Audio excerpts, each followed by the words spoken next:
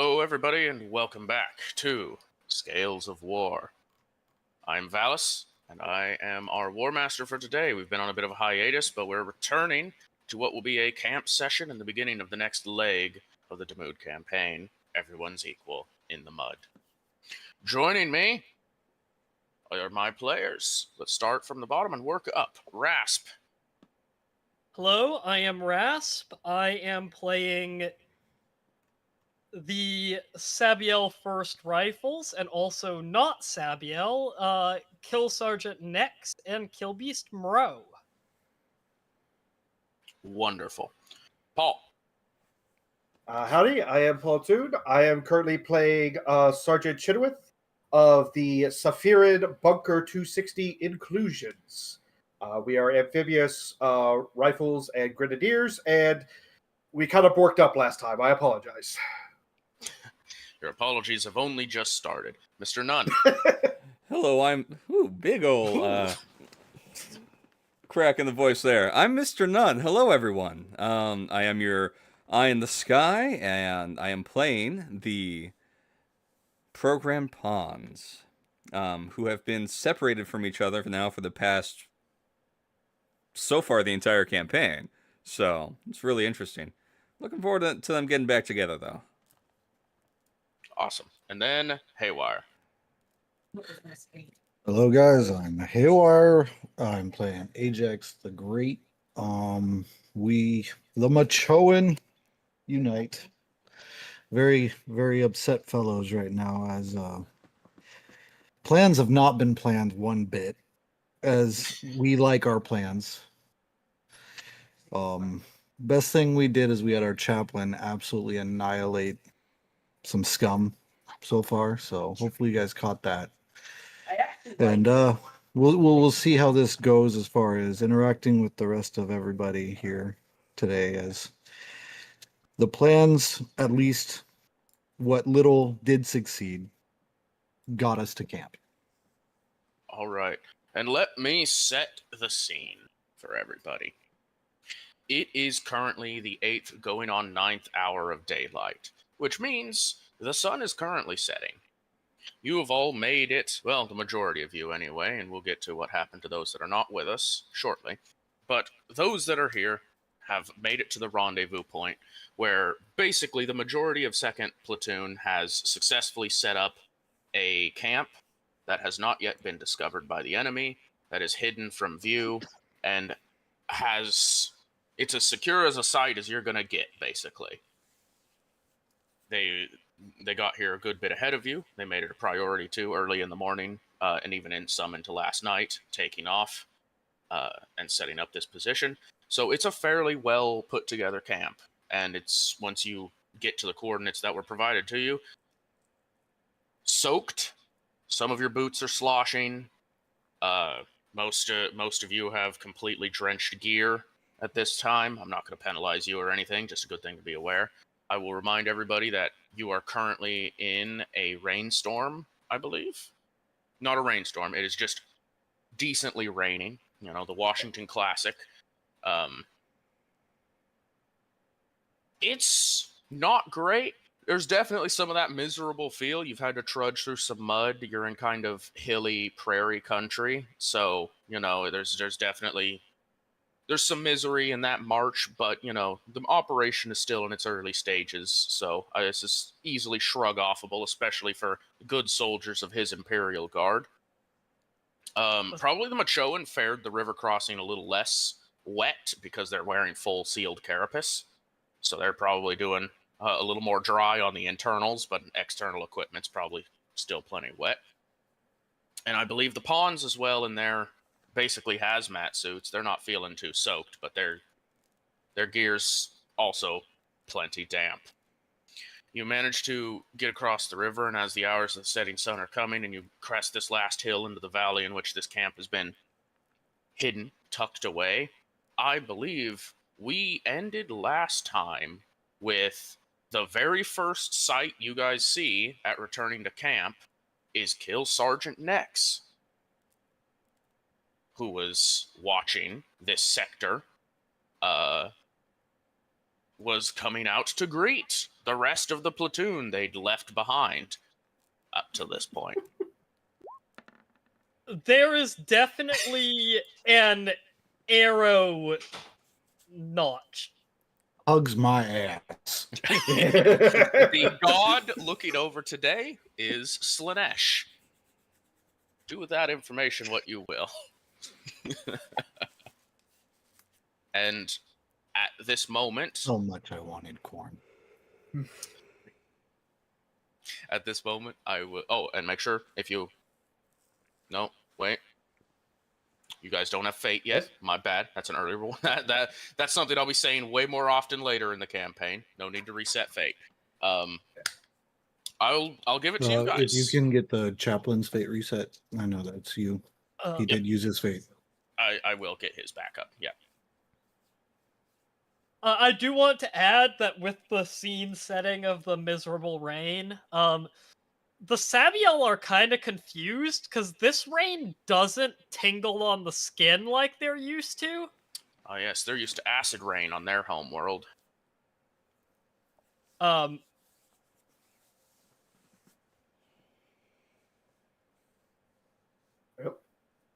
Okay, well, who wants to take it away? I'll just, for the sake of it, I'll move Nex a little closer. We're playing on the camp scene right now, so just everybody, bottom right-ish here. Nex has definitely an arrow ready to go, but definitely seems to visibly relax when it is clear that it is actually the platoon. And has not put away the arrow yet, but is not drawing it or pointing it at anyone. You went from prepped to low ready, essentially. Yeah, essentially. And the kill beast is going to go up and do a sniff inspection, probably of the Sabiel, because they're probably the scent it's most familiar with. Makes sense to me. For reference, the kill beast is your spiky cat. Yes. I would It's like a porcupine cat. I would like to preference as we're walking up to camp that Ajax will be trying to kind of covertly, as any instance that the chaplain may be pondering-eyed somewhere else, going over to Chinowith in broken conversation, pretty much going, what? How? By any means, So was that even remotely, you got this? So there is a long pause. You can tell she's not ignoring Ajax, but there is a bit of a pause. I thought we had rope.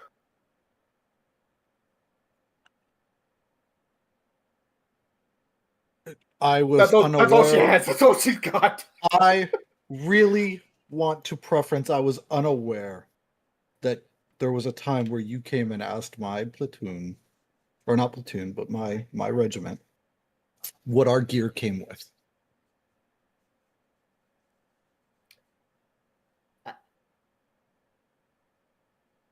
I just can't. And in this moment, he's just gonna like all bets are off. Even though the chaplain's real close to that there kill sergeant.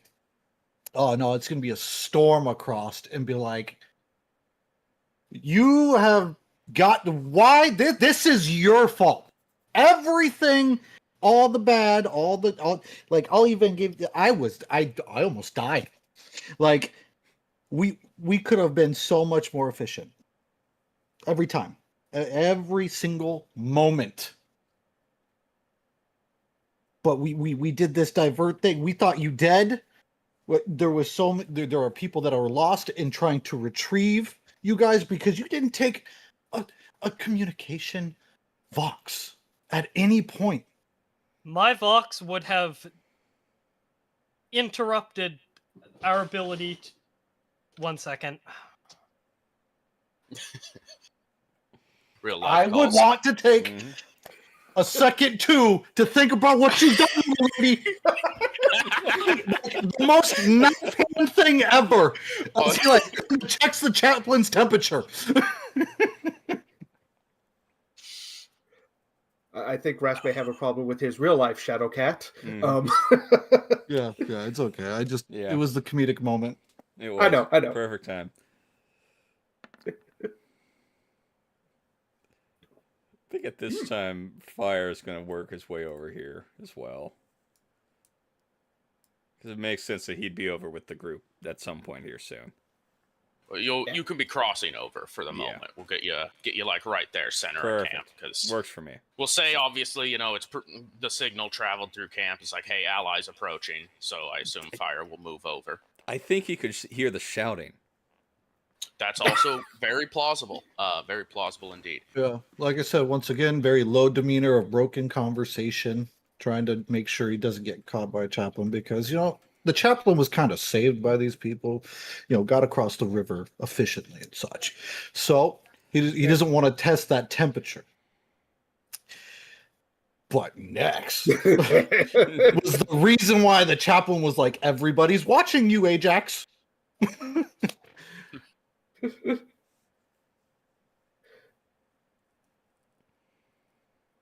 Yeah, I'll do a quick evaluation of some such. Go on. Oh, actually, I'm real quick. back. Okay, great. Real quick, Valis.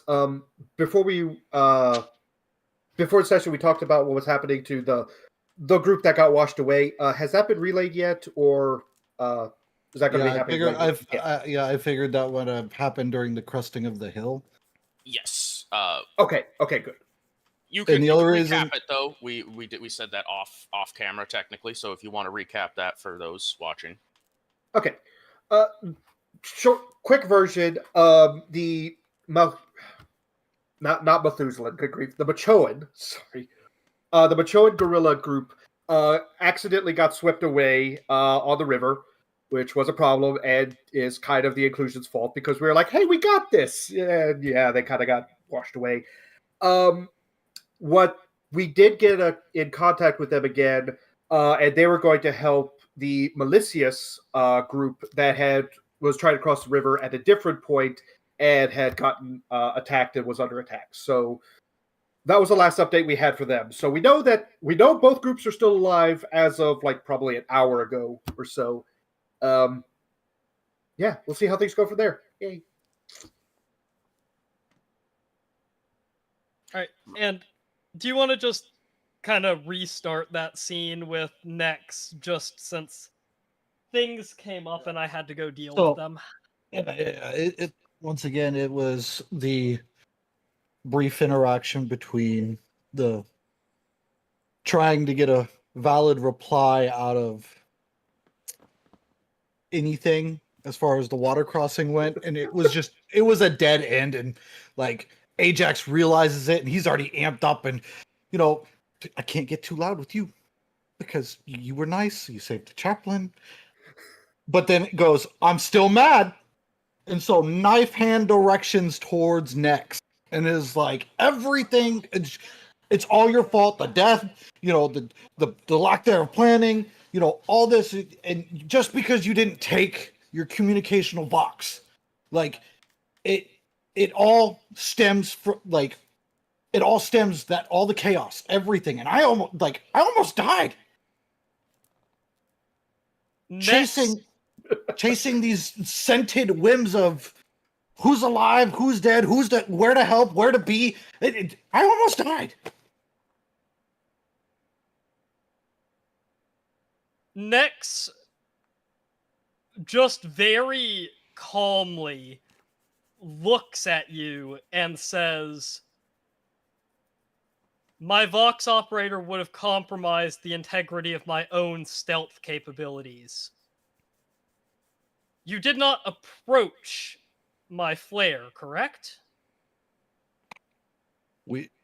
We had 2 teams sent out to go ahead and rendezvous and make sure a Vox was with you guys. In that there were casualties with Machoan present, which is a great shame amongst my people on my people. Waltz, your flare was then shot up during a combative incident with the enemy. Those deaths are on us as much as they are you. And again, just very calmly. This is a war, Sergeant. Death is inevitable. Death may be inevitable, but it is not something that just needs to come with stupidity when we reach the ranks we are. We did not ask for a Vox.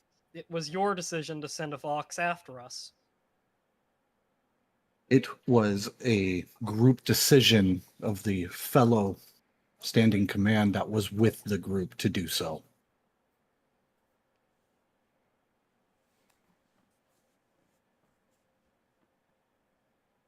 And Nex doesn't shrug. Nex has enough social grace to realize that shrugging at you at this point would drastically make the situation worse. But you can kind of see in her eyes that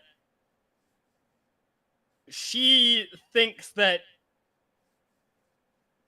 she does not understand why you are angry at her.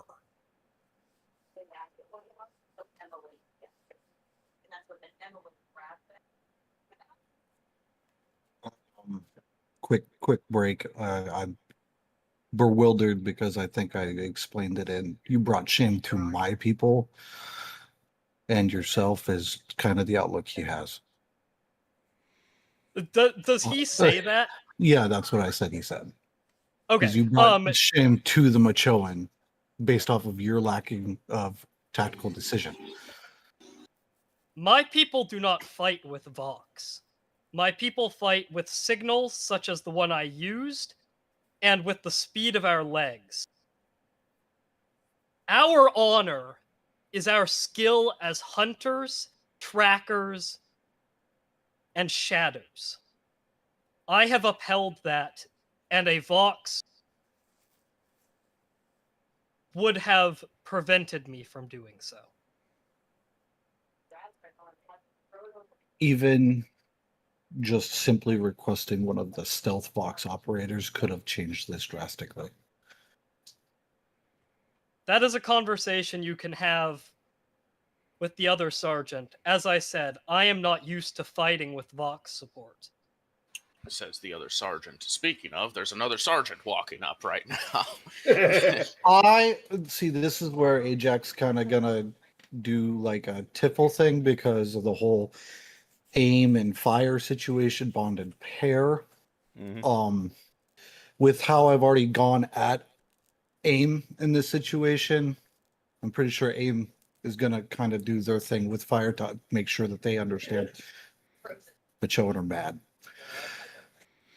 Obviously, walking up with the Machoan in Nex having, or yeah, well, obviously the other Machoan would be on looking at this point. I don't think that they would be moving from this point. I mean, yeah, this is a popcorn moment for all the soldiers that aren't No like kidding. dead. Yeah. If the chaplain actively doesn't have running anything away. for Nex, Oh. if the chaplain doesn't have anything for Nex, Nex will resume her watch position. Because she has an assigned duty right now, and that duty is not arguing with the Machoan. The chaplain is not going to directly interact with Nex in this moment. Give it an hour or two. They'll make their rounds. Probably when Nex is no longer on watch.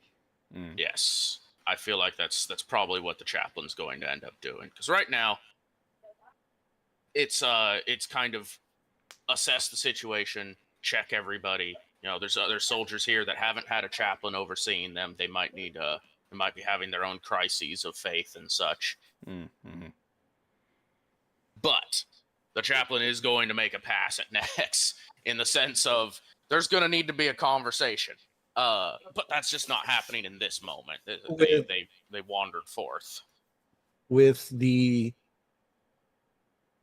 presumed I'm done with this conversation style next, Ajax will pretty much, he's just going to remove his helm, stiff arm it into one of the logistic teams, the chest, probably Ajax the lesser, and he's going to storm off, kind of just flailing his arms in the air. Once again, he was a guy that was literally like, hey, you're the best out of the group, you're now the lead. So he's like, of course.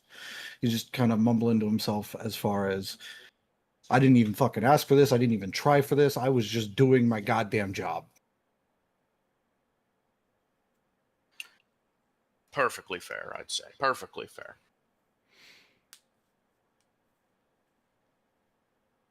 I'm going to now ask for a little bit of, let's talk camp positioning. Obviously, some of the slots are already taken. You may decide on any of the diamonds to where you would want your camp to be set. I don't think we're going to do initiative for this. 2 players already technically have theirs decided for them because they had people here ahead of time. So just first come, first serve. The Machoan want that camp. They got that camp. We figured, be close, but not too close to the irradiation zone. A fair belief. Our inclusions? So while the yelling was happening, the inclusions decided, let's just go into the camp. Let's just let them blow off steam their own way.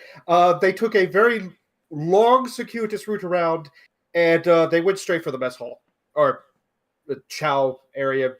Any place where there's food. They're basically going through the line right now, picking up food or heating up whatever we have available in this camp. It is a tent with a cook pit, and they're basically on arrival. It's like, we don't have anything for you, but if you want to cook your standardized rations for some warmth, you can do it here.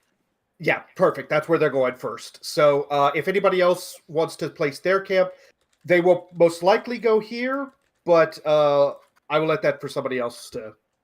You are currently the only player who needs to place now. Oh, in that case, well, yeah, we'll just go right there. I think from the experience the Estes have had traveling with everybody,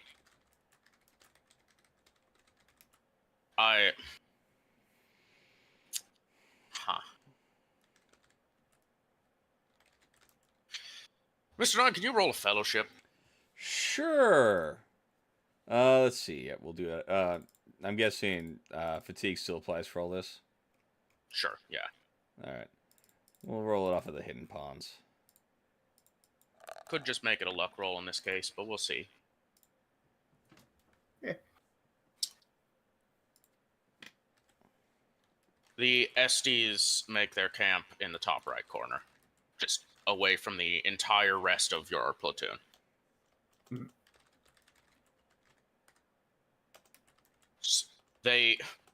Now, to perfectly be honest about how they foresaw this situation, since they are my regiment,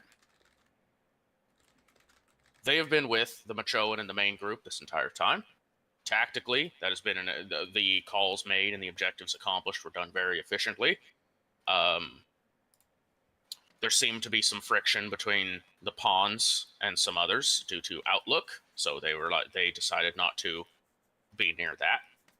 Mm-hmm. There was a minorly neutral leaning positive interaction with the inclusions. However, there is no slot near the inclusions. And the Machoan showed to be somewhat capable in setting up, in making the calls of leadership, so they would have been willing to sit next to them. However, the closest spot to that is next to the Sabiel, and they're Tau, and they're already ostracized a bit, and they're not about to sit next to the person who just got chewed out. You're not reasonable. And I also Yeah, gave very them reasonable. gifts. Also true. The sister is going to be in Medicaid, but I will give it to the players where you want the sister's tent to be placed. Someone will set it up on her behalf because she's not in the state to do that right now. Fair. 2 slots left.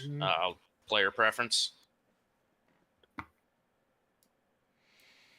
Machoan would like to set it up there All right. for him. Okay. I will have it in my notes. The Machoan set up sister's tent for her, and that's obviously right there. All right. Did she Ajax the accept Lesser the... realize? Oh, go ahead. Did she accept the gear from the Sabiel who fucked up? What was the gear offered once more? She was already handed his las gun, or his auto gun, I should say. She was also offered his flak vest. Yes, we're gonna say yes. For the time being, sister will take them as her vestments because her holy armor got ruined. Largely by him. Yes. We'll see if she submits for an execution later, but that's not a yet thing. That's not a right now thing. Oof. Target 0. Roll 37. Yep. That was Which for one? how well Ajax. Like, I really tried to save you there, man. Like, because he's realizing how pissed off Ajax is.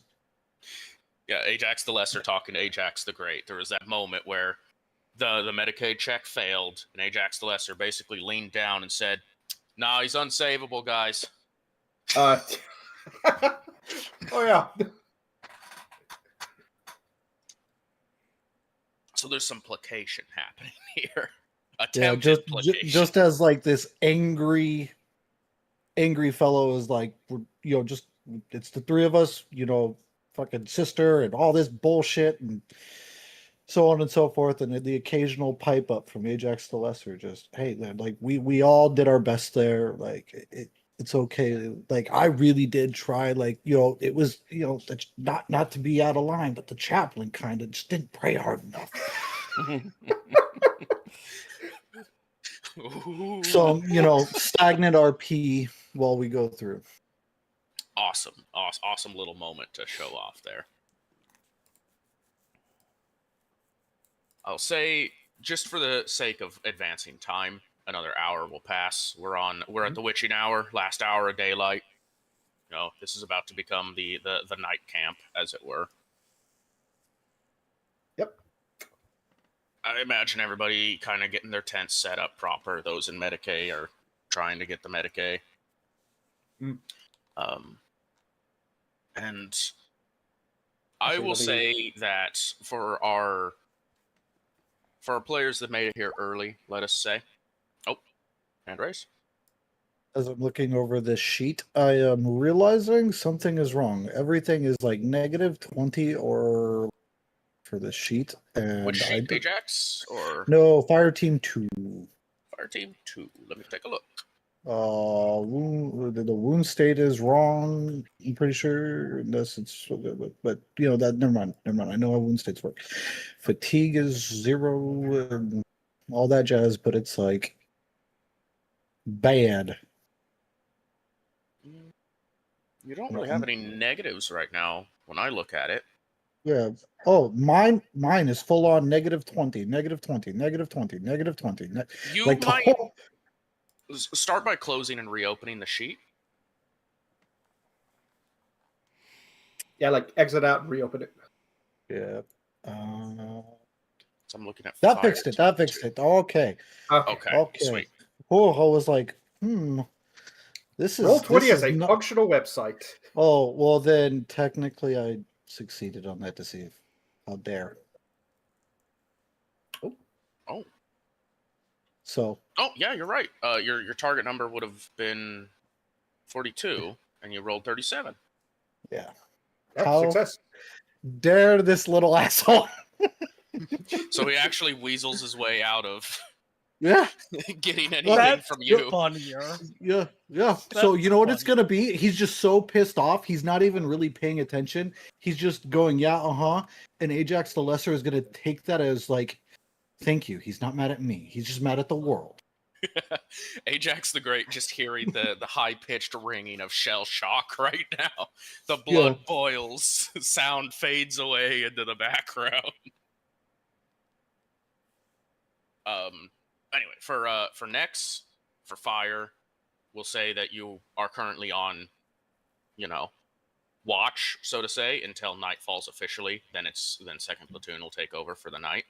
So for those characters, at least, they're still locked up for the moment, but we can have interactions between others as necessary at this point. So if anyone has an immediate, I want to reach out to X, Y, or Z before night officially falls, or if there's anything you immediately might want to attempt to accomplish. Once night falls, we will do the camp mechanically. We'll decide what events are happening at camp, but then we will be shifting back into RP again. Okay. I'd like to verify I'm pretty much locked up as well, built in this, right? Yes, you can safely say with your 3 people, you are just making absolute certain this tent is fantastic. Sounds good. The Sabiel will go over and assist. Okay, you've got 7 extra hands. The hands that all took a knife to a drone a night ago.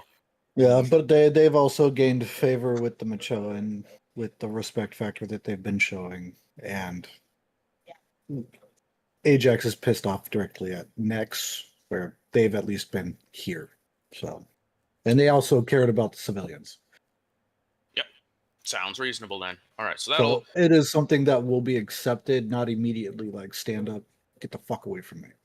Fair enough. So that'll mean that zone gets set up pretty fast, so it doesn't technically take the rest of the time if you wanted to do something else. But let's go down the list a little bit. Jenny, what's Jenny gonna be doing here? Well, I'll just go ahead and describe a couple things. So the Guppies, everybody but the corporal is currently injured, who's still up. It's only 1 injury though, so they're basically all going to the field hospital to be checked out, and we'll get the mechanics later. But basically, everyone they got food, and then they all split up. We also had one of our fire team who got shot. He's also with them. Bevan is currently basically wandering through the camp and telling all of the Vox operators to meet basically in the middle of camp so we can get a code system set up. All right. Again, that's something we can actually RP out later, but right now he's literally physically going to everyone like, hey, meet up in 1 hour at this place. Then just walks off to the next place. Hey, meet up in 1 hour to this place. Then walks off.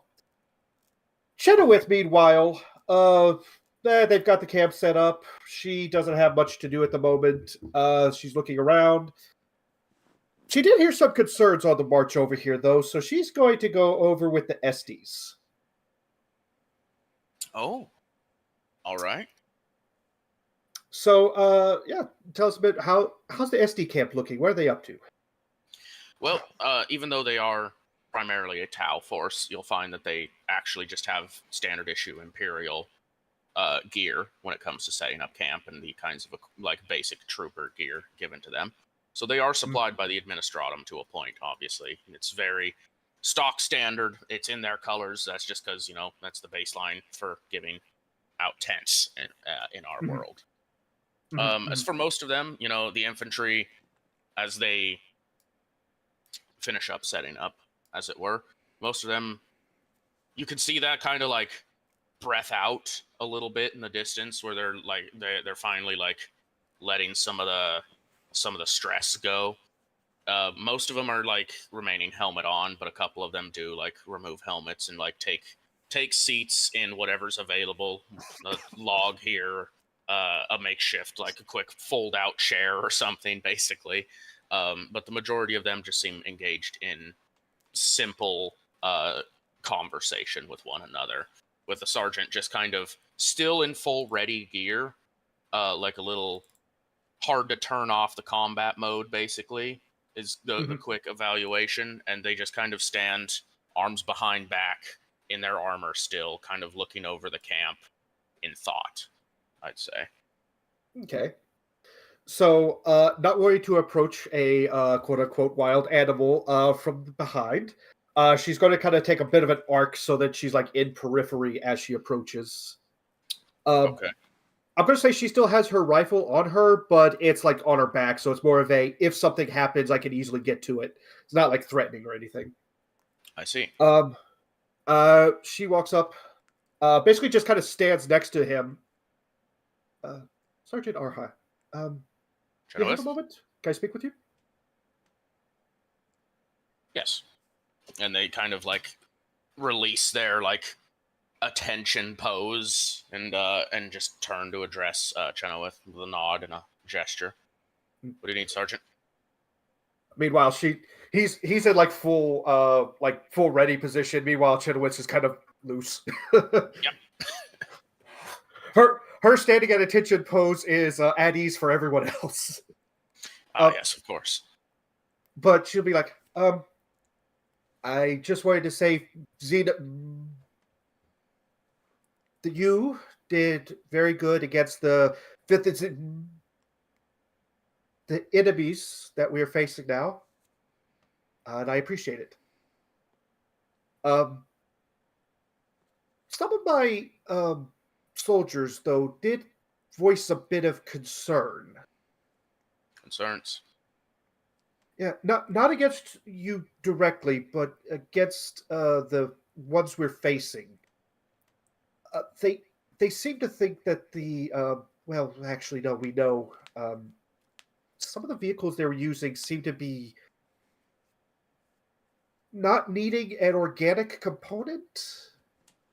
Does that make sense? I don't. Do you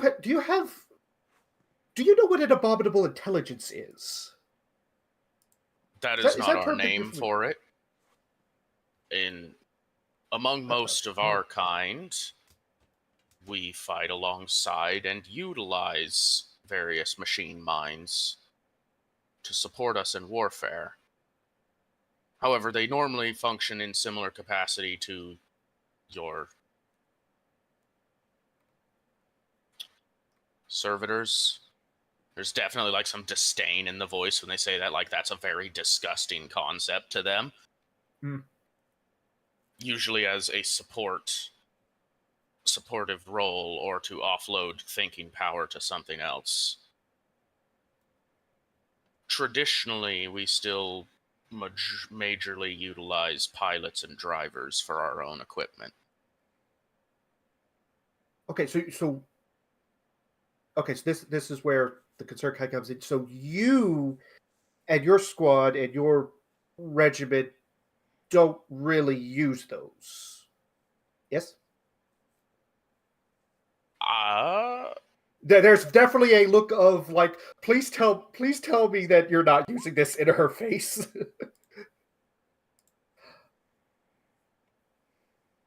I have access to requisitions in which I can request drones, like you've seen the enemy using. We have access to a variety of simple, small, supportive units like that. Oh, but that's like your version of a servo skull, right? I mean, that's not a AI, yeah? Yeah? Technically, they serve the same function. Oh, okay, good. Okay, I can do that. This That's good. conversation is so awkward right now.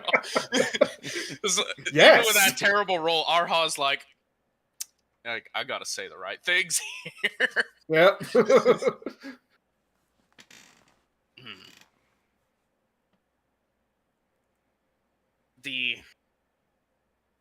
I am honestly quite surprised to encounter your vehicles operating autonomously. Oh, so you guys don't do that. Know how this caste, this sept, has managed to make your vehicles autonomous. So it is heresy, but you guys don't do it. That's these guys. Correct? Accurate.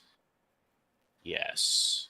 There's actual visible relief on Chenoweth's face when he says that. Okay, good. I can tell them that no, not going to have any problems. We can get that smooth over. Thank you, Sergeant. That's a good load off of our mind. Just Then there's a Just moment don't- pause. just don't tell any of that to a Mechanicus. They just flip regardless. We have a And she pastor she about actually looks over to the other side with the Coloradicus. Wouldn't suggest telling them that either. They're very strict. they extend an inhalant towards you. They hold out an arm, and it's basic. It looks like an inhaler. It functions like one. It's Mhm. From your limited experience in the last combat. This is Mhm. how they have drugs and combat drugs of various types, and they seem to have quite a few disposable ones on them, and they just reach a hand out with it. She'll kind of one eyebrow raised. She'll extend her hand out to take it. What does this do? Make your time easier.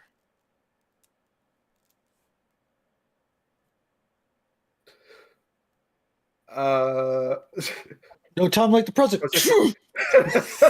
that is legitimately the question. Is like, so is this for like combat, or is that like a in camp sort of thing? We do use it in combat time to time. However, there's no requirement that it's used in combat.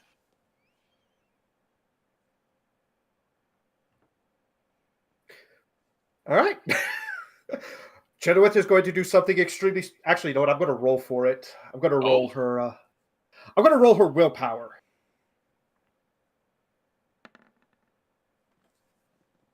Four degrees of failure. All right.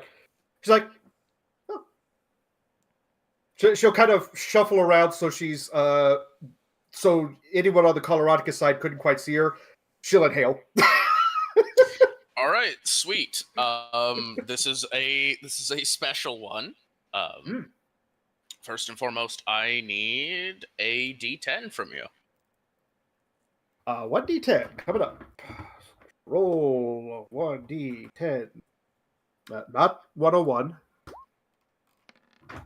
4. 4. All right. 1, 2, 3, 4. All right. So as it comes out, it's a thick smoke of some kind. It fills your lungs, and as it comes back out, it's brown in color. And it tastes immediately as you breathe it in of licorice. And for the next hour, you have an extra tick in awareness, but a -10 to your intellect and willpower.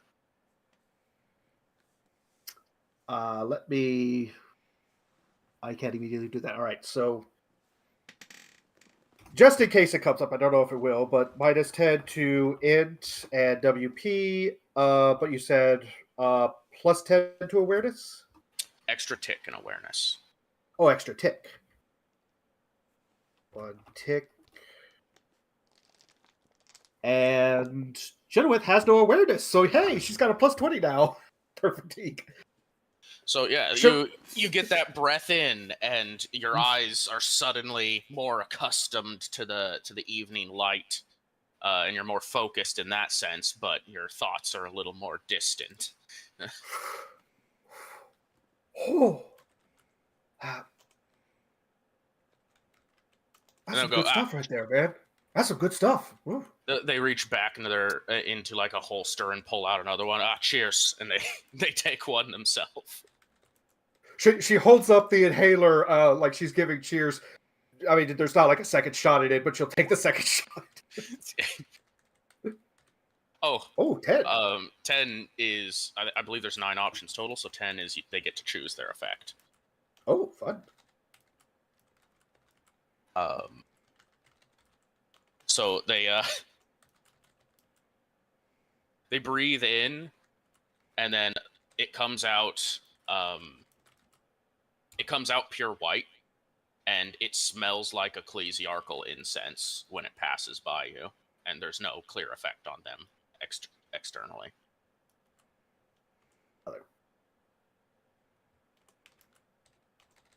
Ooh, Glad nice. to have cleared that up. Yeah, much appreciated. Thank you very much. She kind of stands there for a moment, kind of surveying, their camp. It's like, well, I should check out my own troopers. Good talk, Arha. Yes. She kind of like pats him on the forearm, and walks back to the field tent where most of her people are. Rest well, Chenoweth.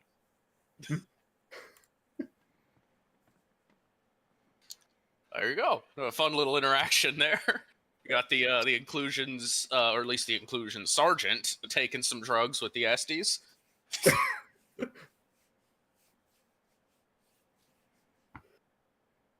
Awesome. I mean, we are not above it. And I think now's a good time to, as night is falling, as everything's dropping down, as everyone from your platoon anyway, is about to be relieved of duty. For the second time in the last couple of hours, next there's people approaching from your side. Yeah, as soon as she's relieved by the incoming watchman, she'll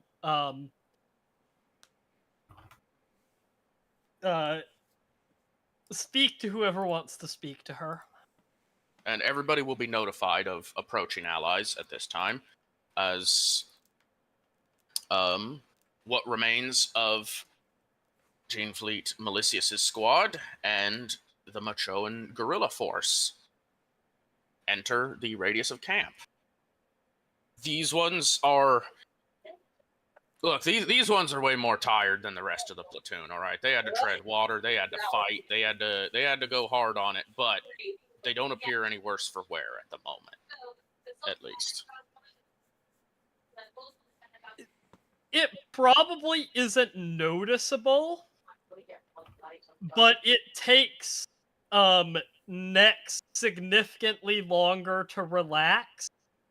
Like, still not pointing the bow at anyone, but it takes her significantly longer to relax with the Malicious approaching than it did with the rest of the platoon.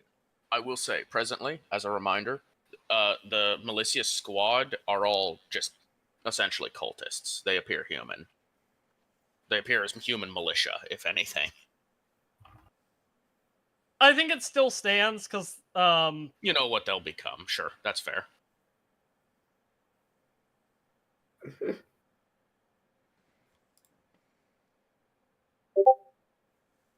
And so there will be the quick acknowledgement. Honestly, just seeing friendlies, the shift lead, Mr. Bill Breaker, will just, like, wave slightly, and then just keep walking as though there's no stop to address. The Malicious just march for whatever spot is left to make their camp, because they're gonna do that.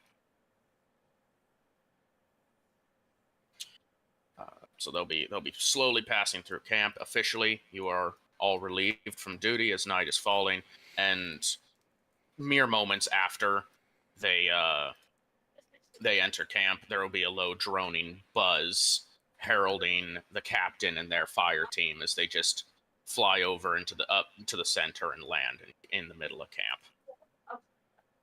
Hector wants to find where Chaplain is to make sure the data slates are transferred to Chaplain. We'll say the chaplain is holding in that kind of central meeting area at this moment, kind of where I placed them earlier. Okay. And Nex Right is actually actively seeking out the chaplain following being relieved from watch. All right, we're gonna start with the. Actually, let's get the mechanics out of the way real quick. We'll pick up the RP in a moment. All right. We're in camp. Mhm. Our camp sessions have a unique set of mechanics to which we will handle everybody's morale, update it, and then people will take actions. NPC morale has already been calculated based on their losses in the events that they encountered. So we will be solely focused on the players at this time. All right. So we will be doing this basically entirely on the Demood mission reports. So, the captain managed to reach the camp healthy. The chaplain managed to reach this camp healthy. Neither of them have taken injury. However, the Respectus officer, Daria Erie, is in Medicaid, so they are injured at this time, which will impact some morale lightly. However, the healthiness of the captain and the chaplain immediately make up for that. 3 allied squads have been crippled, which would lead to a -9 penalty to morale. However, all of you managed to advance to the rally point, and you all technically reach the main continent, which nets a +7, which overall means from general scoring morale events, none of you have taken any morale penalties thus far. Awesome. So Okay. we will go to your crit report and your loss report to determine what actual morale damage you may have taken.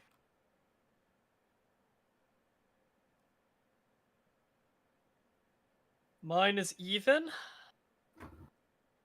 And should we reset? Oh, wait, no. There's just going to be a new mission, right? We don't reset it.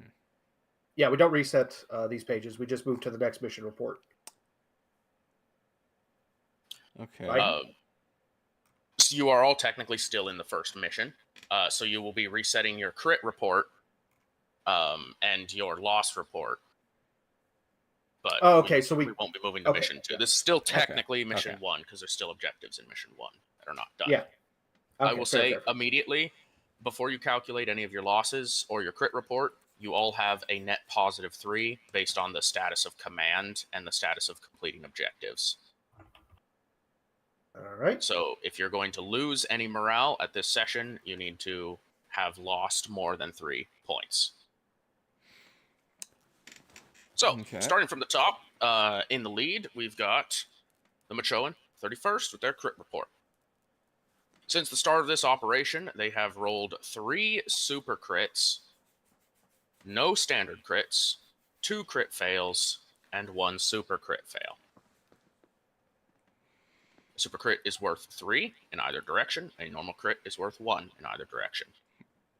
Immediately, we're looking at +4.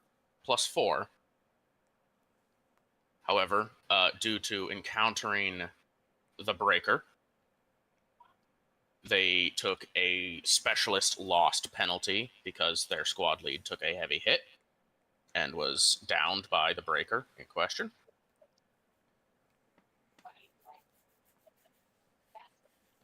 So that will be a -10, which equates to losing 6 morale overall, I believe. I have +7 right now. +3 +4 is 7. Then, so you do 10 minus 7. Wouldn't that be 3?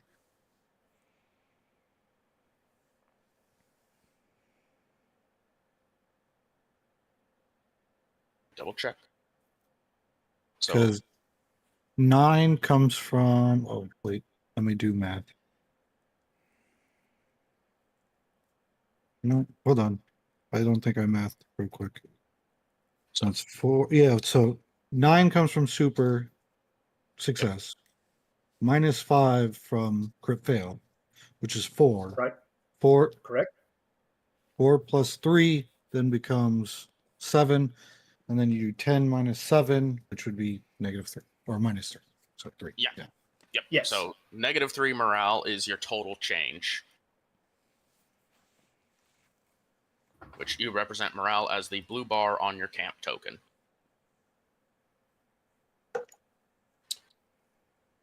And that is that report. I will square it away for you. Congratulations, those super crits are meaningful. Yeah. Inclusions. Right. So, +3 for command. Yep. Overall, we had 4 normal crits and 1 normal critical fail. So that is a +3 for our crit report. All right. And then squaddies lost. We have a grand total of -12. 3 actual KIA and 1 KIA, but was hit by the Nemesis, who does not actually kill. There's only 4 that are lost. That is a minus 12 total, which gives a total loss of minus 6. Correct. All right. All right. So I am at 94 total morale. This is not bad, actually. Pawns. Okay, so we got 3 from the command. Yep, 3 and from then general we got, events. Let's see, 3, 4, 5, 6, 7 from crits, minus 5 from crits, so that's plus 2 from crits, so that's a plus 5. And then I lost 3 squaddies, so that's a minus 9, so that's a total of minus 4.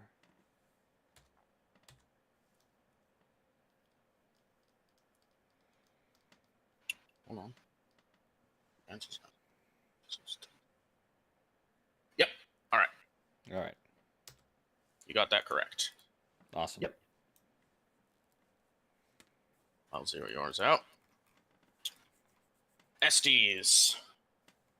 1 critical success, 2 critical failures, leading to an extra negative. Okay. However, they did not Sorry. lose anybody, and that is not enough to remove how much they gained. So they are unchanged. They are going to remain at top morale. My Auxilia. flat. My crits are flat, 2 of each. Both normal, no losses, so I am +3, but I can't go above max, so I'm still max. All right, no change there. Wonderful. I'm shocked. Most of the players' teams have made it out rather well on morale. Mhm.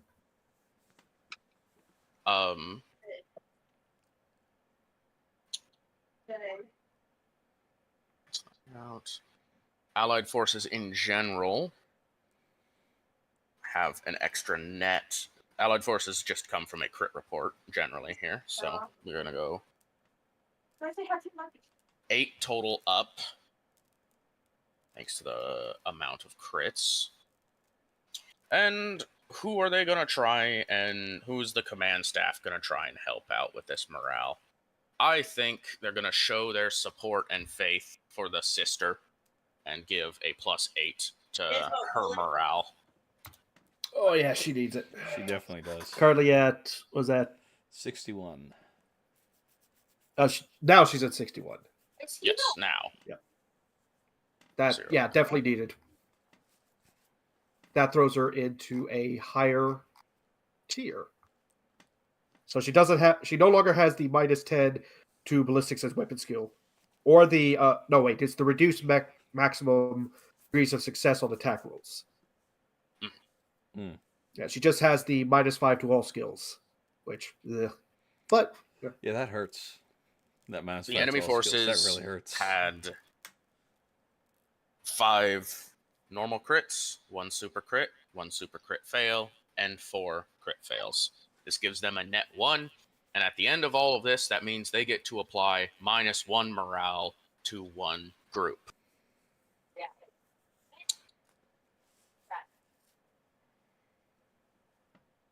I'm gonna apply it to the pawns. Okay. One of the most annoying events for them was the pawns sniping out one of their prison transports. So you're gonna get -1 morale from their disdain of you. Hmm.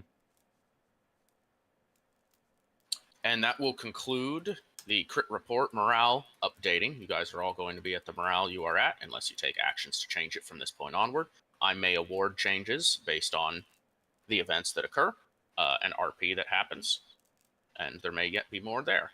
But now we're going to move on to the other mechanical portion of this, which is deciding what you are going to do with your camp actions. You are each provided a full set of the tokens available to you. This is going to be considered a full camp session because you are essentially all going to receive the good old command of you guys need to rest until you're definitely good before we move on with the next part of the operation. So you are going to get full tokens to spend, and we can go down the list as desired. We can explain stuff as it does, but you should all have access to the tokens on the left. They have a little highlight on them. Am I not getting a gorilla team? Well, thank you. There you go. And yes,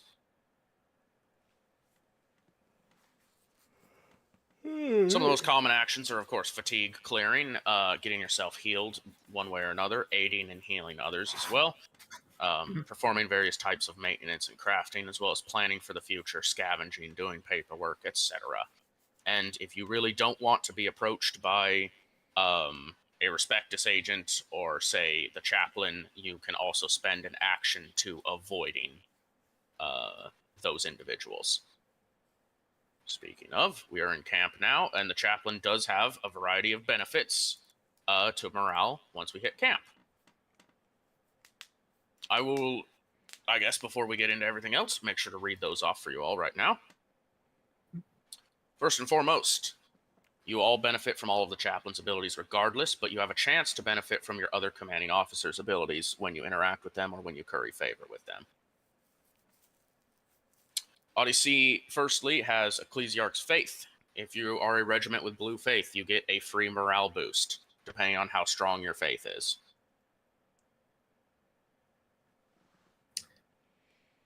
Not us.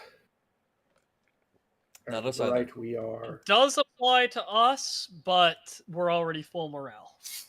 All right. I will double check the 713th Estes. Does not apply to them, unfortunately. So this ability currently, I believe, only can apply to the Machoan. Yep, that's what I was just gonna call out before I might was understood. So Regiment of Faith recovers +1, 2, or 3. What? Depending on Depending on how high on the scale you're at. So if so I can regain the 3 I'm missing fully? Yeah, Check so- that sheet. Because I'm You only put yourself as a blue 2, which means 2. You get 2 Yep. back. I So that everybody's aware, they are also the confessor of the homesick, which means you may spend an action to confess to the chaplain thy sins, and you can reduce insanity or corruption this way. And it will also restore morale to your regiment for confessing your sins. I would love to do that, but can't go below a tens place, and well, that's where we're at. Well, that's where you're at then. Yeah, can't do anything. I had mentioned this before, but I do not remind people of it. And if you weren't aware of it, just make a note going forward. Righteous support. If you have tracked the righteous furies you have rolled against the enemy, for every fury you had rolled, you may recover a morale. Yes. Let's. this There we go. 2. of 4 is what my report says on my notes. But I can only go up to 100, so yeah. All right. I recovered 3, so I go from 94 to 97. And those Awesome. are the chaplain's camp abilities. Keep them in mind going forward if you can.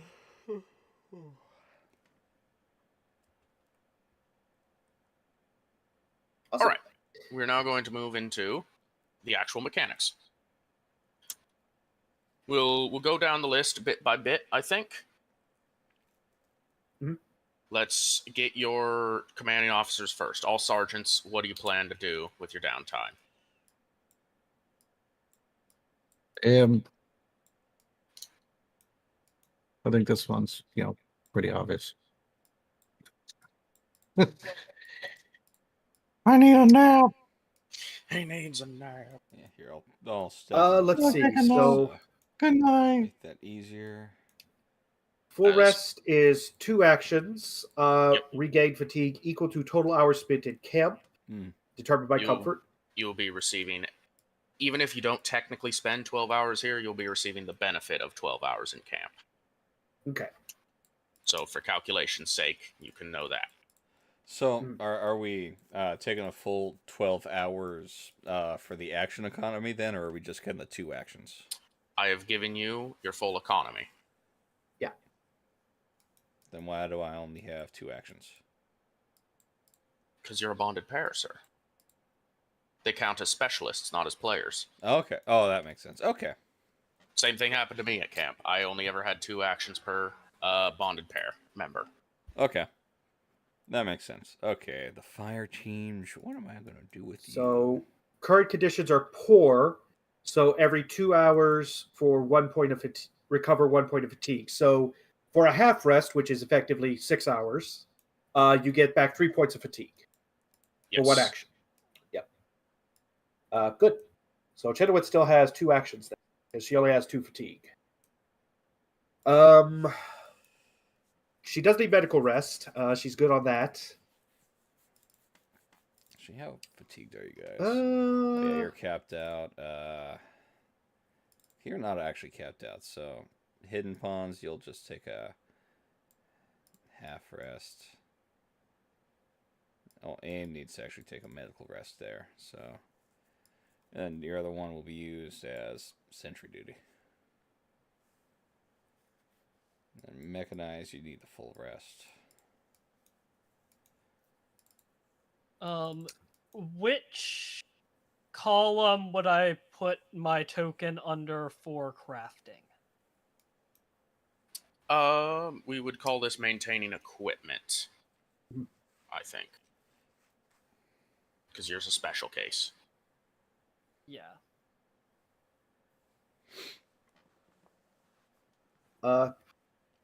Question. Answer. So I need to spend 1 action doing a half rest. So my character recovers gets to 0 fatigue. May I also then take the relaxing action so that they get 1 fatigue, minus 1 fatigue? If you have the action tokens, yes. Okay. I just wanted to make sure that that's how we were working that. So she's going to take a relax action then. Where's the relax? Middle light. All right. And for her last one, this is going to be very silly, but let's do some planning. You know what? Mostly planning on how to run away and how to live, but planning nonetheless. All right.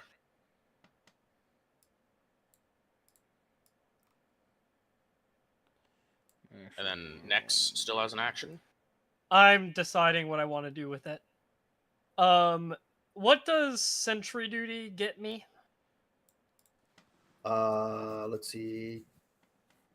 Well, sentry duty is having your people join the sentry team. If you get ambushed, or if enemies come up on your site, they will not suffer being ambushed, essentially. However, you have been requested by your command to stay off of sentry duty because this is supposed to be your recovery time. And second platoon is running that. Would the same apply to scouting? They would request that you spend the time resting. However, they're also not going to babysit you. If you want to sneak away, you can sneak away to scout. No, Nex will be good and spend 1 action resting, 2 actions crafting. If we're not supposed to sentry, well, I don't know what I'm gonna have my hidden punch do. Oh, what are they gonna do? What are they gonna do?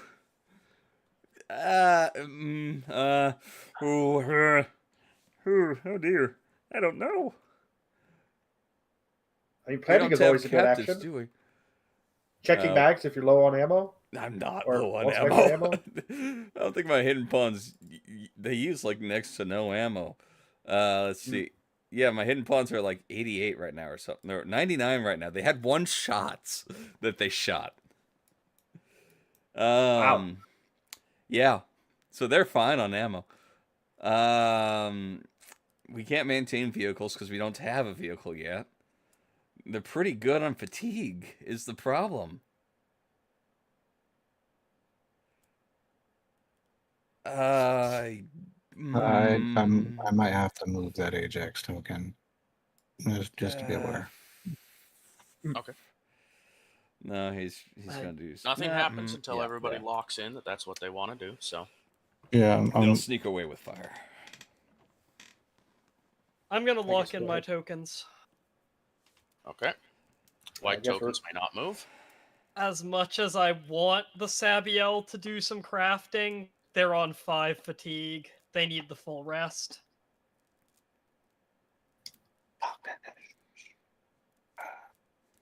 Use the rules for a half rest, but also gain the benefits of field hospital up to half the time. Okay, so the guppies are definitely going to do medical rest. Is their actions because they basically that will get them back up to full and recover fatigue and health. Minnows. Only one hurt right now is our gunner, who's back up to 2, which is that's downed. Ugh. Quick question. I don't mean to interrupt. Is active Medicaid 2 actions? I'm not seeing it on the codified. Let me double check. I haven't done this. Because that is a very important question. But I'm During downtime, you may spend an action on active Medicaid. okay. Thank you. That's in our medical patch notes in the handout in the Roll20 that we haven't transferred that to the codified yet. Okay. Yeah, basically it means that you are the one who gets to add your bonus to medical rolls. I will say if you're going to do that, if you aid any player tokens and they no longer need to be on medical rest, then those actions can be reassigned. I will let people reassign if that's the case.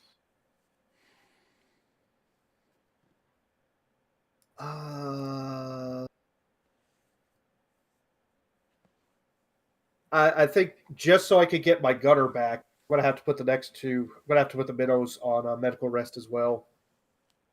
All right. That way they get all their fatigue and their health back. So, yep, done. Gonna scoot your tokens over haywire so that they're closer That's to where you're fine. putting them in. Where Locked the in my linen- actions, I went ahead and cleared the fatigue for both squads. Or for both the squad and the character. Devices, and vehicle.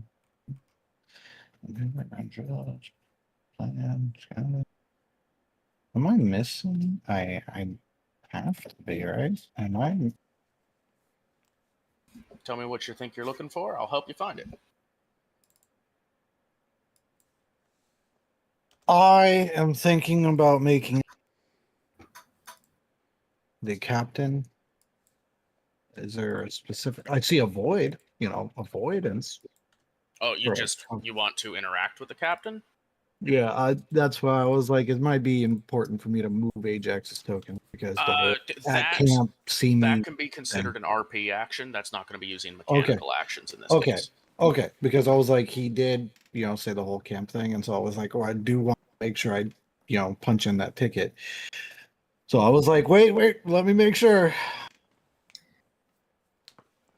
If you want to express that mechanically, you could go into like the planning phase. Possibly run drills as give a time to work with the captain. Yeah, both of those can definitely say that you're doing something to get closer to leadership. If you want a mechanical, this is getting closer to the captain. But if you just want to interact with the captain, that's an RP action. You do not need to spend mechanical tokens on that. Yeah. And I should be good as soon as I check.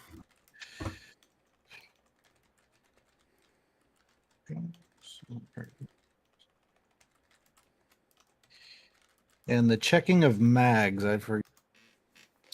The checking of mags lets you do a kind of luck roll gambit that can increase or decrease a token's ammunition depending on your roll. Yeah, see. It's your emergency, we're getting low on ammo action. I see. Oh, and that's there. Oh.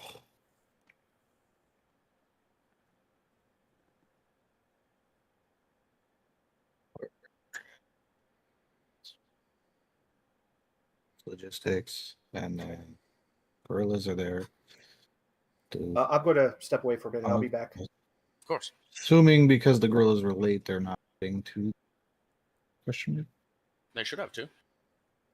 Oh, I do. Oh, that's where it went. Okay, I see. I see. Yeah, I have to swap these. Bing bong, data slate, all that jazz. IP chaplain. Right. I said I wanted to just make sure I do paperwork because of Hector's role. Makes sense to me. I like it. I really wish I gave him vices at this point. You can always relax with your last one. A tough thing to do, you know. Maybe it's the catharsis after getting your annoyances out. You know, always possible. You know, be. I'm gonna do run drill because that's what got him in this place in the first place, was just being good at or overseeing drills, I guess is what it's called. But So how it works is if you have a unit running drills, they will get a bonus to a roll if they're running drills. If you have someone overseeing drills, the overseer can also roll to give a bigger bonus to the people running the drills.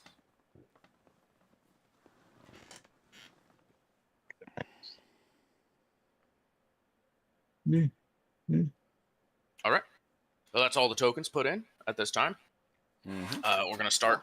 We're going to go top to bottom, left to right, because the very first action may influence other people to be able to change some of their actions.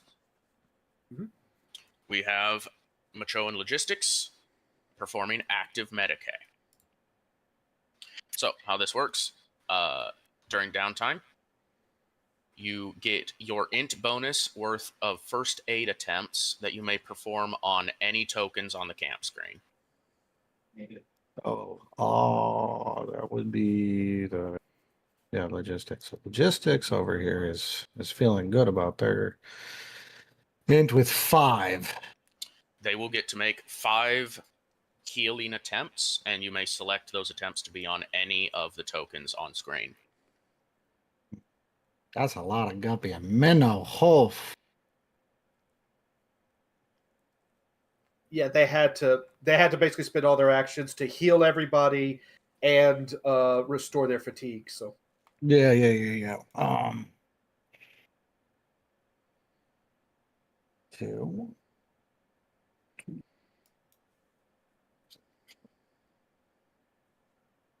Well, we'll start off with aim. Just we'll say as hierarchy goes, right? Okay.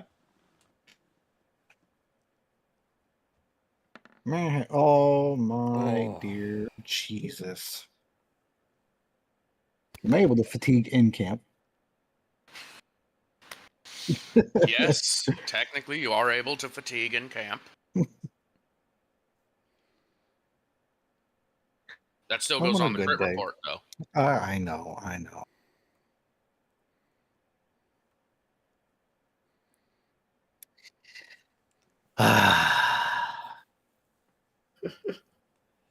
That's sad. That is really sad. There's no way. We're gonna let that stand, or are you gonna do something about it? Oh, I think I'm able to fatigue that and be fine. Yeah, I should be fine on the rest of the rolls with fatiguing it. Oh, man. All right. Man. Okay. 5 degrees of success. This was still at aim. Yeah. Well, that's looking at that health bar. They're gonna get healed up off of that. Okay. Yeah. So I'm at full. Cool. You get that off of successes without even considering how intelligent you are. Cool. Well, then I can. I don't know why that didn't save. 9. There we go. Okay. Right. That's going to change this then to a half rest. And now what am I? No, not again. She's going to check her max. Oh, all right. you thought the iron so You still got 3 attempts here. They were. Yeah. Yeah, there's gonna be one from each group since it's Minnow, Guppy, Guppy. And we'll just drop it on. And it's not looking good. Not looking good, man. Well, if you're doing it on the light infantry, that's Tau physiology. It's probably not great. Yeah. So you can blame it on that. It's like, I don't even know what you are. All right. Honestly, your organs are all over the place. Go fix yourself. Yeah. And then this next one is Guppy. Why? It's not looking good. Like I was like, oh, 62 is such a great target number. I'd like to imagine for the Guppies at least, because all the ones who were injured were only on 1 health state. So like they have like bruises, they've got like minor cuts, and you just keep wrapping bandages over them more and more and more. Like that's fine. It's fine. We're good. We're good. It's not broken. It's just cut. It's like I just have I disinfected it already. It's fine. This is just from where I tripped. Don't worry about it. Bandage. At least it's not that scene like in Canadian Bacon where the soldier's running across the dam and he stubs his toe. And it's like, oh, it's fine, man. I stubbed my toe. And I shoot him. Yeah, it's just yeah. I'll fatigue that last one. Will you now?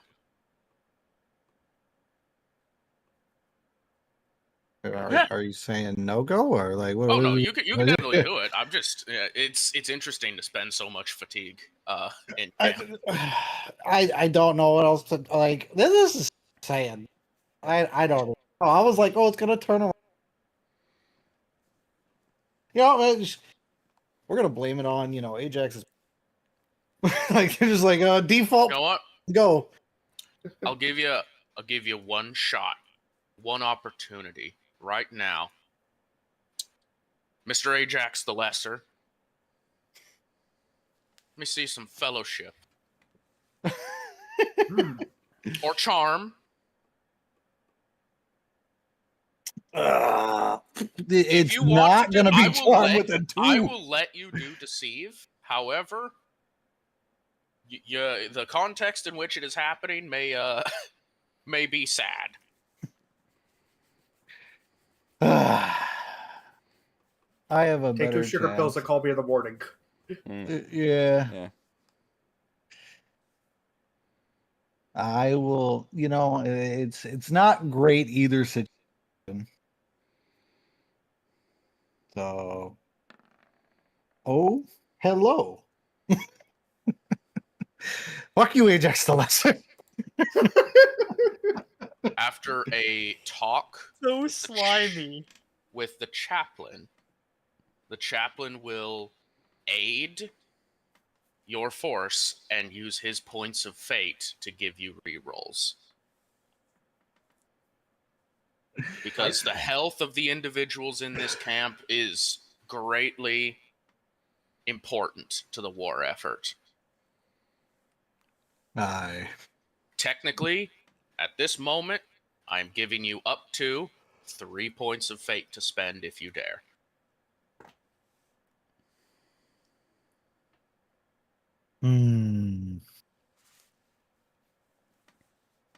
Well, not if you dare. If Ajax the Lesser dares. That's the thing. He's If the slimy little shit dares. Yeah.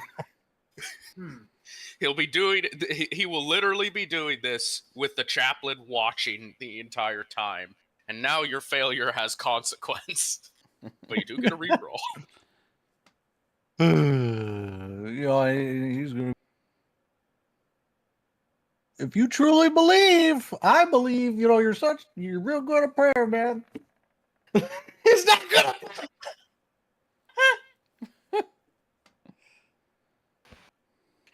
That's 1 point of fate spent. Ajax the Lesser. You take a point of damage. Good.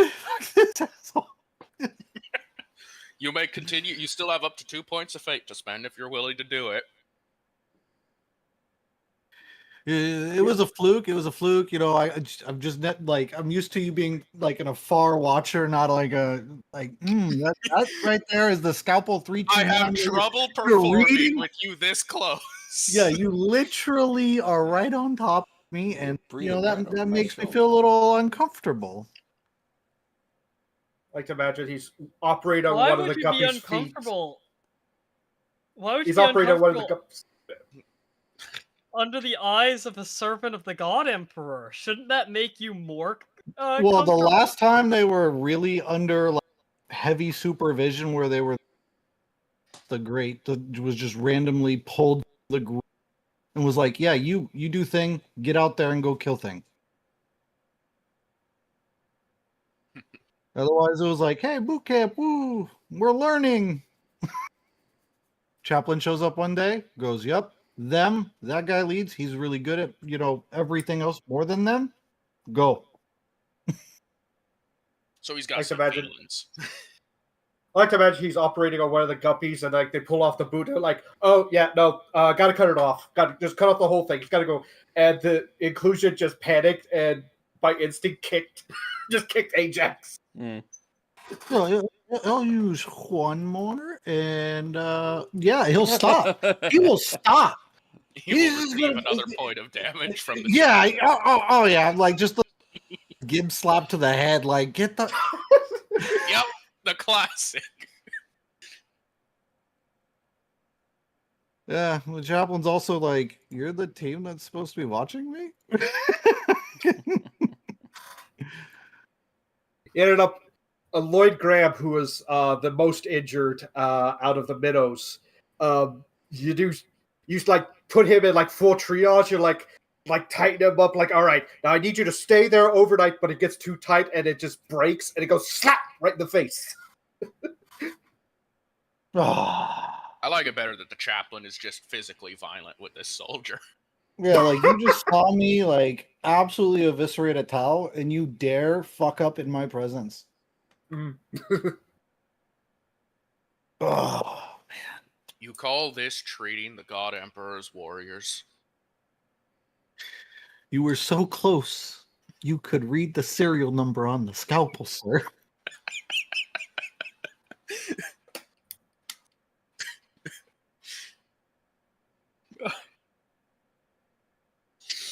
All right, well, active Medicaid didn't go quite as planned. Oh, not at all. However, it was very entertaining, for sure. So, those on medical rest. Yep. We need to resolve the time spent and what is naturally recovered. Yep. So, 12 hours is the multiplier for this. Mm-hmm. And you are in a poor field hospital and poor conditions. Yep. That means everyone in the field hospital may recover 2 wounds. Mhm. And That gets everyone resting will recover 3 points of fatigue if they are on medical rest. yes. Just to confirm, 2 points healed is every individual soldier, correct? Yes. Okay, that gets everybody in my group back up to 4. And That 3 fatigue also clears all their gets fatigue. all of the SDs up, too. You sleep better than I heal. Let's see here. So they get extra +3. Because they're supposed to be at.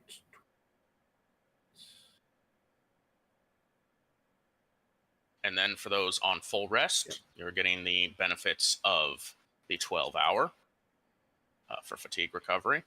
In this case, 2 hours for every point of fatigue. You can recover 6 points of fatigue if you've taken the full rest action.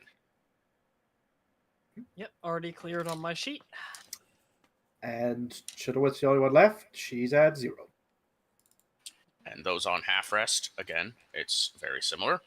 You will get 3 points of fatigue back if you took a half rest.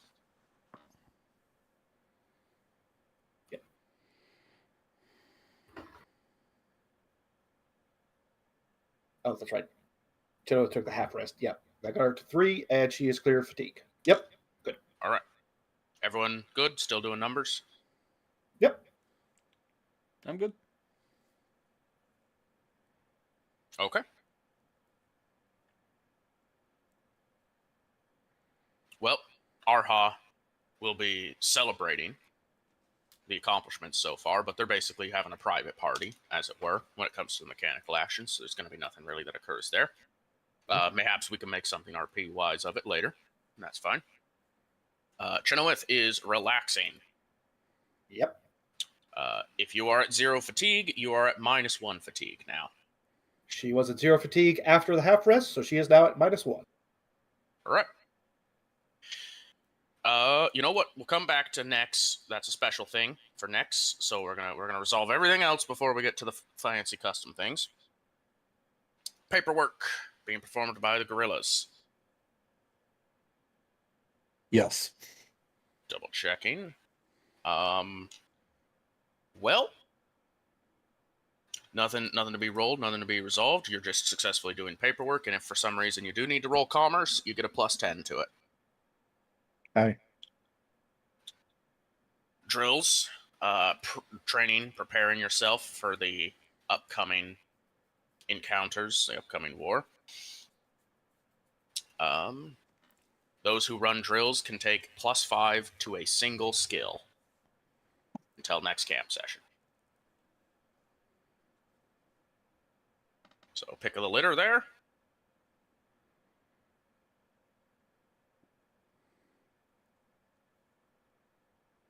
Those that are planning, Mm-hmm. you may roll command, war, or tactica. And with enough combined successes, your chaplain will get a bonus fate point.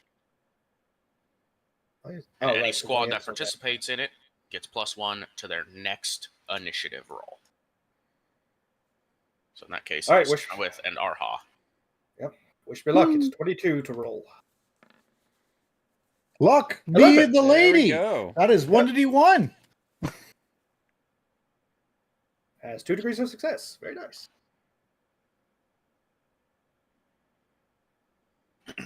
All right.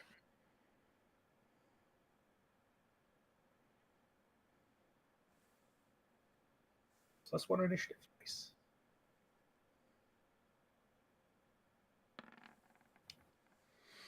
Ooh. No, they don't contribute to that. With only 2 degrees of success, I'm not going to say an extra fate point is dealt out, but regardless, +1 initiative is offered. Awesome. All right.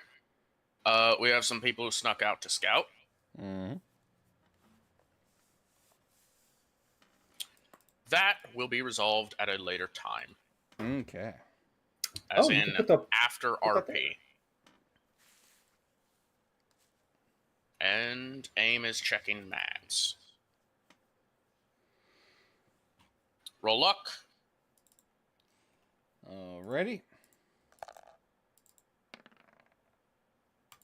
Sounds about right. So, you modify your ammo supply by your degrees of failure ×2 negatively. Negatively? Alright. So you lose 8% of your ammo. Yeah. You used more ammo than you thought you did.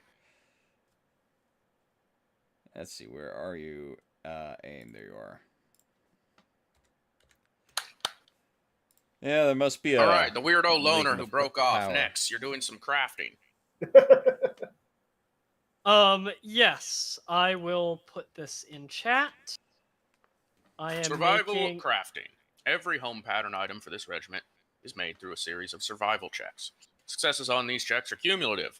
Character was crafting modular arrows and got 2 degrees of success, 3 degrees of success, 3 degrees of failure, 1 degree of success. The output is treated as 3 degrees of success.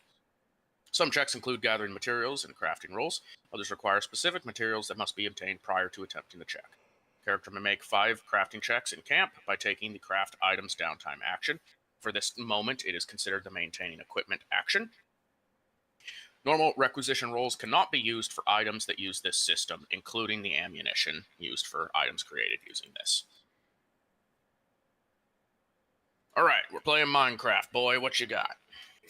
All right, I am crafting myself a crest coat, which is the first step to actually turn my flak into a crest coat.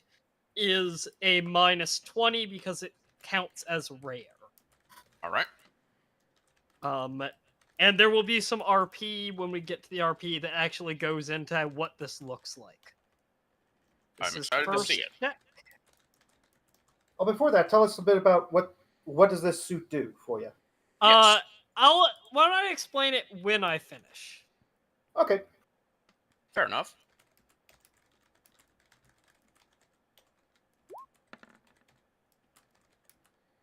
Is So we're at a 3 +2. degree- 2, that's 2 degrees of success.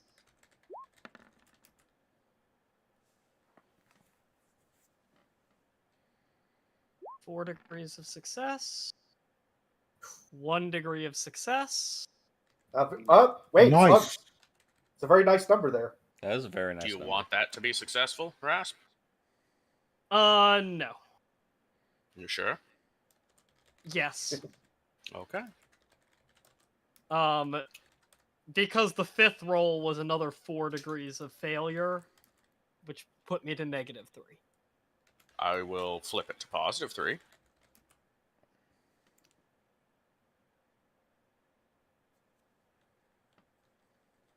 I have a question, and the answer to this question will affect whether or not I take the Devil's deal. Mhm. Or in this case, the Dark Prince's deal. This is a crafting check that actually costs a specific material. Is that material wasted if I do not take this, or if I take since I am crafting with my other remaining action, can I just make another 5 rolls with my remaining action and just not try crafting anything else? If you required a specific material for the craft, I'm going to say it consumes it when you start attempting your craft. Okay. Then I will take the Dark Prince's deal. All right. You will get that 3 degrees of failure turned into 3 degrees of success, and you will take 3d6 corruption. All right. Ouch. Yeah, low rolls. Of course, it's a alright. 6. Does that put you past any thresholds or no? No, I started with no corruption. Okay. Then nothing happens yet. Congratulations. As far as you're aware, you were just very inspired for a brief time. And You put a lot now of passion into this. I will put Use an this excessive in. amount of leaves, but yeah, I mean, it still works. Mm-hmm. It's not gaudy, it's tactical. Exactly.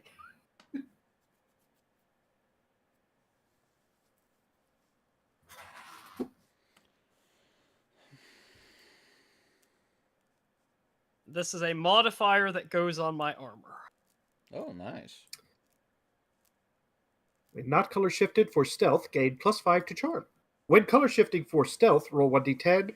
On a result of 2 or less, you do not need to spend fatigue for the color change. This can be crafted into the same flat coat multiple times, granting an additional +1 to charm, and increasing the success range of fatigue roll by 1 each time.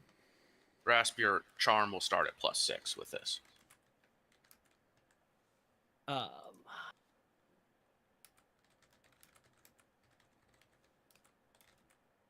A gift for you.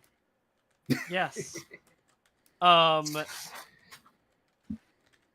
right. And my second action is also crafting. And my arrows are pointy, but they aren't poisonous enough yet. Oh, okay. I am going to make myself poison arrows, which is the swift death variant of my arrows.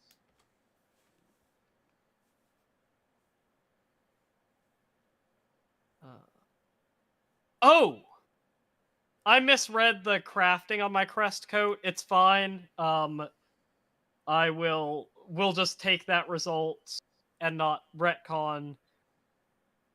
It is only 1 check for the crest coat, but I did spend 5 checks on it, so. Yeah, correct. We won't Next, retcon it, but just be aware of your own mechanics going forward. yes. To which point, the swift check is 2 of my 5 checks for this crafting action for swift death arrows. All right. They are also rare.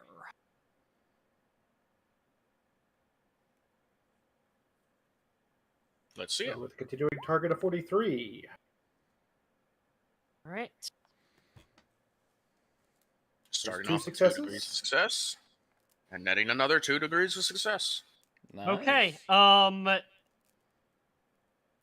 If I get 3 degrees of success, which I did, until the next camp, I can fire my arrows as either regular or swift death arrows.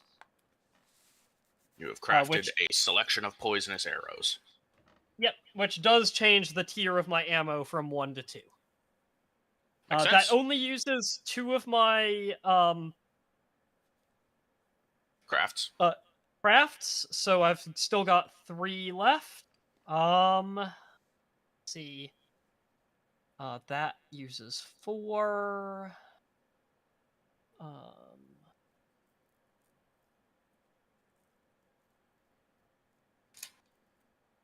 Let's see. Trying to decide if there's anything else I want to specifically make.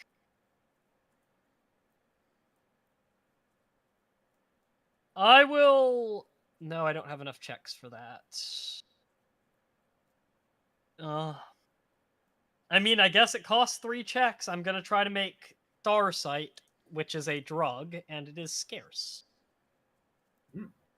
And it is a -10 modifier because it is scarce. Yep. Gotta make the good stuff. That good herb. That's 1. Or that's 3 3. degrees of success. 4 degrees of degrees. success. And- That ooh, is no degrees of success. And that is a critical failure. Does it use my mono whetstone? On a crit fail. Yeah. I'm checking if crafting Starsight does not use my mono whetstone, so my mono whetstone is not destroyed. If I had failed the arrow craft, my mono whetstone would. If I had critical failed my Okay. arrow craft. I'm adding it to your crit report, though. Yes, it definitely still goes on the crit report. It cancels out all of the successes I already had. And that's your but- crafting. Yes, it is. All right. You got everything rolled up nice and tight, and you're like, all right, this is a very good and then it just fell apart. Oh. Okay. Okay. Mechanics Probably some kind of key. are done for now. We're going to have Yep. some RP moments as the night gets on. Do we want to start with Nex's conversation with the chaplain, since it's going to be right at the start? I think so. We put that one on pause. It can become the first we do here. Nex did seek out the chaplain, since he is her direct commanding officer at this point, and she has not yet delivered a report on what occurred during her recon mission. And she is going to make her full report. Just go over everything that occurred with the recon team. Very professionally, and then hear his response. So the chaplain will, of course, listen politely to everything you have to say about what you accomplished and what you did, on your journey.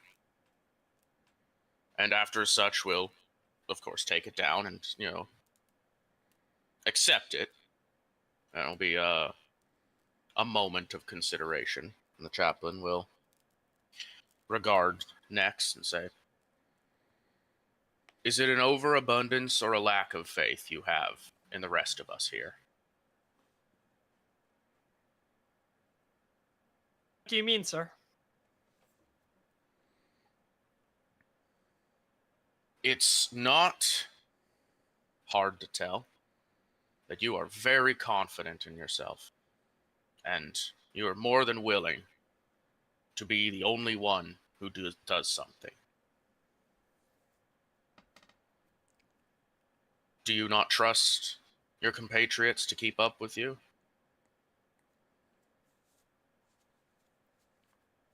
I trust every soldier in his Imperial Guard to do the duty they have been trained for. This is the duty I have been trained for. Were you briefed on the meaning of the title Kill Sergeant, sir? Unfortunately, I do not hold regard for your title. You are a skilled individual who is not even of the Sabiel. You were assigned to them to improve their combat efficacy. And then similarly, those you were assigned to were then assigned to mine to improve our combat efficacy. To do that, you must operate alongside the members of our platoon, not independently therefrom. And it's a great worry to see someone so positive that they can win this war on their own.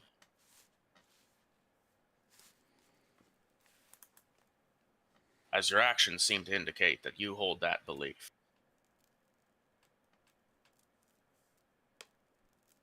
So, Indicate. I will ask once more. Do you feel you have far too much faith in thyself, or too little faith in your comrades?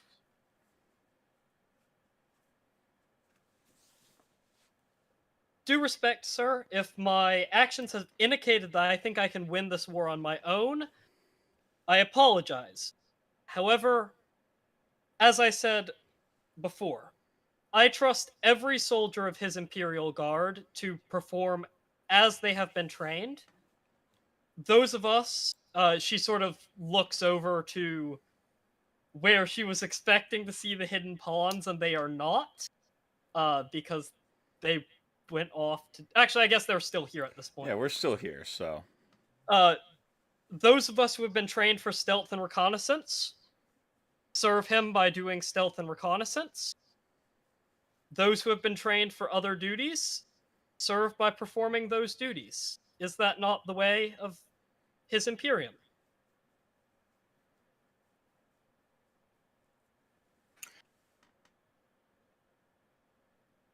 We all serve in our own way, and this is true.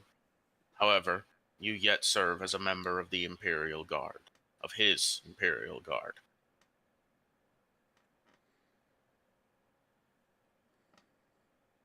The captain, myself, and the Respectus officer all made it very clear to the entire company, before we departed on this operation, the importance of Vox communication, as the enemies have an advantage in this sector. What you did and the actions you took, regardless of their intent, had let our platoon think you were dead for this time, unable to call on you for aid or asset, in which you would have probably been a greater boon to our forces if you were able to answer and aid as requested. You performed admirable actions on your own. However, you were acting on your own and not as a member of his Imperial Guard. And I just ask you and urge you to consider going forward that you are not fighting this war alone. There are those that depend on you, as you will come to depend on others, and you should keep it in mind.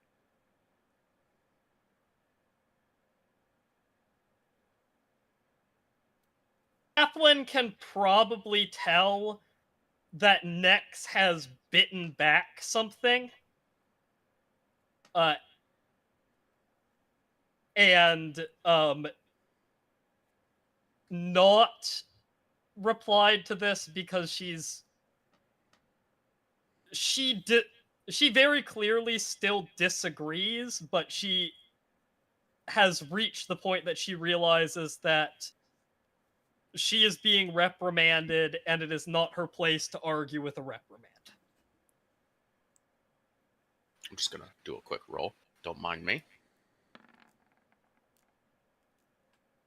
Oof. With that in mind, while he does recognize it, he will not press the matter further and assume that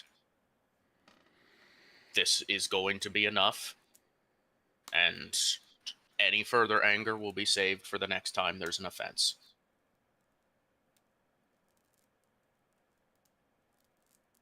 I appreciate your report. You may carry on. And once she is dismissed, which that sounded like, she will head over to the tent for the Sabiel, and we can come back to what her crafting looks like after she's had some time to rest, and other people can do their RP. Mm-hmm. Anyone got another pressing interaction they want to have?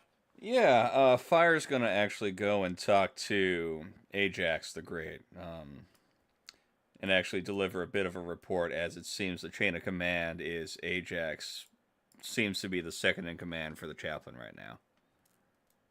That is accurate, and you were all briefed as such in the beginning.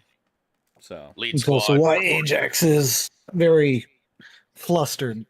Because once again, his backstory, I didn't ask for this, I didn't try for this. Yep. And then he's also not receiving that same point where he should be. And so he's like, wow, internal thought of, I don't respect my being flushed out in that fashion, which is a beautiful story. Yeah. So Sergeant Ajax, I've come to deliver my report on the reconnaissance of the Demood area. this pleases me that you have forms of reconnaissance that came out of your guys' endeavor. I hope that this brings great knowledge that we can actually plan something going to work together.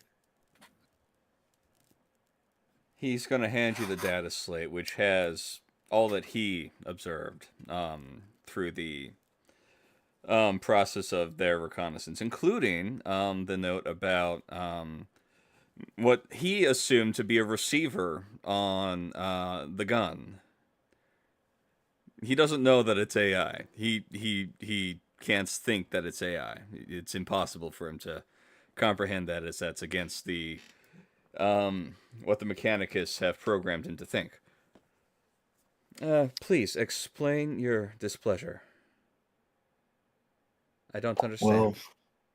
Well, I feel a great shame has befallen the Machoan, as many have been lost on this endeavor.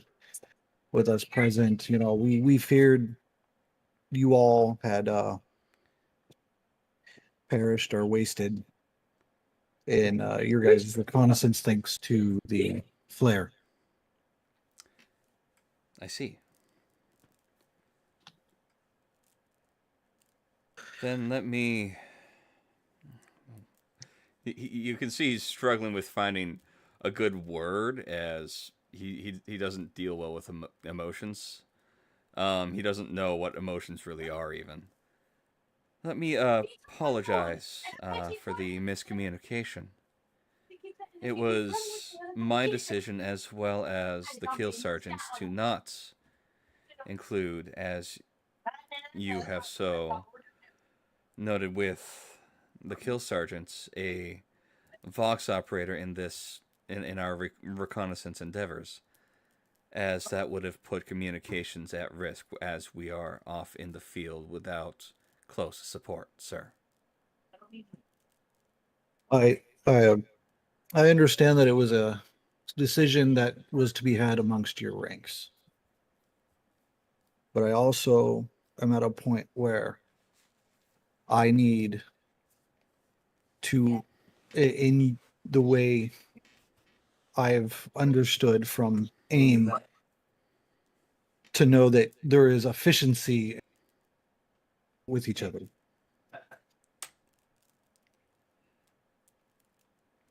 I understand. With us having communication is how we will succeed on this in the most efficient way possible for at least the Machoan to operate is to know and receive status reports on how things are going. And the only status report that we had received was the red flare of death. And in the process of all that, many lives were lost when I feel that they were lives that could have done more before loss with the endeavors that we went through. Sir. And he's going to request a data slate from Hector, because Hector has data slates that he's recalling everything as things are happening. He's my professional archivist, if you will, the Machoan. And, he's essentially going to make sure hand over everything that they went on their endeavor to fire. Okay. Sir, how many lives were lost?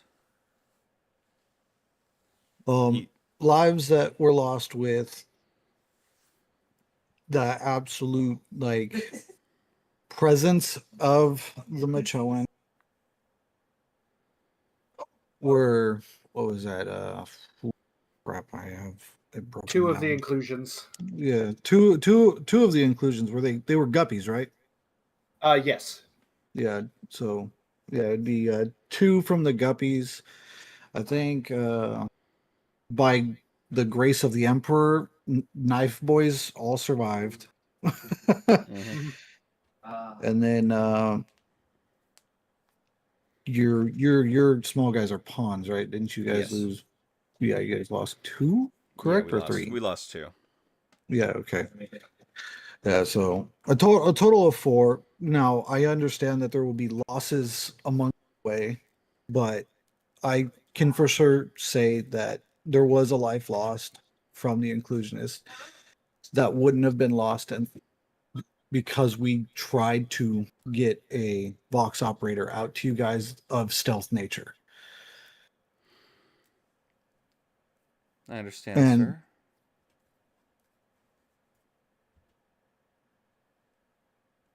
sir. That is something that weighs on us quite heavily, because our purpose here from command and everything is to make sure that the lives that are here live as long as they can.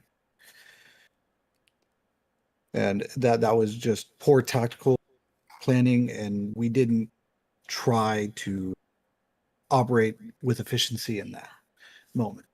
I would have more than willingly gave over my guerrilla unit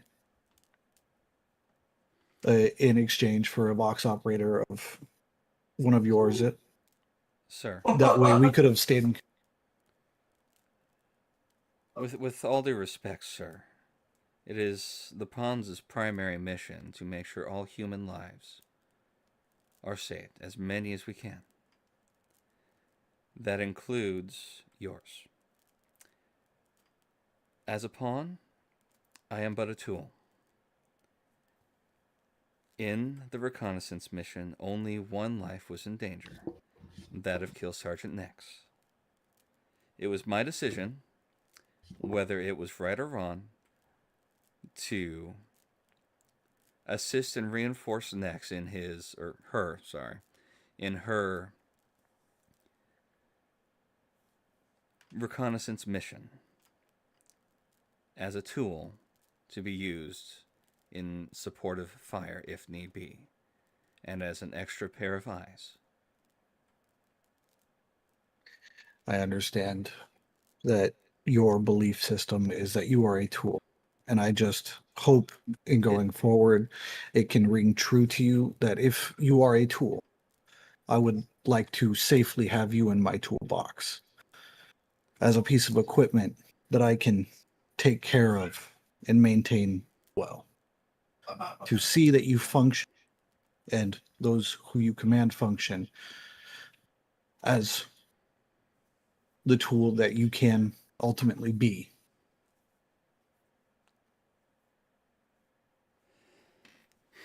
There's a pause here as Fire is trying to compute the idea that there's someone trying to also look out for him here.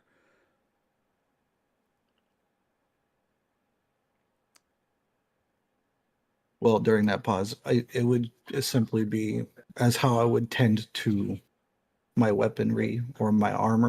I would always want it to be in the highest.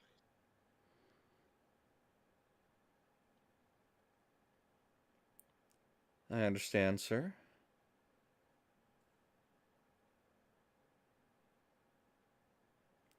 Question. Query. Do you trust your tools? I trust that all the tools that have been given to me Then do you trust this are tool's decision making?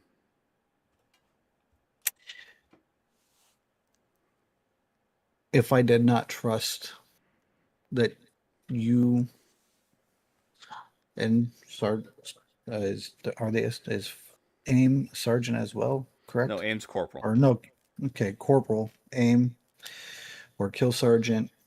Next, we're put on this team to operate because you guys shine in a particular subject. But I also believe that we're all put in this team to work as one tool, not many.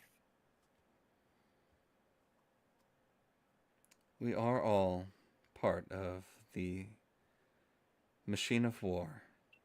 Sir, you are correct.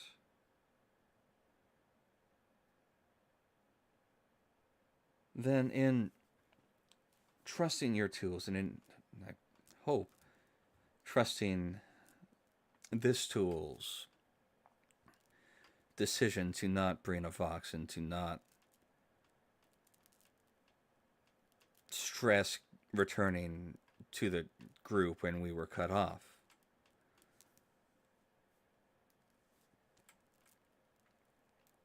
It is my hope that you trust in my decision to continue on reconnaissance and attempting to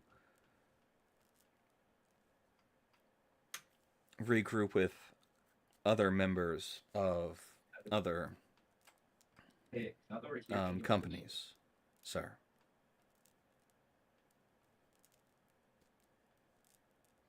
It was never our intent to inform you we were dead.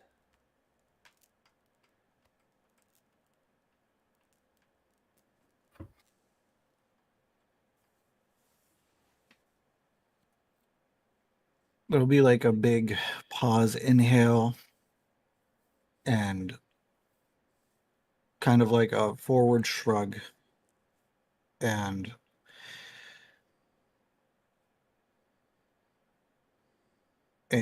he'll go to just kind of be more human, even though he's trying not in this encounter. I believe we are all here in our own respected beliefs and guided by our own respected beliefs. And that means you do as what you need to. And I truly hope that the plans that you have are at least close to where I can know where my fellow comrades are, or even know where to fetch a tool needed. I understand, sir. This tool is going to perform some forward scouting tonight. I will not have a Vox unless you want to send yours with me. However, I would not recommend it, as that may slow me down, and I do not want to risk a life for a tool.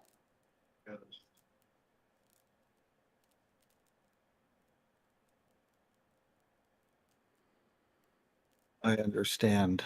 I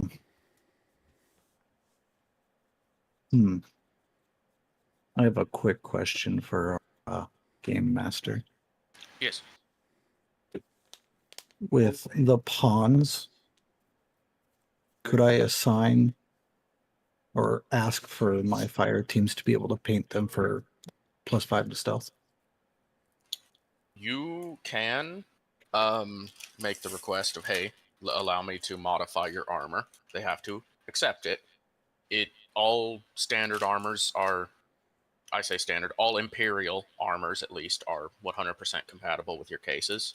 So that is something you can offer and provide as a boon if they accept. Okay, so back into the serious conversation. In almost a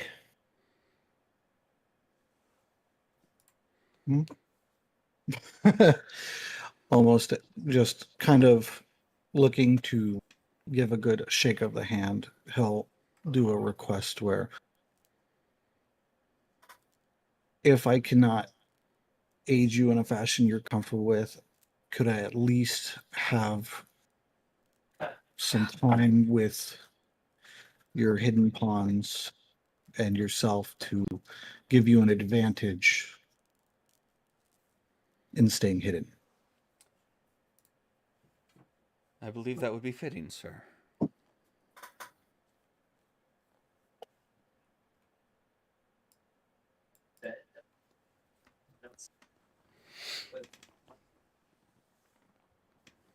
Do I get a handshake back? Yeah. Just... Oh, yeah. Okay. Okay. I was like, there's a hesitancy there for sure. Yeah.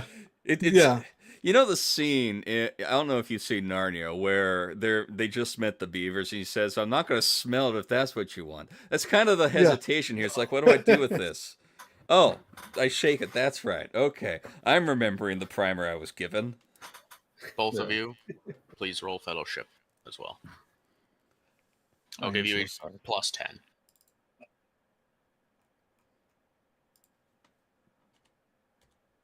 Not 1v1.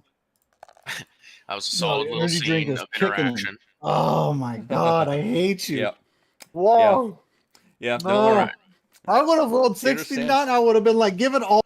I will roll all the d6 you want. Oh. Okay, so this is still a very positive interaction, and between characters, you always control your own character's opinions. But this is an event that is not necessarily being reflected on the greater warfront. So your regiments do not grow closer together. However, your characters still do. I definitely wrote down how I was going to interact with aim and fire when it came to medical and tactical decisions. So I'm glad I did that, because I was like, if tools are tools, and okay, let's go full dad mode. How do I like my tools? Of course. Fair enough. Yeah, that makes sense for my pawns here. At some point, it's going to be +5 to stealth using me, good old kits. At some point, Nex would like an RP scene with Ajax as well. Paul hasn't had a speaking role in a minute. Paul, do you have something? Well, I've got the meeting with all the Vox operators. Yeah, we can rally that one up real quick. I feel like that's... Nope. Okay. Well, I guess since Bevan's the one who effectively called this, once all of the Vox operators assemble, basically he's going to say,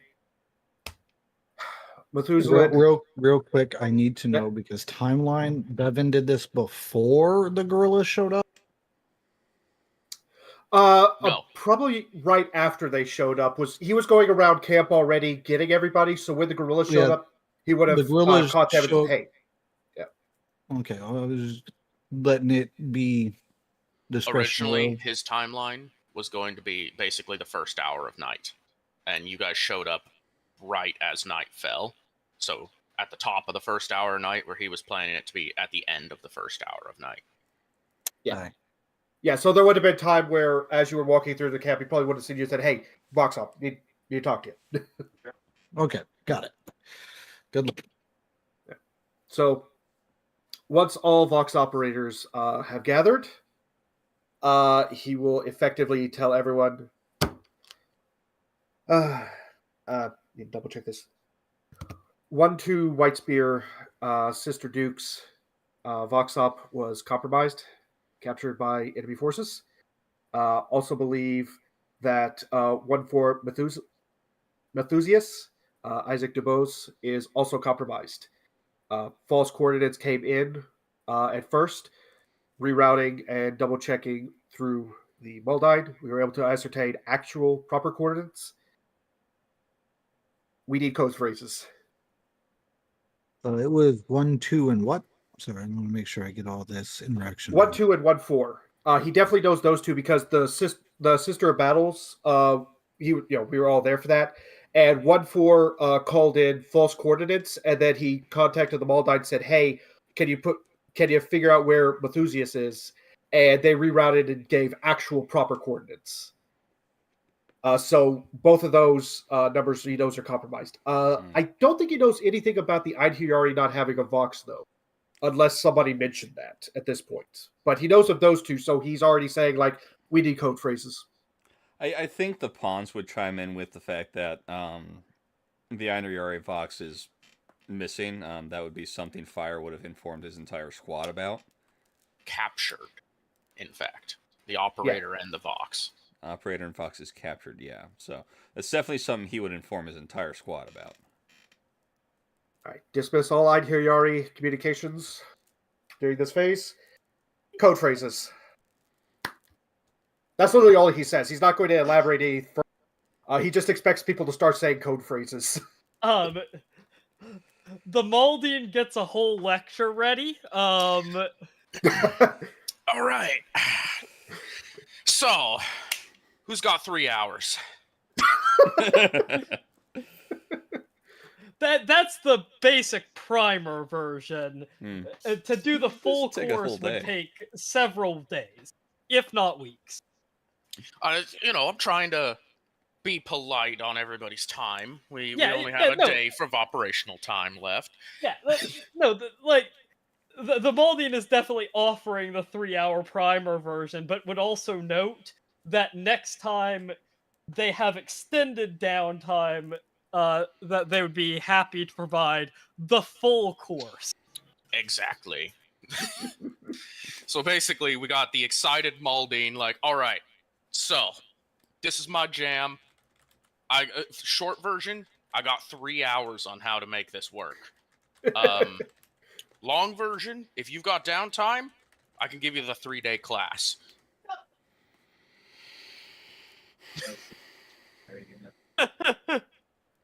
Oh. Meanwhile, you have Bevan over here who's just like curt to the point, like, all right, go. The dichotomy of Vox operators.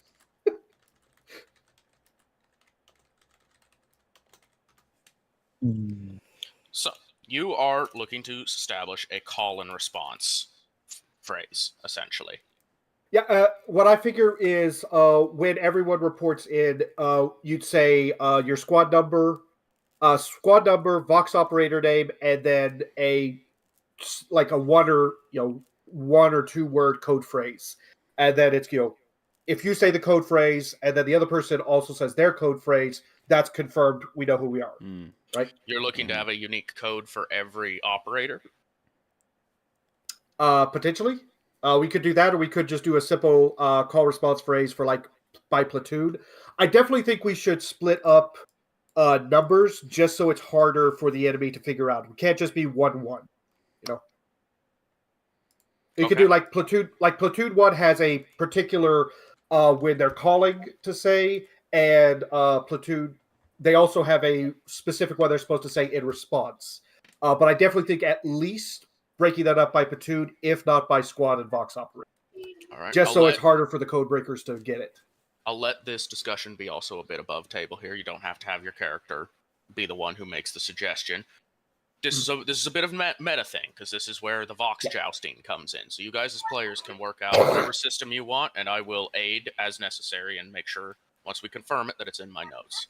Yeah. Also, to be fair, as we pointed out, the Moldine would be the one who probably would be handling this because they're the Vox experts. So, yeah, kind of like the NPCs are the one who's doing all the talking, but out of character. Let's figure this out. Yes. What do y'all think? I think it should be a per squad phrase, just to limit the damage if one squad is compromised. I also think that every squad should have a phrase they can use to indicate they've been compromised. In case that they are forced under duress to give up a code, they can give up the code that is... Yeah, the code that tells everybody else, do not trust this transmission. All right, I so have an idea, but don't think I can. What's that? That I unfortunately have an idea, and I don't think I can do idea. Why is that? no, go ahead. This Well, is because above table. okay, well, personally, I was looking at what it may require for me to. Okay. And I would assume logic, because you'd have to there to do. Sorry. Maybe not having so. Real quick, are our boxes currently on us as we're powwowing? Bevan would have Words? said, if anybody was bringing a Assumedly, box, you he would have brought your said, "Take that box. away." I okay. believe Bevan Okay, that was a lot of specifically said, over "Do jargon. not bring the Vox." Yeah, no. Okay. All right, let me above board again. Bevan would have said, "Leave your Vox in your camp," because Okay. we don't know which ones are compromised, and we don't want anything overhearing us right now. Fair. Basically, fair. That was my he is big paranoid. concern. I was like, oh no. Yeah, no, he is. I was like, He's slightly paranoid. Yeah, no, he's slightly paranoid to the point of, I don't even want other people from our regiments to hear right now. This is only between us Vox Ops who are here. The Moldine will also offer to spend downtime doing a checkover of every single Vox in the camp. Yes, that is something the molding can help with. However, this first bit, which is the how are you guys going to set up your code, it's all above table. The NPCs will discuss it in the way they will. Like we said, anything that is too intelligent for your NPC to have said, the molding character will say instead. So, All right, so the way I have it right now is we are going to do everything per squad, and basically we're going to have a trust phrase and a compromised phrase. So, like if you're talking normally on the Vox and it's a trusted line, you say, say, This is about to be a long list. it's about to be a long list for sure. So 3-2. That 3-day lecture. So 3-2 inclusions, Bevan, and trust phrase would be like, I don't know, 3-2 inclusions, Bevan, Angel's Landing. And then compromise phrase would be Hammerhead Down. Okay. So that's how it would, in my mind at least, that's how it would work for us in game and in system. Does anyone have a different idea of how that should work? Does that sound good? What are we doing? That sounds good to me. I think I would also like to make the suggestion that we continue using numbers, but that we have a set schedule that we change our numbers So if we're past the changeover point and someone's calling using Bevan's number from, like, say, last hour, we know that something has gone wrong. Okay. So you're saying instead of saying 1-1 scory, it eventually becomes like 5-2 scory? Yes. Because our current numbers make it very easy for them to figure out our organizational situation. Mm. And it's much better to have things that are completely meaningless when you're communicating on potentially compromised comms. That will only have meaning to the people that you're talking to. By the way, Okay. are those phrases Bevan's phrases? No, that's just literally what I just threw out as a thought. Okay. You know, Okay. those I'm just gonna- first things as a that came to my GM mind. As a GM, I'm going to say, if you're going to do call phrases, 3-word minimum for the sake of fast, quickly getting it there. And if you're going to start rotating numbers, you're going to drop the squad's, the regiment name as well. That sounds good to me. All right, so we go like 1-3. So like 1-3 Yeoman Richelieu, and then Purple Monkey Dishwasher. Yes. Okay. That is how we'll do it to make sure this is not bloated and absurd, but still allow Yes. you to have your ability to make these phrases and rotate them. Okay, that's fair. I'll rework that later. And yeah,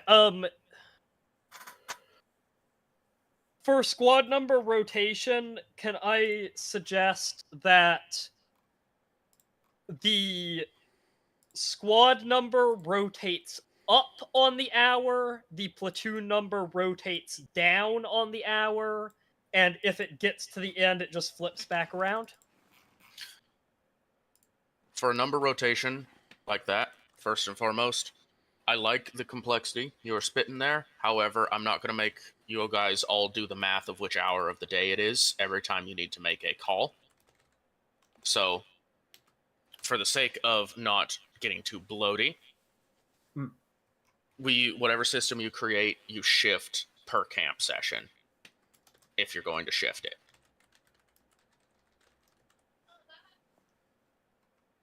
Okay, yeah, assuming that we Yeah. keep the same thing going forward into next session or whatever. Or not next Yes. session, but like next If next the mission. numbers are going to change over and over again, then the numbers only change when you reach a camp session. They don't change in between.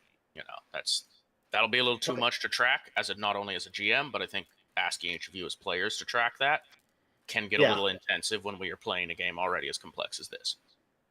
Fair enough. Change numbers every camp session. And we're going In to say which case, I think the numbers should just be randomly allocated if we're just doing it at camp session. For the remainder of this mission, though, we're going to keep the numbers as they are right now, and we're just going to add the call phrases. Okay. Yeah. And we will so start. next mission. Yeah, so like Yeah. next mission we would just randomize whatever the numbers are. Yeah. And I also think that's realistic to the fact that there's a Maldine trying to teach everybody how this works right now.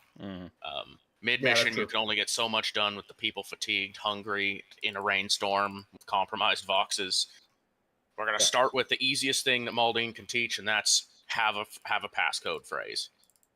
Yep. Okay. Who wants to start with their phrase? Actually, how are we going to do this for all the NPC groups as well? Do we want to just like start at the top and say somebody assign one for actual, assign one for the story? If you created an NPC group, I will call on you to create their phrase. Okay. Yep, that works. We're starting with players, though. All right. Well, 3-1 Macho and Helen. What's your trust phase and your compromise phrase? Doing a quick little possibility die roll personally. Hold on. Oh, okay.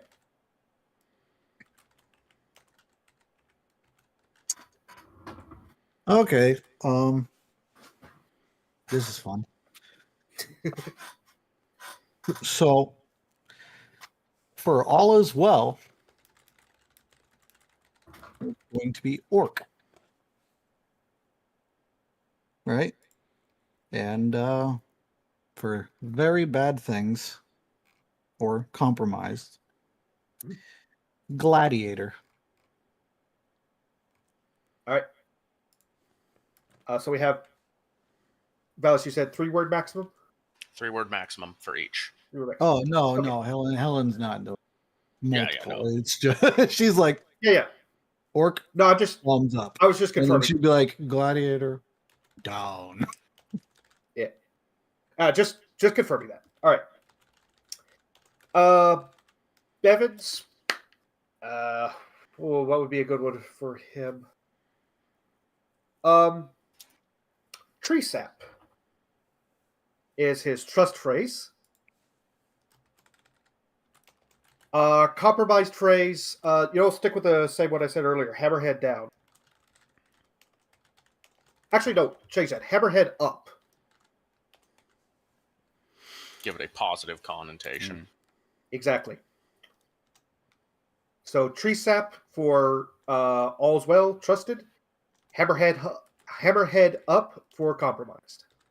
Got it. All right. Next is the pawns. Okay. For trust, it's going to be knight A2, and then for compromised, I need to actually Is check. that knight?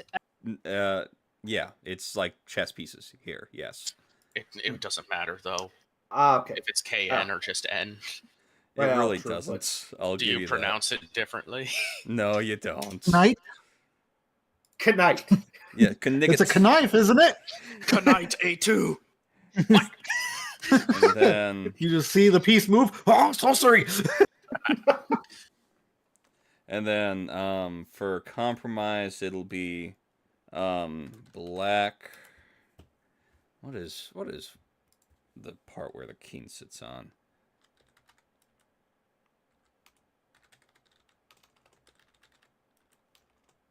He'll figure it out. Give him time. I will. Yeah. Chess thing. Okay. It is chess, yes. Okay, so it'll be black E1. E1. Yes. All right. Knight A2, black E1. Mm-hmm. Trust and compromised, respectively. And Okay. our dear friends, the SDs, or are we just skipping? SDs will have Ocean's Flight for a positive and Salty Night for a negative. Yar, I be a salty knight. Ha ha ha ha. All right. I guess then Sabiel. Sabiel have Acid Rain for positive, Pure Breath for negative. Acid rain.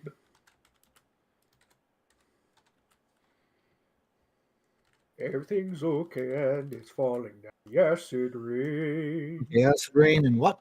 Sorry, I was making sure I had you as 4-2. Pure breath.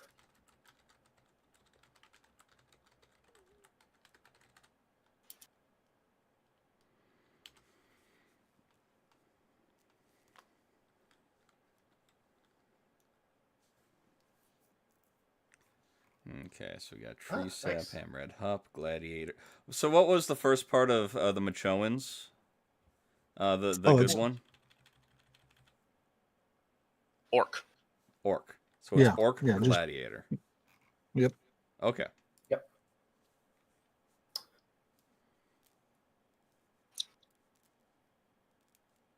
Okay.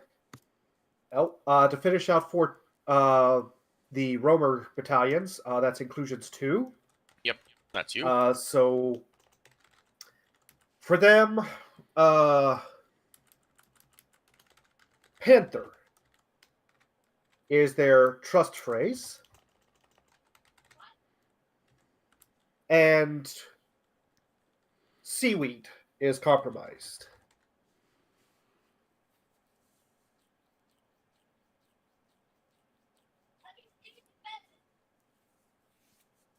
Once again, that is Panther as Trust, Seaweed as Compromise.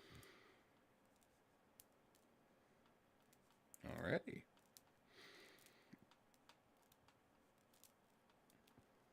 All right, who's next? All right, I'll go down the list. We've still got all of 1st and 2nd Battalion, or 1st and 2nd platoons. Actual, that is to say, Charavant, who accompanies the captain themselves, will be waxing as positive and honeyed words as negative.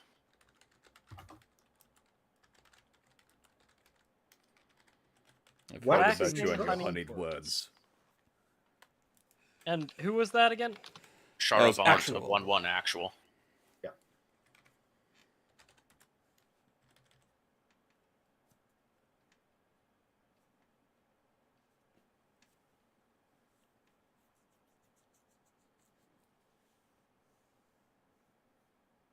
The Scori are not present in this conversation. They will not have words at this time. All right.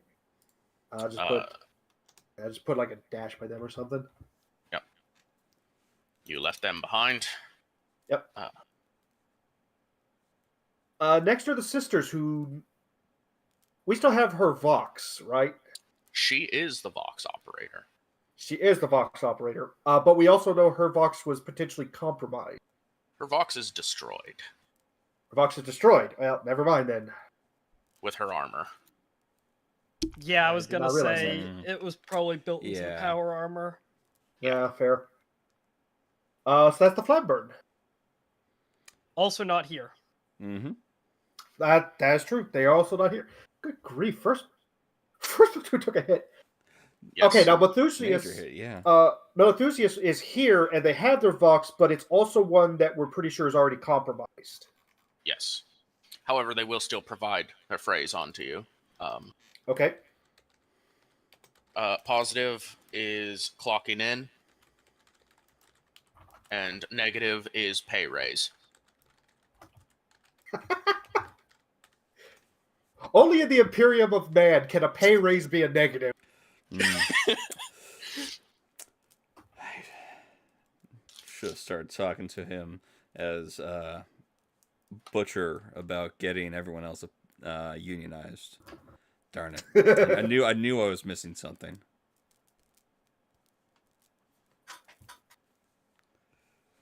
All right. Next one is Coloradicus. Positive, treads. Negative, steel.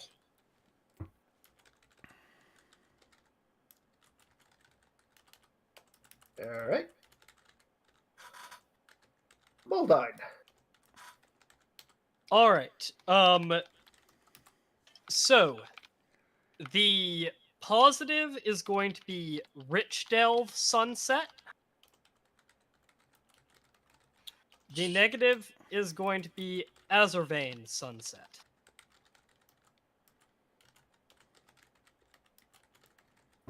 I'm surprised they know what a sunset is. Yeah, no kidding. The city choices paired with Sunset are very specific. Oh, I know. Yeah. That is true. Rich Delve actually has a Rich sunset. Delve has This perpetual stuff actually does sunset. have a sunset. Yeah, that's true. It has perpetual sunset, in fact. Hmm. Meanwhile, Azurvane is right near the pole. Yeah, Fine, here you I are. remember that. Yep, I hear it. They don't no have their Vox. Vox. No Vox. That's right. No Vox. Captured. We just They'll signed Kyrex then. really hard at this point. Big ol' sign language that we do. Valkyrants. Positive will be crimson. Negative will be violet.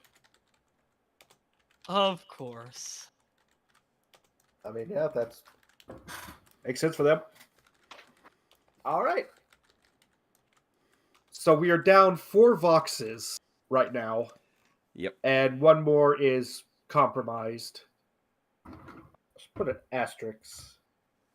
Now, Yeah. technically, you can reach the Scori and the Flamburn. If you get like Yes. a signal boost going and you make a test, you can contact them where you left them earlier in the region. They're just not part of this conversation, so they can't establish code words.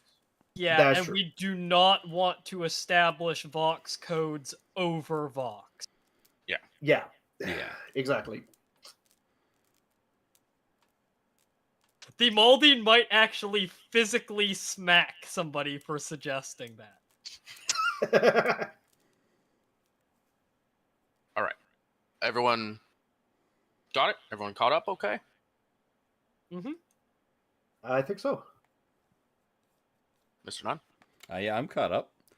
Sister of Alright, Battle doesn't have hers because Vox is destroyed. That's right. Yep. Haywire? There we go. All good. All right. That is the Vox conversation. Woo. I will allow, just as a sign of working together, every squad can mutually make a fellowship roll. Would this be before or after fatigue clears? Make it with whatever's on your sheet right now. Okay, I already cleared the fatigue. So, yay. Minos Oh. Fellowship. Larg.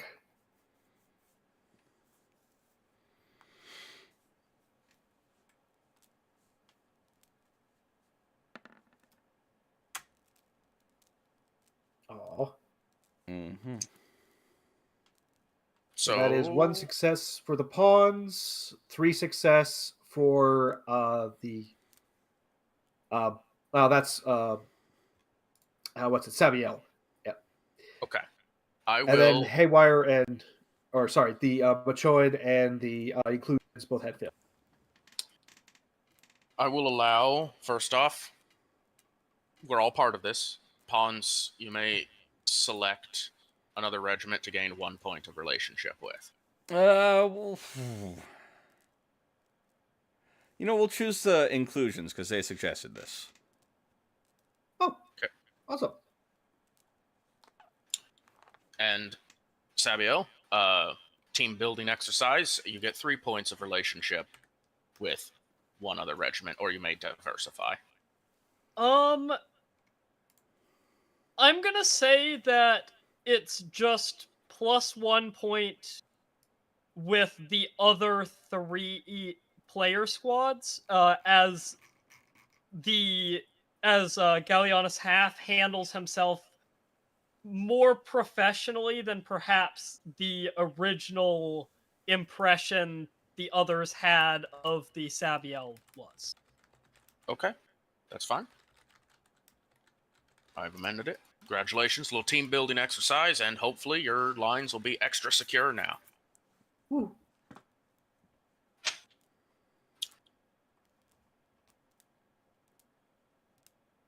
All right. After the Vox meeting breaks off, you feel free to move pieces as you see fit to various locations. As you've seen while others were talking, I scoot pieces around as well to give a feeling that the camp is alive. Yeah. I have a scene I would like with Paul. Okay. Not with Nex, but with the corporal of Squad Secundus. Or Right. Section Secundus. All right. Who you want to talk to? Your sergeant. I forget her name. Chenoweth. Chenoweth. Jean Chenoweth. Yeah. All right. She's currently over here. Where are your pods over here? Right here. I mean, if it would be possible to have caught her in the mess, I think that would be kind of where I would be thinking. That works. She's kind of in a just kind of wandering around state right now, because everybody else is in medical for her, so she's kind of just wandering around the camp, seeing what she can see. So yeah, I think that gives me a good lead into this scene. As Leona Mal just kind of waves Chenoweth over as she's tucking into some reheated rations in the mess. Real quick. Okay. Chenoweth, Yep. I would like an awareness. Ooh. Um, let me double check. Drugs are no longer taking effect, are they? Technically, it was just for the hour, so yeah, you're. Well, Okay, you know so- what? Out of good faith, I'll let you keep the awareness tick for this one roll since you didn't use it any other time. Awesome. That takes my awareness from 10 to 30, so I have a chance to see. It'll create a wonderful moment if you succeed. Nope.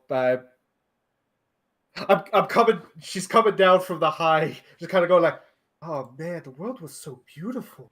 The guppies lose 6 ammo. Aw. All right. Let's see. That brings up. I just saw the token move. So did I. Jerks. No, they're not at 6 ammo. They lost 6 ammo. Yeah. No, I typed it in wrong. Oh, They're at 89 ammo. I was like, beautiful. you jerks! Yeah, no proof. No one there to guard it. I know. Sorry, continue. Please go on with your scene. Anyways, so yeah, Chenoweth, she probably at this point she kind of walks over. She was just kind of like staring at her hands for a moment, but then she walks back. She, perfectly fine at this point. Like, yes, howdy, Corporal, how you doing? Wanted to see how you were holding up, ma'am. I know your squad took a beating out there. Oh, well, I mean, we're doing all right. I think all things considered. I mean, but most of my people are in medical rest right now, getting reshaped. Took hits, but I mean that's what we're for. It's why we're here. Didn't exactly give us the big guns like at home. She kind of takes us kind of seat about on the bench or squatting down, whatever's convenient there. How are all of you doing? Everything good for you? Is this your first campaign? Yes, never met anybody from out system before, she thinks. Oh, 3 days ago? oh, wow, very green. It's beautiful. I love the. I've got lots of work with here. We're So holding up. good. So how did you end up here? Volunteer? Want to see the galaxy?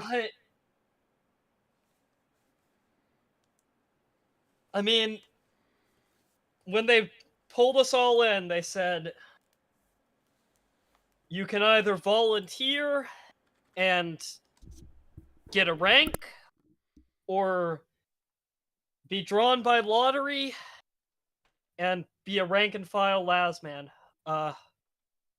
Took me a while to decide, hence why she just sort of taps her corporal's bars.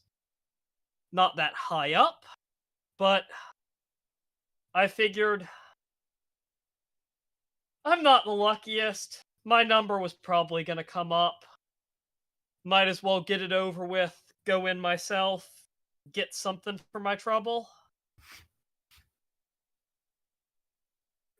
So Chenoweth kind of has this moment where at first she was actually following along of either volunteer or be drafted effectively. But then you said that that's how the officers were decided, and she was like, "Oh, This Awesome. explains a many things about interactions that will be had in the future with this regiment. that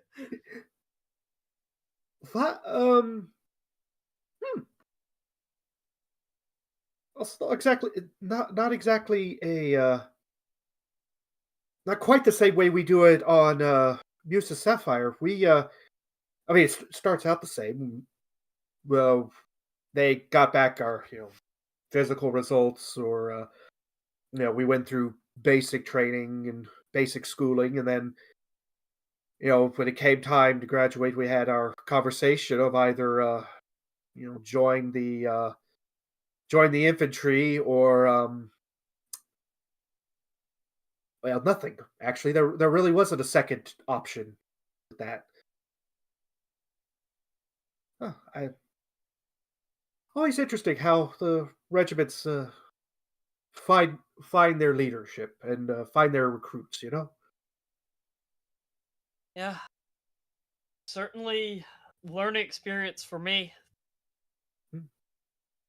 Sabiel's never raised a regiment before this. We are the first. The Sabiel first. It's been a learning experience for all Sabiel, I think. I think Imagine. my fire team may be the first Sabiel to see an actual military engagement since the Great Invasion.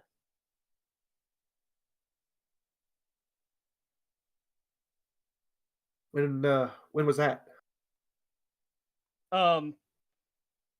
She pauses for a second, not as if she's trying to remember when it was, as if she's surprised that you don't know about it. And then says, M37. Oh, M30. Wait a minute. I'm going to check something real quick. I'm actually going to give Chitowith a war roll right now. Knowing where you're from? Yeah, I'll allow it. Yeah. All right. Yeah, because by mid M36 is when the Reconquest had occurred on use of Sapphire, so it was potentially something her regiment would have been involved with, or at least known about. But with that particular role, not known about Sabiel. Yeah, I think it would have largely been handled by in-system forces, just because it is the sovereign domain of an Astartes chapter. So Yeah, it makes it's sense. probably not surprising that Chenoweth wouldn't be familiar with it. Yeah. Gosh. M37, we'd already been around for a couple of nearly a millennia at that point. That was the Guernsey defense. That's where we inclusions became inclusions. We were one of the first regiments ever raised on our world, but we were one of dozens. Had to do that when you're bordering an orc stronghold, an orc world. There's sort of a nod at that. I don't know the details, but I do know that Chapter Master Callow, and she makes the sign of the Aquila, has seen dire visions of what is to come if we do not take up arms and fight.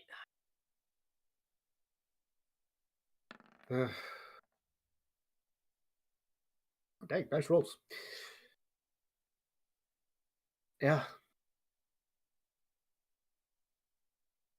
I don't know much. Before we left Sapphire, we knew that there was a war mounting. Of course, there's all that's going on, outspin from where we are. We don't know all the details, but it's something big, especially if they put us. That basically what we heard from our orders are Gilliman raised a new force. Our subsector was ordered to create a new army, and our Colonel Madbear, decided that we should be the force to try and help from our world. Everyone else except I think the Rooks. I think the Rooks are staying in one of these major armies, but everyone else is being recalled to Sapphire for potential defense against a massive Wog.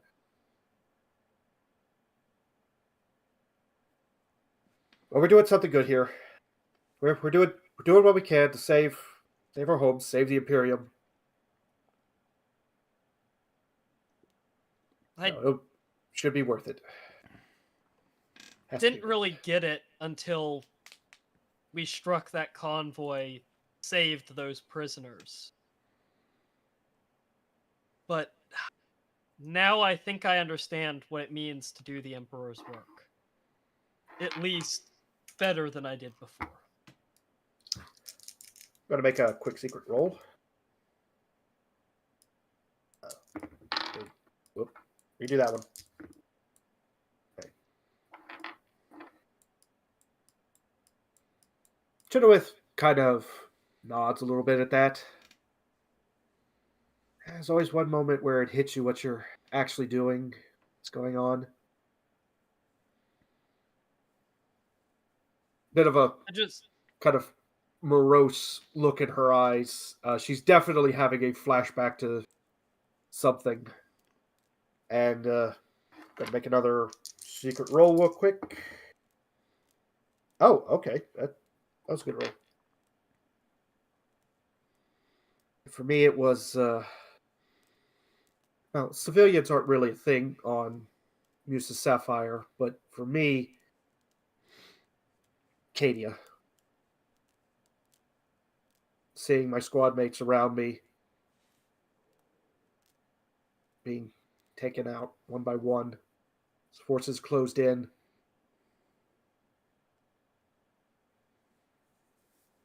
There was another squad that we were sent to help. They were able to get out, flank. We were able to help each other get out of that position. Where I met Bevan first time. We weren't in the same squad at then. Got shuffled back in the reassignment. Hold on to that. You don't know when you're going to need that to keep you going. there's a nod at that.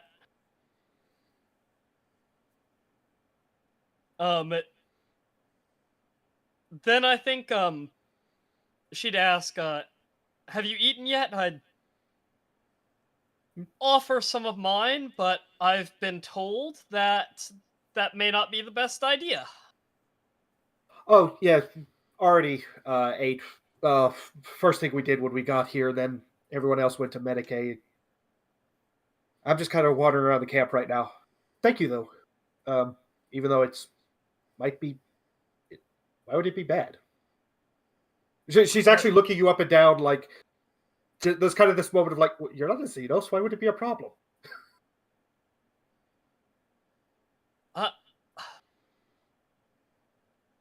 The air here, it does not feel thin to you, yes? She kind of smacks her lip. Not really too thin. Lacking in salt, but a lot of worlds kind of lack that. The air here is lacking in many things for me. Oh. And she taps a pouch on her belt. We have supplements to support us in this environment.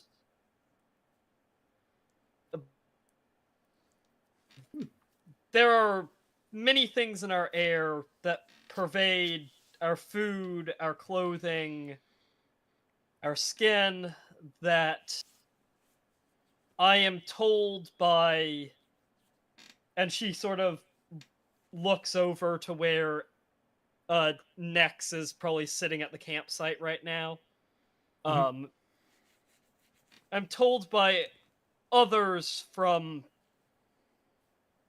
the system that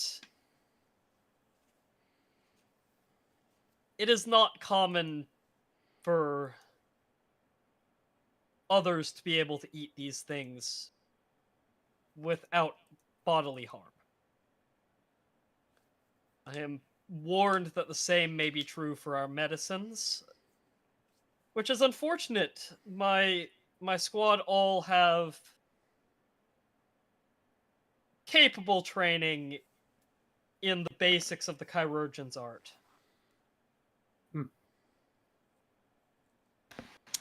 I will. Jenny Chenoweth, a hand Yeah. reaches out in front of you and hands you a pink slip.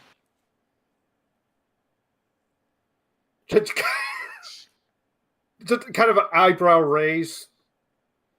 Kind of look. What? And then as soon as it's taken, the respectus officer walks away. Kind of Oh. point. Know anything? Know anything about them? Apparently, that's supposed to be like a commissar of some sort.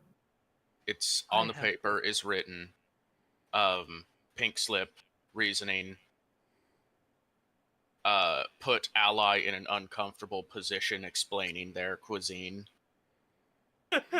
Punishment dealt, 1 less ration at next resupply.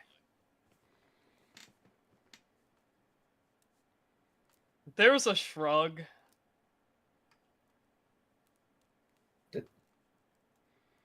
That make you uncomfortable? I mean, talking about the wonderful diversity of humanity, I always find it fascinating.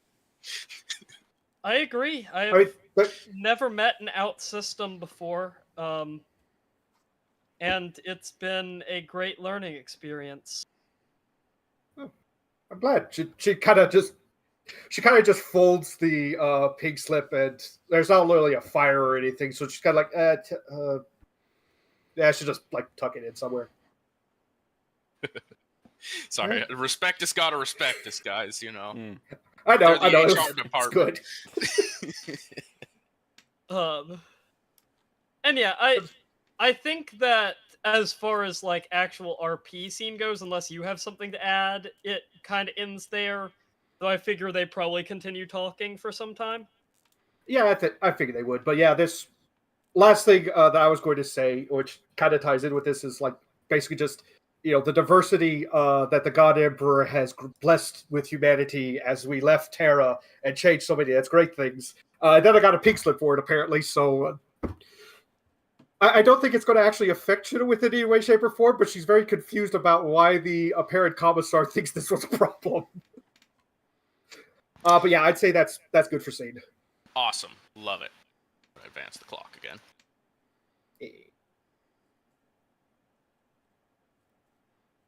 I noticed we have our scout team departed. I saw you move your tokens to the edges. Yep, I was moving them to the edge. All right, wonderful. You can keep them there for a while longer. Yeah, I'll move them off to the same side so that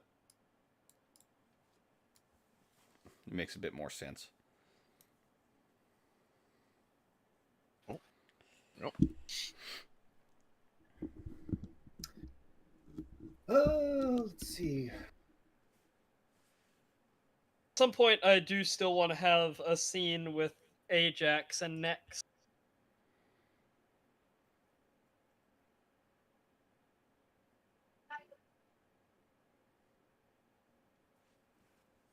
It looks like we're going to have a little meeting with the captain first.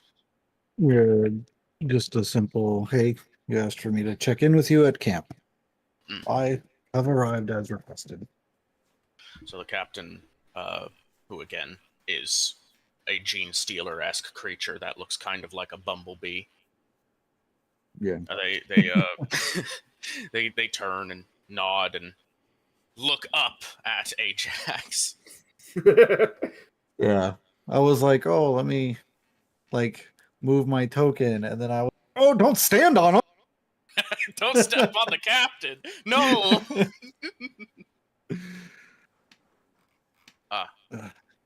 Ajax, Machoan, 31st.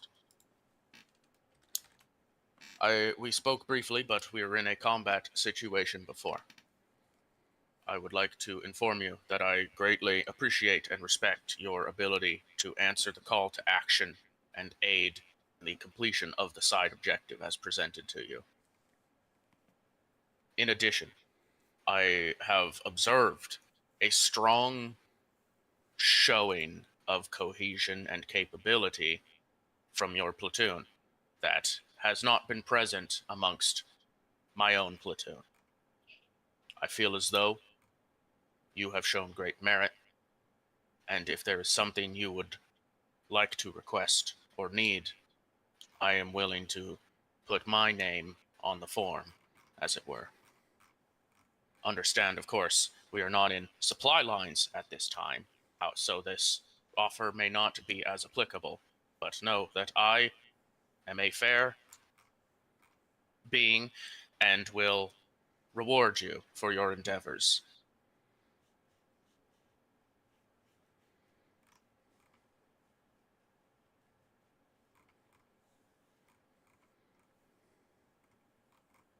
Have a piece of candy. Right? Right? No. They actually say that. There's that little pregnant pause for a moment, and suddenly they reach into their pack and produce a small candy. Oh man, that's a chain stealer. Well, I'll definitely kind of reach down and I'll take the candy. And I'll say, "Thank you, Captain. I appreciate the recognition. But if it were not for the entirety efforts of the group, no matter how afraid from idealism it could be, it is all of our efforts combined have led us to this moment."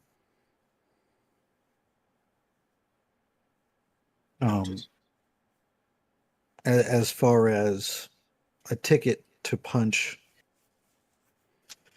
that is signed off by you or putting your name on a form,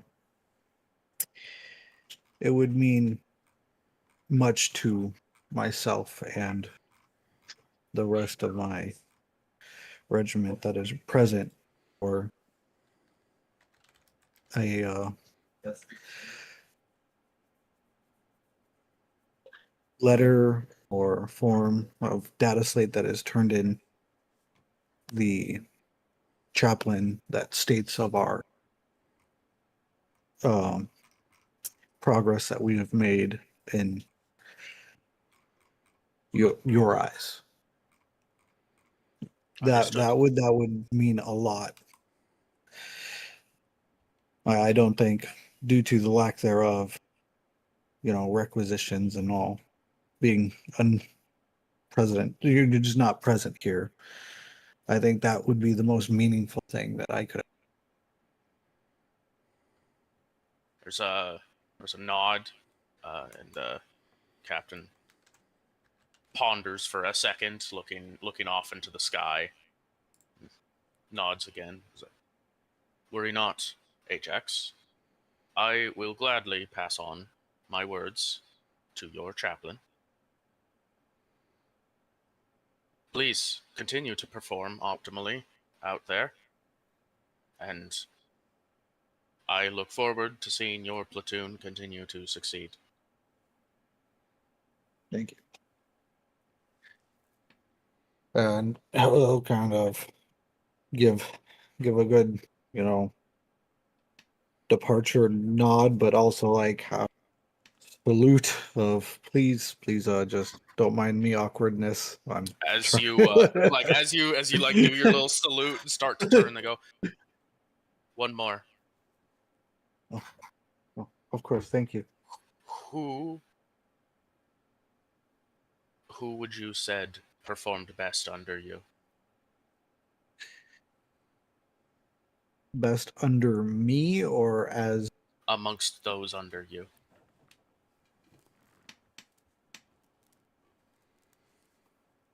Bitch, slimy fucking weasel, man.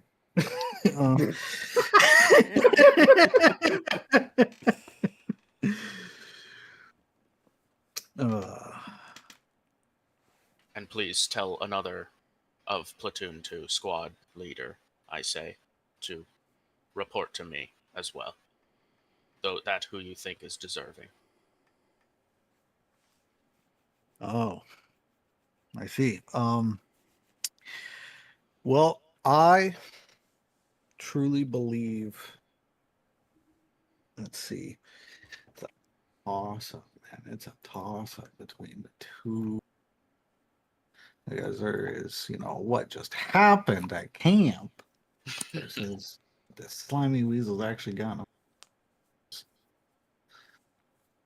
And then there's obviously,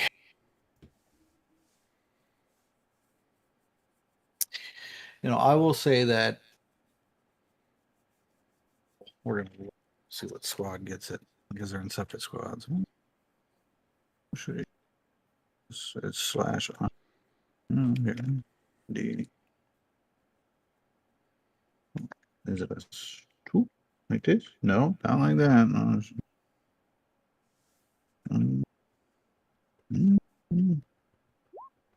No, okay. I have one. Oh, no, it's okay. Okay, it goes to Hector. Hector, our info keeper, has done magnificent things and even at one point put his own life amongst the line to make sure that no other lives would have to be lost just in case of a situation where actually came true, where a vehicle that was supposed to be of a fellow was actually overtaken by enemy Tau. And he sacrificed a lot to put himself in the way. And then he has even felt great heaviness with that decision because it did result in the life loss of a inclusionist. But he remained strong and more than willing to do it again. I see. I will speak to him then. Oh, okay. Scared. I will send Hector your way, and I will seek out another sergeant that has done well and done their best on this endeavor that I have deemed worthy, as you have asked. Appreciation. Do not let me keep you. I need much less rest than you do. All right. Sano, okay. Let's see where. For the Down there. candy, by the way, it is a D13 roll per piece of candy to determine what it is.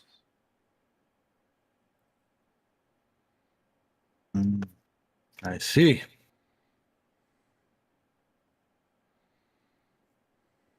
D13. As a fun fact, the players can't know this as of yet, obviously, but as far as Gene Fleet Malicious, these little candies effectively provide exactly 24 hours worth of nutrients to the Gene Stealers when they consume them. So they just handed you entire days worth of rations, basically. Not that it gives humanity the same amount of nutrition, it doesn't, but it's similar. No, for most people, it's just piece of candy. Yeah, Piece of candy. It's just a bit of hardened honey. It's delicious. Mm-hmm. Well, the dice roll determines what it tastes and looks like, of course, but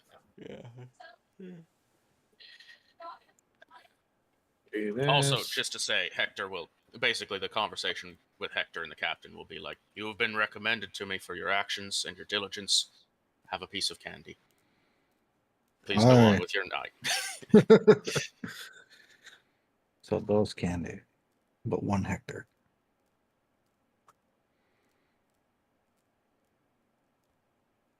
But he will approach like damn near shaking in his boots, like, oh fuck, I fucked up. What did I do? The idea of the man shaking in his boots and then the small Gene Stealer looking up like, you have received a commendation from your sergeant. Have a piece of candy. Yeah, he was just like, oh, this is because it's because they died. I tried. I knew it was coming. Quick question. I just gotta. Yeah. I'm gonna print a message. Oh, okay.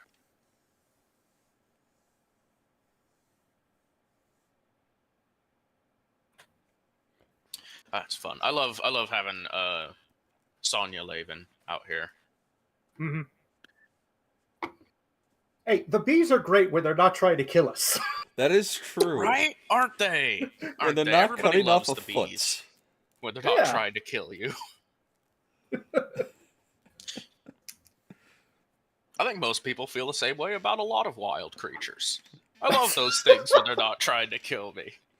Dogs? Yeah! I love those things when they're not trying to kill me. Not spiders. Spiders need to die. Are we not seen the meme of dancing with your spider at the shower because you're grooving in the shower video? No. No.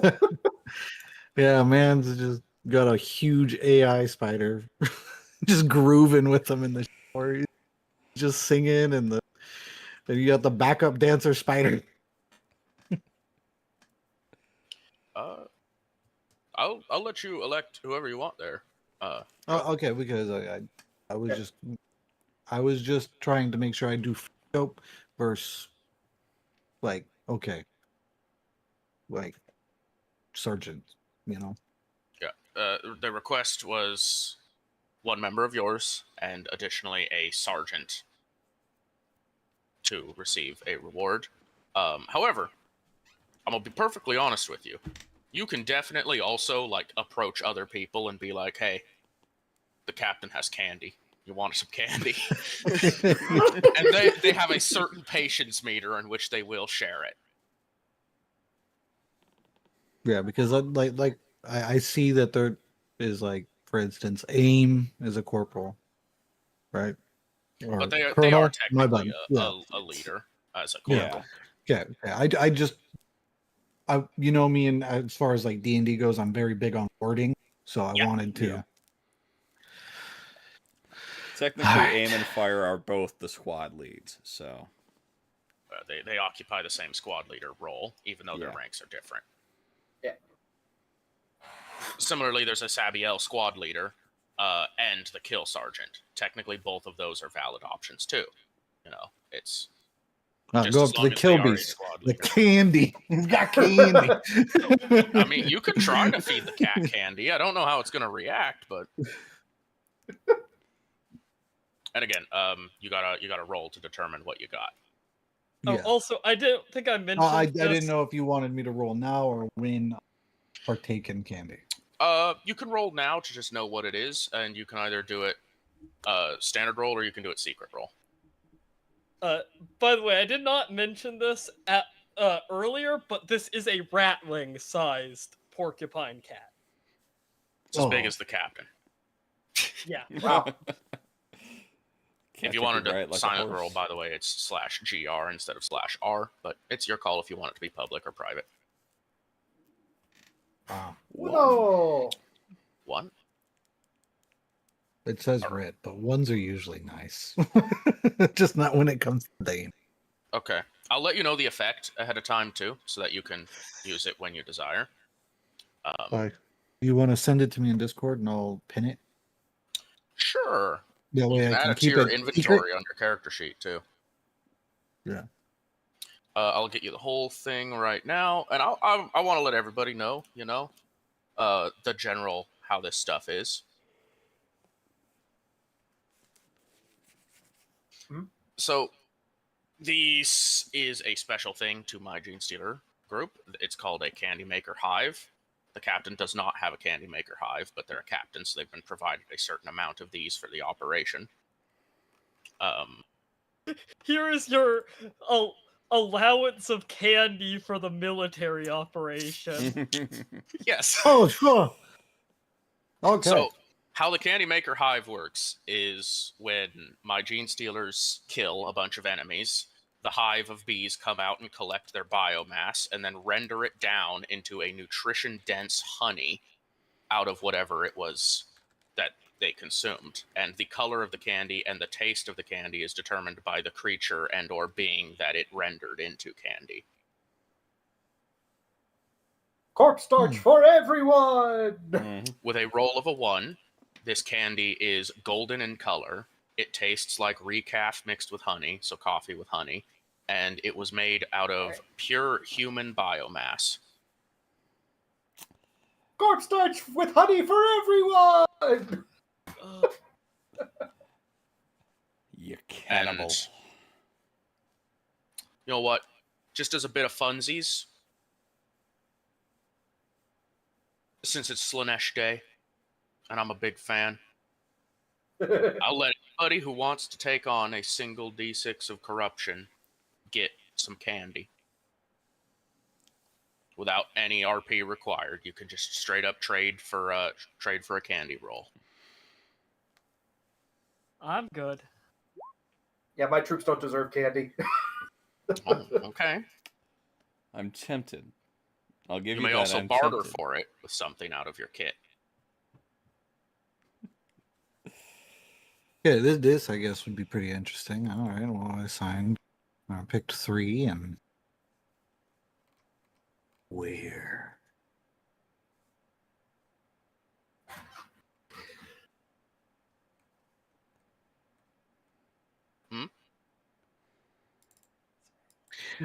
I picked 3 of the character interactive L, you know, and I rolled the D3 because I was having a hard time personally. Okay. I'm going to find Miles or Mile to be like, hey, that Captain James Taylor guy, you know, pretty cool. Got some candy for you since you're eating. Yeah, Corporal Mile will go over to the captain, say that, like, she was told to report over there by Ajax.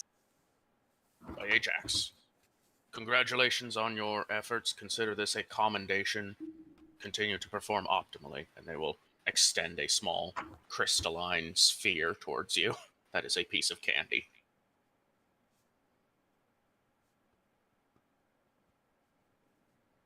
Five. Got a 5, folks. Oh, it's lime green. Oh, This has been rendered entirely out of plant life. It tastes like mint, and on consumption, it will immediately detox you, removing all drugs, toxins, or gases from your system. But also that is stun you. really nice for that character to have. Yeah. And it's vegan cornstarch. Even better. Yeah. Yeah. It's plant The starch. funny thing is that it actually kinda, it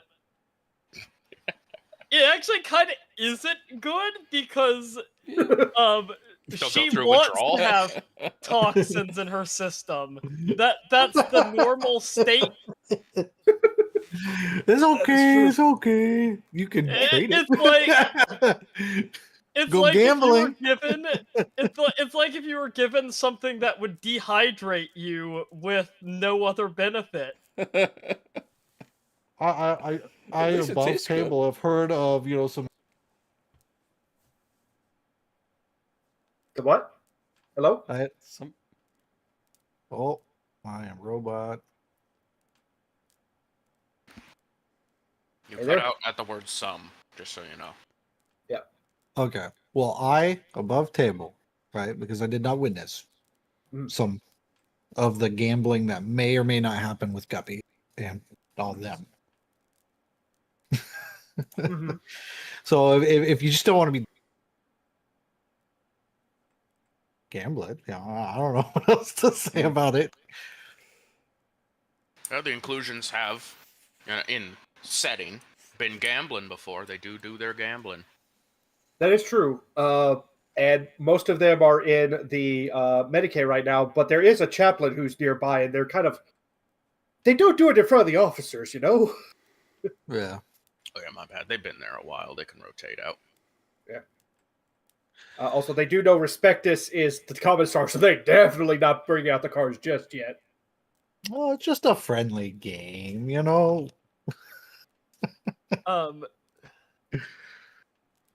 And that would be kind of hilarious, though, if they accidentally take over the medical tent and turn it into a gambling den. Yeah.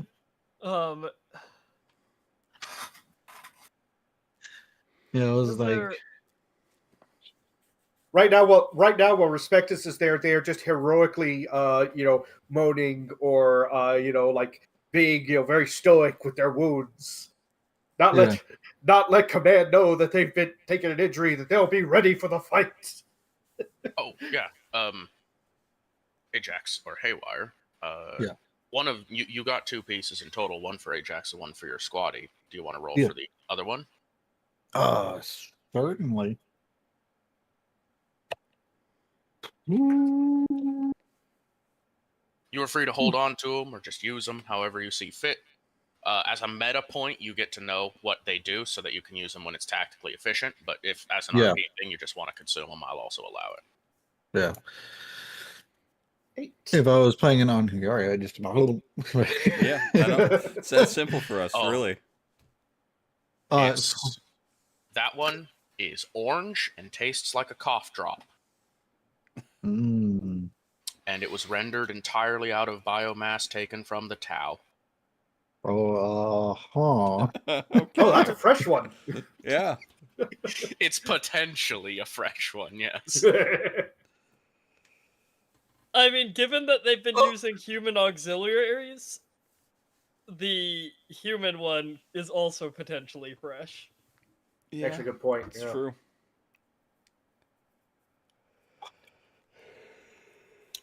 where Yes, are it's free. you? Equipment. But yeah, any further requests for candy? I'll just rock this out right now. You can trade some corruption. You can trade an item from your kit, or if you really want to, you can roll luck. And if you get 3 degrees of success on luck, I'll give you a piece of candy. Meta-wise, I'm very tempted.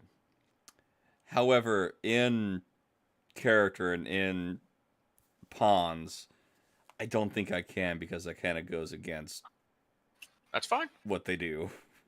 Perfectly fine. I just want to make sure everyone has a chance to potentially get a little cool freebie item that's a one-time user for going into the next segment of the mission. Hmm.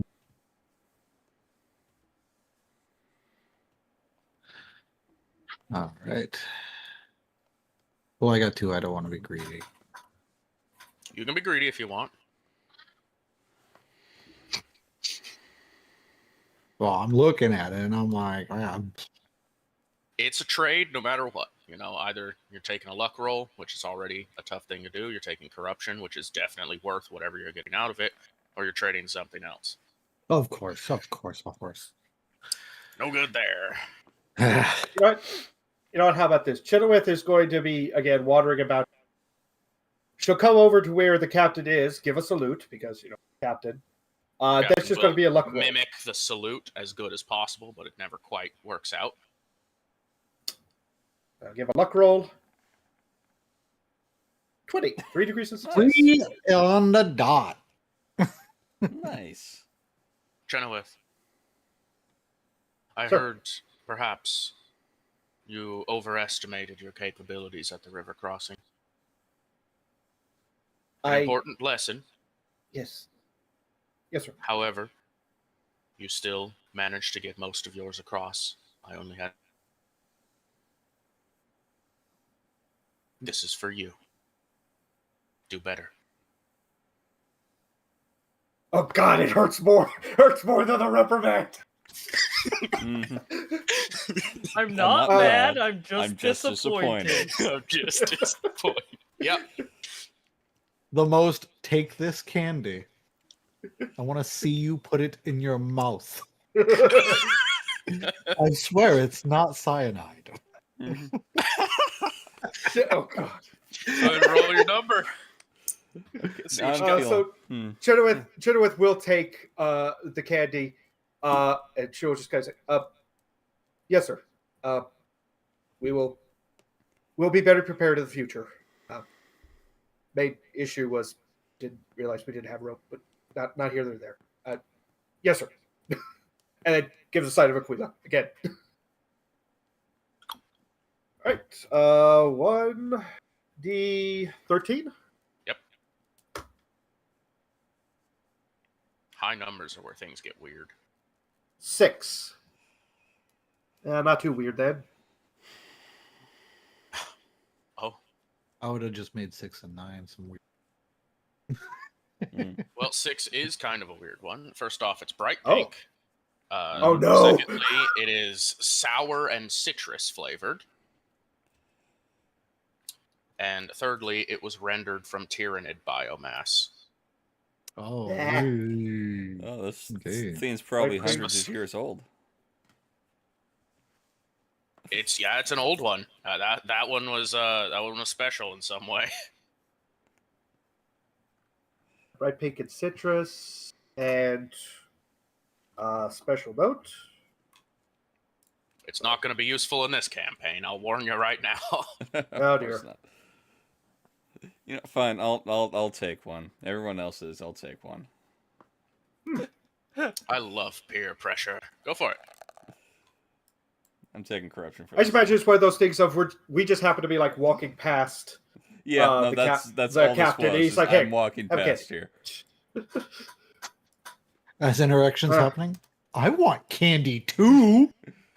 So, I'm just walking out. It'll be exclusively for AIM, yes, because AIM actually stuck with the group. Yes. No, fire's you know off what? away from the group again. So. Give me a luck roll too. I A know you luck took roll? corruption. Give me a luck roll as well. All right. This will be on the hidden ponds, but still. 82. Okay, you'll just get the one, That's fine. and similarly, Ah. you'll get a very basic spiel from the captain. Is I give you this. It may have properties that help you in combat. You may also just enjoy it as a confectionery if you desire. There will always be downtime in war. Find a way to spend it without staring into space. Ma'am, what's enjoyment?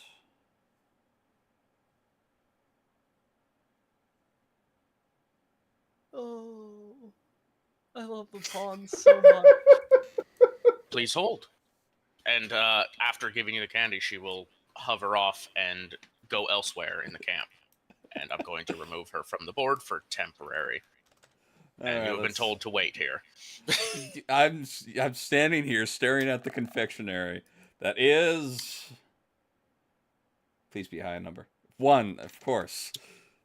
Hey, we're buddies. Of course.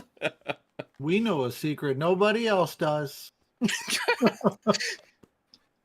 I mean, of the people in this camp, you would probably have the least problem with figuring out that it was rendered down human biomass.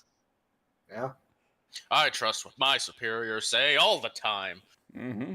I'm doing my part. For democracy. For democracy. Oh God. Okay.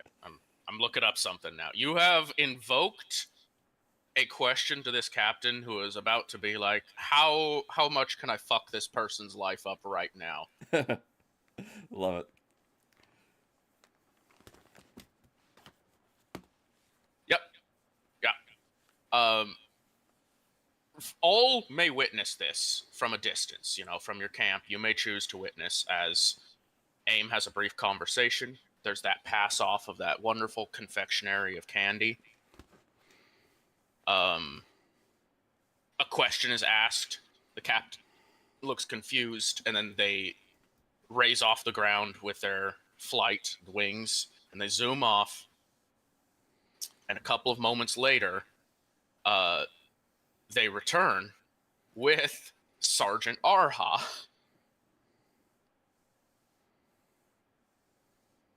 Okay, Chenoweth's on the edge of the Interiori camp, and she's just kind of standing there watching this now. Curious. Peeking around the corner.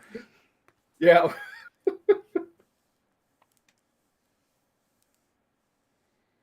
And the captain, gestures between you and goes, "You wish to know of enjoyment. You have not experienced it before."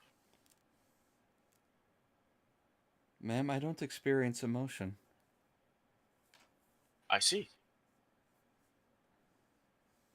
Sergeant Arha looks up at the Tau Sergeant Yes, Captain? Help. Of course, Captain. They Help. they reach into their pack and they pull out a inhalant that is marked with a black cross and a raspberry spot in the center, and they extend it out to AIM. She'll accept. I'm getting flashbacks of a giant mole. No. And then after you take it, there's that moment where AIM's probably holding it, and Sergeant Arha goes, "Oh, it's an inhalant," and they like literally just grab your hand with the inhaler in it and shoves it up towards your mouth. She's gonna. All you must do is breathe. Yeah, she's going to. She's been ordered to experience this by this point. She's going to. I'm going to alter the true effects of this. It's normally a combat drug. I am just going to give you the not so combat version of it. Okay. And you may determine how you react, and I'll share it with everybody too. Don't worry, we'll get there. Oh, this is incredible. This is great. What is enjoyment? Here, do some drugs. Yeah. Yeah, this is enjoyment. Just inhale this. There we go. Oh! For reference, this, just so you guys know, many of Vidi's forces from my personal crusade are very well acquainted with one another. So that's why the captain and the SD sergeant were able to have a quick conversation about this, and it came to a fast consensus. For those that want to know, this drug is a special custom one called Walking on Moonlight.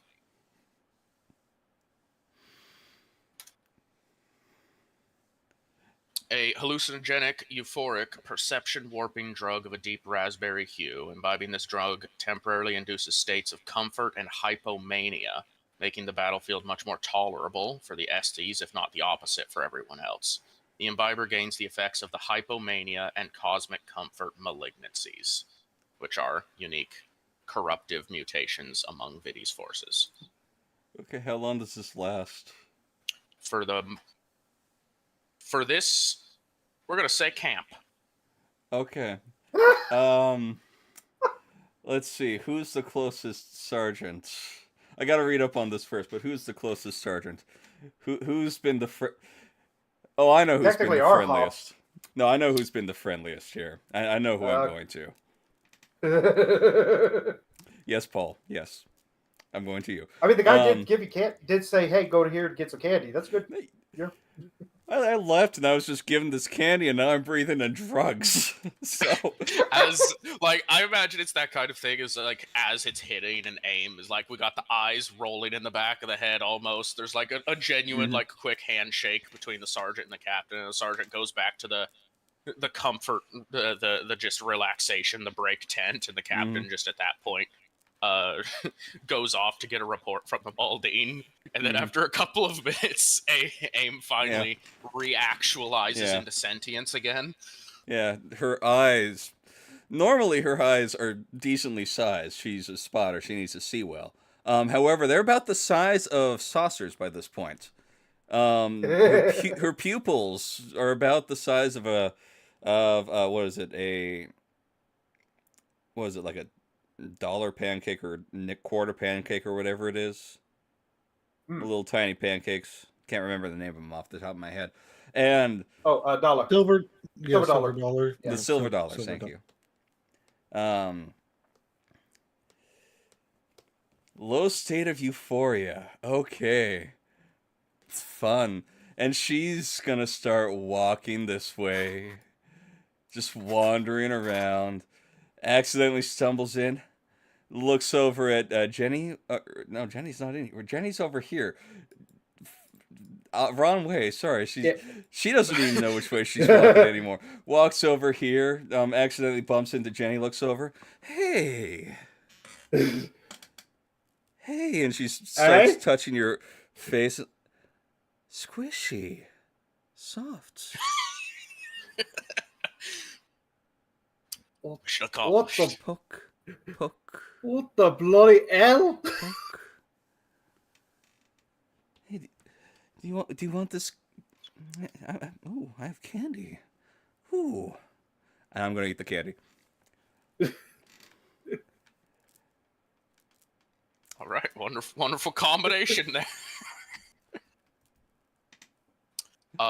You may invoke the bonus as well for the rest of this. Okay, I'm gonna need to know the bonus of the roll to 1 Oh for that no. one. Oh no. Yeah, I think you said it to me on accident. Did I? My Yeah. bad, sir. Yeah. So I'm looking at him human- like, I remember when you created these, but why are you posting them to me? Sorry, I've been no, trying I to rolled send a- them to the correct. I rolled a 1, so Oh, that was you the rolled other a one. 1. Oh, Yeah. Yeah, that that was was the the one I sent to human. Joe. Yeah, the human. Yeah. Okay. Golden. Well, Okay. suffice it to say, you have no fatigue, no matter what, right now. Yeah, but I do get a wound. Cool.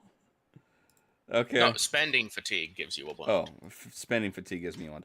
Oh, and so again, she is clearly high.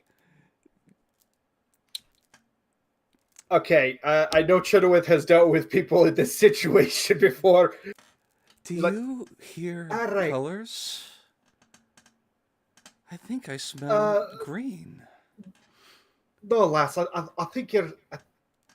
I think you're. That's a special thing for you right now. Special. Yeah, Am I yeah, you're special? doing really good. I'm special. Hey, you're very special right now. I'm special. I gotta go tell Fire. Where's Fire? And she starts wandering off this way. Chudowith is like, oh, Feth. Like, oh no, let's just hey, let's get Fire later. Let's go talk to somebody else for a minute. Do you know where Fire is? Fire is she's asleep right now. I gotta go wake him up. He has to know about this. Those candies. All right, let's go. Chudowith basically hi. following Aberon, Yeah. trying to guide them. Looks over at Sergeant Finn. You have a pretty mask. That's pretty. All those colors. They sound wonderful. Appreciate the compliment, cousin. I'm your cousin. I'm related to you? Well,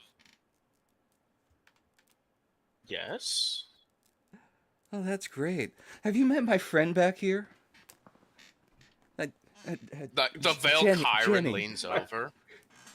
Chudowith just kind of waves like, "Hi, I didn't know what happened here."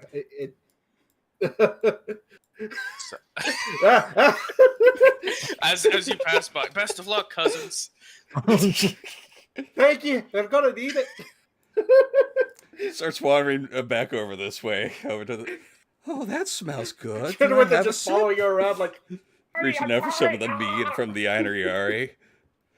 Oh, the Einherjar are passed out. They got bandaged up, and someone carried them to their bunks. So she definitely just shuffled around and grabbed one of their flagons of mead. Yes, I'm just wandering around by this point. Ooh, no. You know what that right there. Trust me. burns. Have Have you tried this before? Here's another one. No, I haven't. I don't think Try I did. it, She's probably got please. she's got the flask in her Takes face. the cork off, just It's pushing actually the. really good stuff. But no, we should leave it here. We don't want anyone to be too upset. They get upset. Hey! But, Are you upset that I drank? Clearly, the person's not waking up. Are you upset that I drank your drink? Okay, I guess- Okay. Dead and sedated fucking soldier. Just, hey, are you upset I drank your drink? Ooh, I'm So hungry. maybe I should maybe get some maybe that's food. no sorts of problem. But come on. We don't want to, we gotta leave some for them. And then you Okay. should wander. Oh, hi. How Oh, are you? Have you met my friend Jenny? Oh yeah, I've met Chenoweth. She's fun. Hey, Her face is I squishy. don't know what happened. I don't Really? know what happened. The Estes gave him Yeah. something, and now he's on this. And She- I got the crap. Did they now? Help appreciated.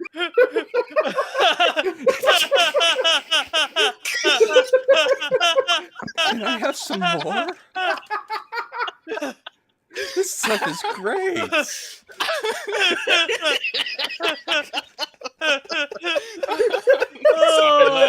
That's a good one. I think we got it there, though.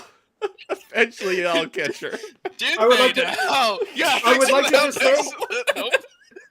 I would like to just say above board. That's exactly what I was hoping would happen.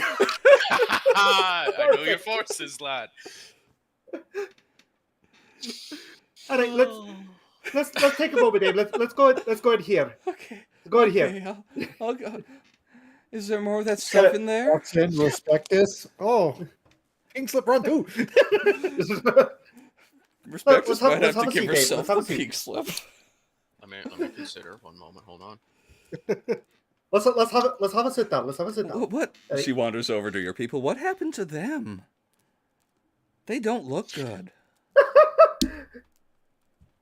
So, let's see. Out of that group, Lloyd would definitely be out. Trooper Graham would definitely be out. But let's see. Gwyn, Moore, Colin McGregor, and Aidan O'Neill, and Fiona Campbell, actually. They would all still be up. As AIM turns and points at the Guppies. What happened to them? A hand reaches forward and slaps a slip stuck to the back of AIM's armor. Oh, what's this? It's pink. Right in the square of the back where it's hardest to reach back and grab. She's Hey, I got it for you. I got it for you. around. Here, one moment. Hold still. still turns around and uh, now you have to walk around again and back around. I can't reach it. Peel- Can't. Chenoweth is going to peel off the pink slip and hand it to AIM. It's actually green, not pink. Oh, it's green. Oh, okay. Oh, fun.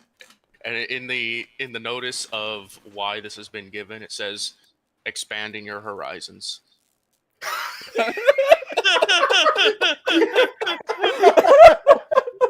Literally. Chenoweth is actually going to look at Dora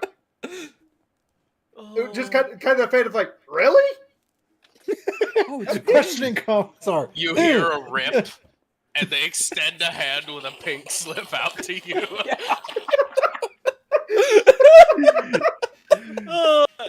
Chenoweth is suddenly reevaluating what kind of commissar this is.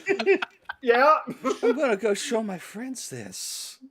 All right, let's go show them. Yeah, it's a good idea. Good idea. Hey, have you?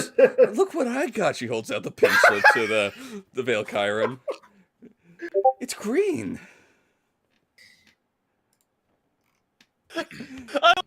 Has Prospectus just joined this train now?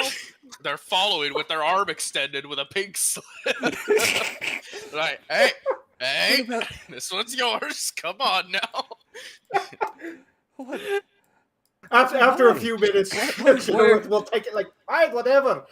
You You guys don't are trust alone the Veil back Chiron. here. How the Veil Chiron goes, it is you got a pink, not pink, you got a green slip from our radiant sister. Well, good for you. She's already wandering off again, all the way over to the Coloradicus now. Why are you guys alone back here? Isn't it lonely? Oh, hold on, 1 second. Hold on. Give me a moment. I'm gonna roll willpower right now. I feel like there might be some trademark grumbling. Yeah, definitely. Oh, you're definitely grumbling with that roll.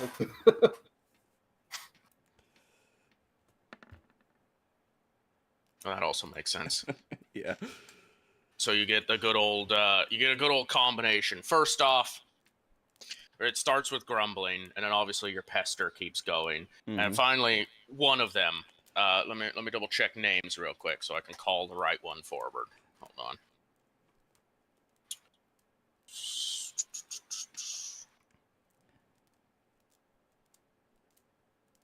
This is Heavy Gun. Yeah.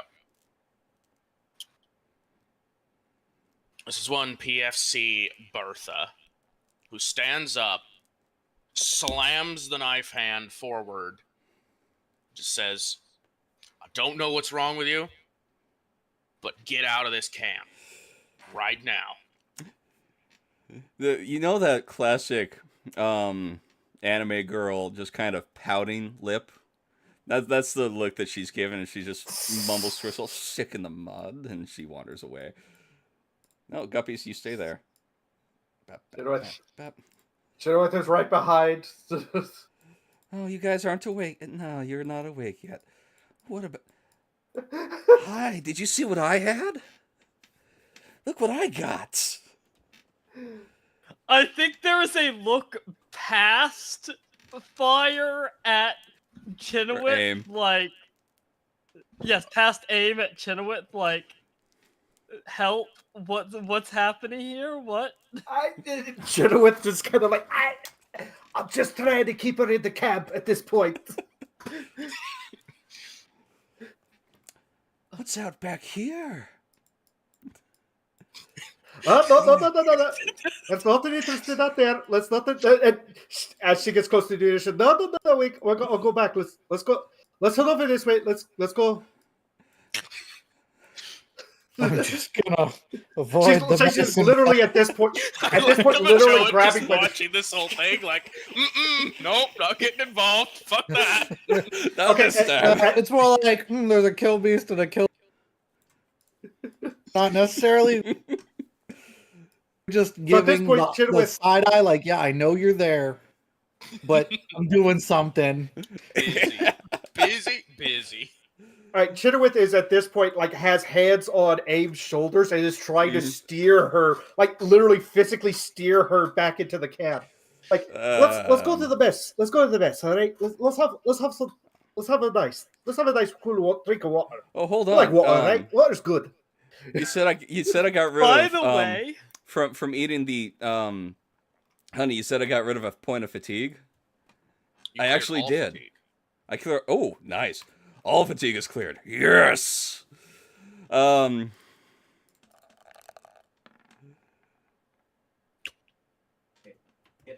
Yeah. All right. She's.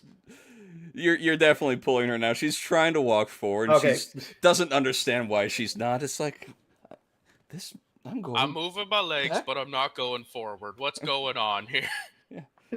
Why am I? by the way, That place is getting as soon further as you away. walk away, the Saviel Corporal just kind of very carefully takes the piece of candy she was given out of her pocket and puts it in like the refuse bin for that tent. Like, I'm not sure I want anything that the captain gave me right now. Oh, hold on. Oh, no, I gotta Hold work my way on. back there. I'm sorry. You are going to get a pink slip for that. I feel like the Respectus officer needs to roll awareness. Oh, this is a Respectus officer. You know they're everywhere at all times. No matter It what. would be more of a sleight of hand. Actually, yeah, you need to roll a sleight of hand, and they don't need to roll anything. How's that? I mean, it's The way it It's a was dice described, roll. that's all.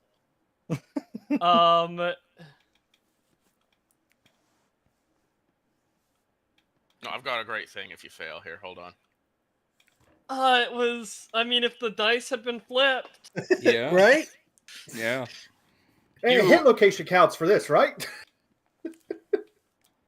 So you walk into your tent, right? You've all been kind of like outside your tent. You've got like a little bin set up, and you go to throw it in the bin, and you toss it, and then suddenly a hand extends out and catches it, someone who was already in your tent for some reason. And you turn and you see Respectus Daria Erie, who quickly scribbles something, rips a pink slip off, and hands it back to you with the candy they caught.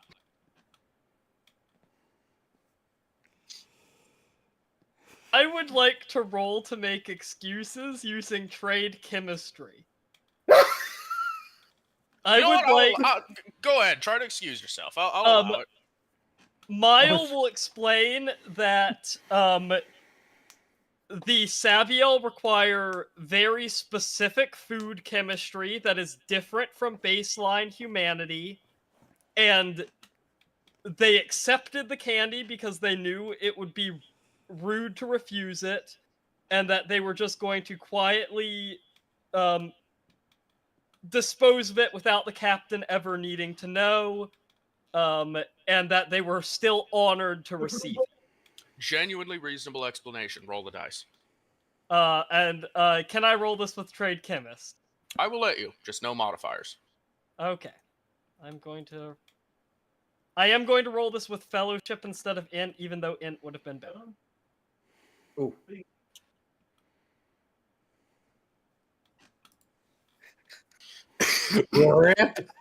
No, you give the explanation of it's we our body chemistry is different than standard humanity. It's we're only supposed to really eat approved things and such. And the Respectus officer looks down at the candy, looks back up, and then goes, I've read the medical reports on your regiment, and as a matter of fact, this contains nothing that would cause harm to you. It would remove everything that causes good for you, though. That's beside the point. In fact, these supplementaries of confections provided by Gene Fleet Malicious are compatible with nearly all species and substrains of humanity, including some of the stranger ones. You have strong hands, Jenny. Where are we going? So we're heading back to the inclusions camp, and she's going to try and sit AIM down. You'll notice Sergeant Ward is passed out in your camp.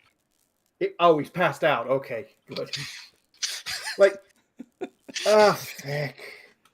And he's apparently very soundly come. asleep.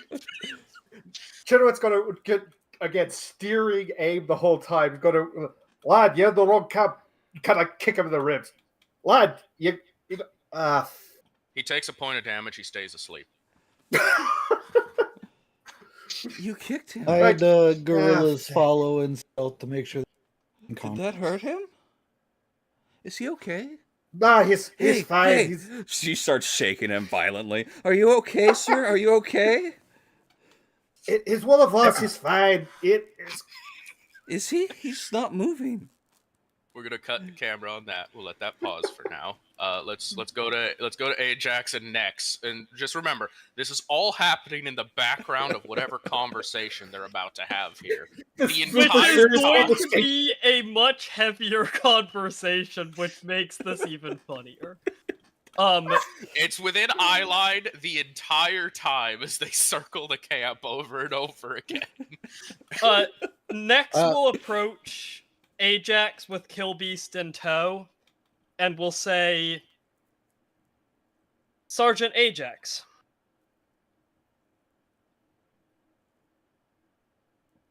Kill Sergeant Nex. I was curt with you earlier because I was on duty. However, I understand that you have an oath sworn before the Emperor, and that you feel that I am responsible for a failure to fulfill that oath. Is this correct? I wouldn't say you're a sole responsible with the failure of my oath.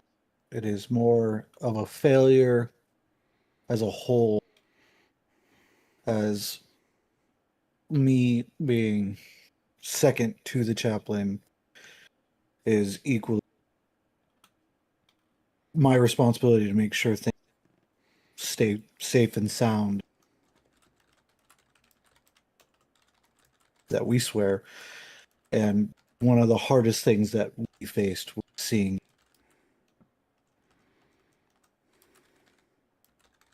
Regardless, I am partially responsible in your eyes. Yes. I understand this. I do not agree with you. I do not fully understand the nature of your oath, if I am being entirely honest. But I understand the importance of such an oath, and my honor, my oaths demand that I give you the opportunity to extract recompense in whatever manner your honor demands. And she just is sort of standing, hands behind her back, basically inviting you to, however your people settle honor, she is going to go along with it. Because she accepts that she has wronged your honor, whether she understands how or not. So, that's a tough one, right? Like, because there's like you not being part of the Machoan. The way it's, I got to go above table real quick because there's like the actual Lord of the Machoan and how it works goes awry with one of Squatty's, but like it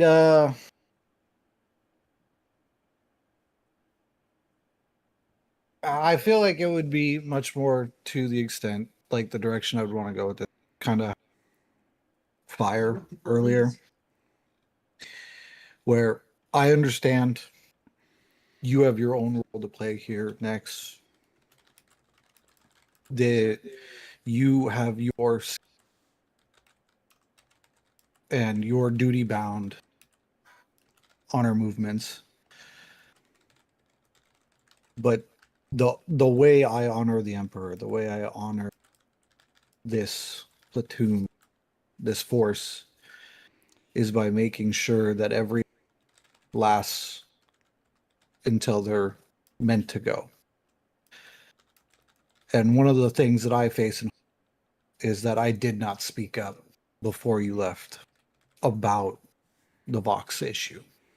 I share guilt, I share blame, and therefore I can't find you. There was a moment, there was very lengthy moments where I had been hit by this foul individual that we had rammed out of the sky. Set a trap that I fell for and was rocked beyond anything ever. Then, in passing the river, I lost a squad, not knowing what was to come of them, but they were able to radio saying that they were in a safe route to assist and continue their duties. And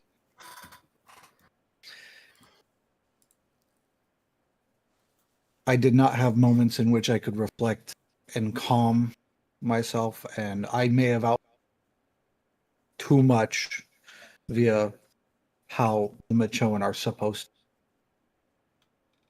But I can only ask for you to have an honorable situation go. You relay true intent as much as possible. Therefore, I can my oath, my honor, the best way. For if I don't know where everyone is, I can perform my duties, or my people can't perform the way it should be. There's a nod.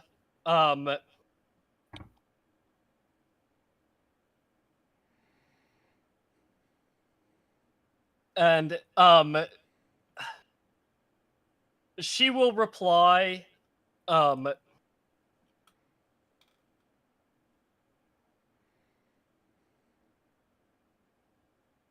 fully do not intend to pass from this world and into his light until my true beautiful moment has come. And I understand that you, as foremost among our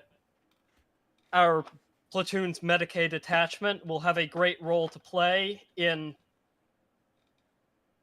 enabling me to last until that moment. I will do everything in my power from here on out to ensure that I do not needlessly make your duties more difficult in pursuit of my own.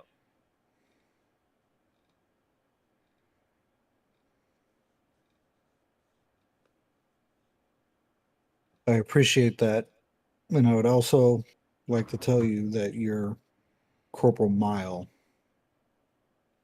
is a very brave corporal that steadfast in times and stood strong in their opinions.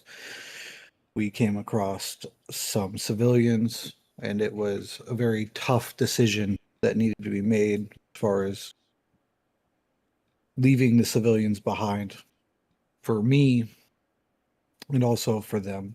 And they were willing to speak out about it amongst sergeants bravely. I truly hope that you would recognize the bravery that individual has. There's a nod. Speaking of which, she glances back over towards where the Sabiel are hanging out. Trooper Chael. The others do not seem to bear the sorrow of losing a comrade, yet Trooper Chael is not among them. What became of her? For reference, that is the trooper that was left behind. Yes, the one. Yeah, yep. They were, from what I understand, they volunteered to stay with the civilians and pilots, and also the score. And there was one more. I don't think it was just score. Yeah, the Flamburn. The remainder of both, only one, were, left at the original campsite of landing 3, right? Because there was 4, and we did. Yes. Okay. Yeah, three was the slightly fortified position. Yeah, due to the nature of our pilots, the Flamburn, the Scory, and one of your troopers volunteered to protect the remaining civilians that were there until our mission is a success and evacuation can happen and caretaking can occur. There's a nod at that. I wish them well by the Emperor and the Saints. That is an honorable duty to undertake. Oh yes. May they be protected by his holy light.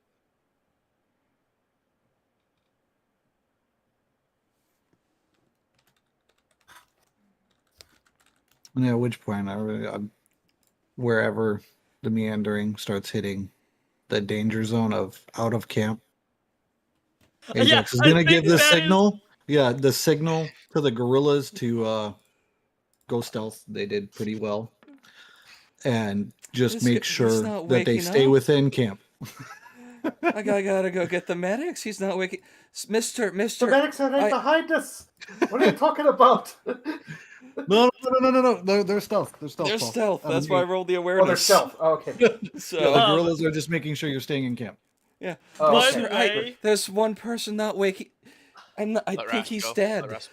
I would like to just say that as Nex is returning to the Sabiel camp is right after the Respectus is walking out of the tent, Mm.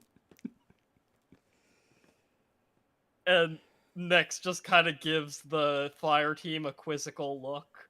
Like, what was that about?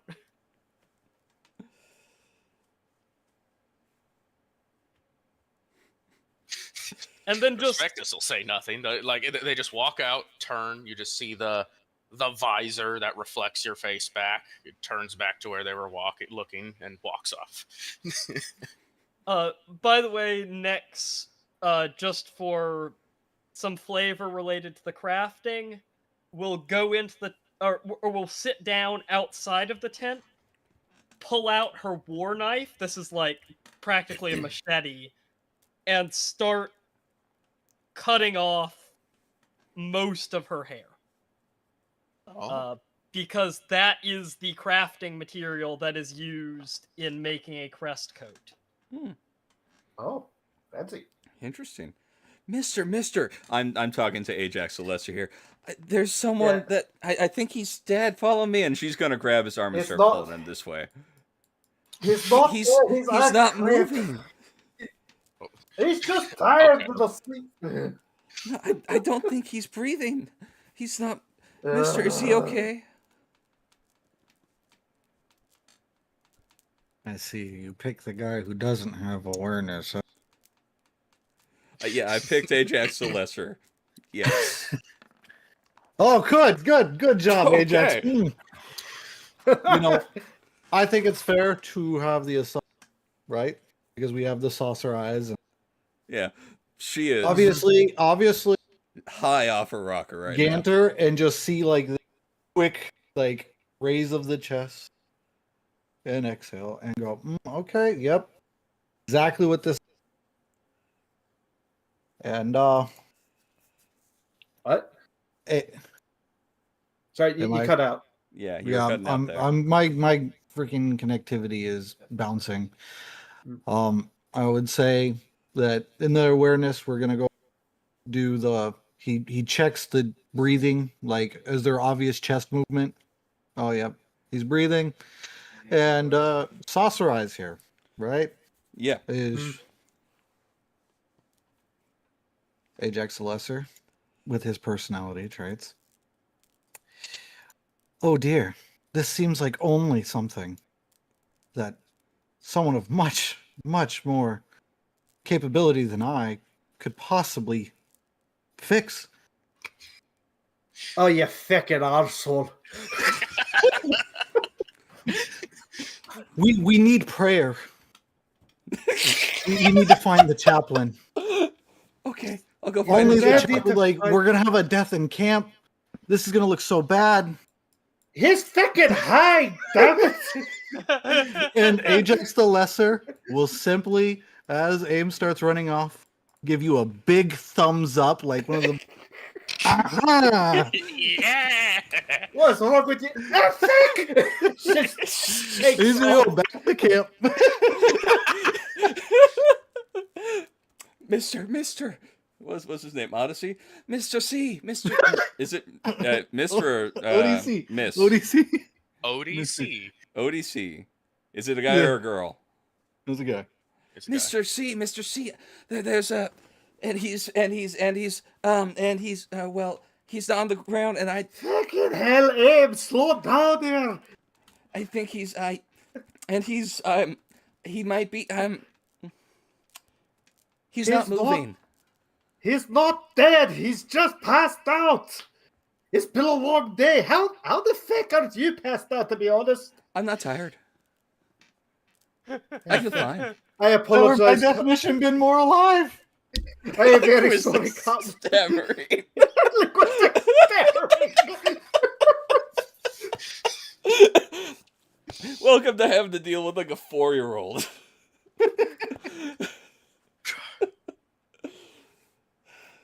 Chaplain, I do apologize. Eb seemed to have taken something from the Estes. It was a bit much for her. She's having a reaction. There's no reaction. I'm fine. Trying their best. I believe all the sergeants also. I should know this guy's name. Sergeant Ward. He probably took something as well, and now he's passed out in my camp. But Wait, we have this under control. Sapphire Gothic. You understand Sapphire that better than the stammering. The chaplain is trying, okay? Does want this to happen. Like, there's the first. At first, it's the stammering of aim, and the chaplain's like they're like nodding, like with that confused like half nod. You know, like I want them to feel like they're being heard, but I can't understand a word they're fucking saying right now. And then he turns. You know, as Chenoweth starts talking, and Chenoweth is a little heavy on the accent right now. He's like, Yeah. "Okay, Like Sure. why are you looking at me like? Oh, no, okay. Before you let me- speak next, he goes, points at aim. The Estes did this. Yeah, they gave me something wonderful. It was I breathed it in, and I feel. And the sister of battle. I'm not tired. Yeah, I don't Right think there. I do not think they're used to feel. That's a problem. That is the problem. That this is new. It's okay. Do you know how the Stay rain in camp. tickles your skin? It feels so nice. Yeah. And it All right. trips off and goes Hey, plop, focus plop, on that. plop, Focus on that. plop. Calm. plop, plop. Where can I find out the rain? I gotta go dance. I gotta go find rain. No, wait.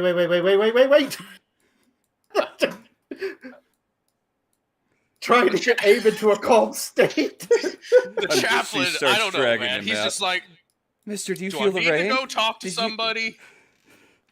Feel the rain, mister. Shaking him It's probably more not violently. worth it, right? It feels great. Did Ward Just move? feels it. Yes, Who I moved moved him. Ward? I pulled him. Oh, dragging ward. Okay. Yes. Actually, strength check.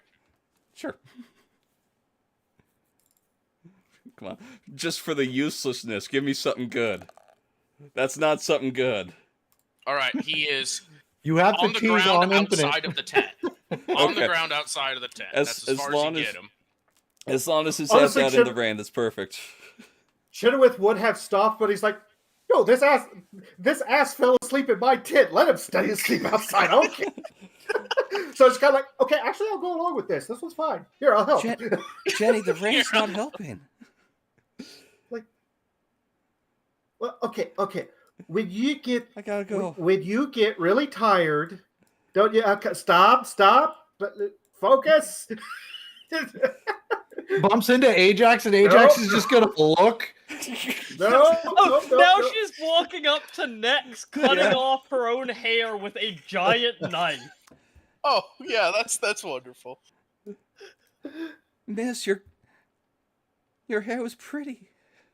There's a tear that falls right down her cheek. It's hard to tell because of the rain, but she's sad about you losing your hair.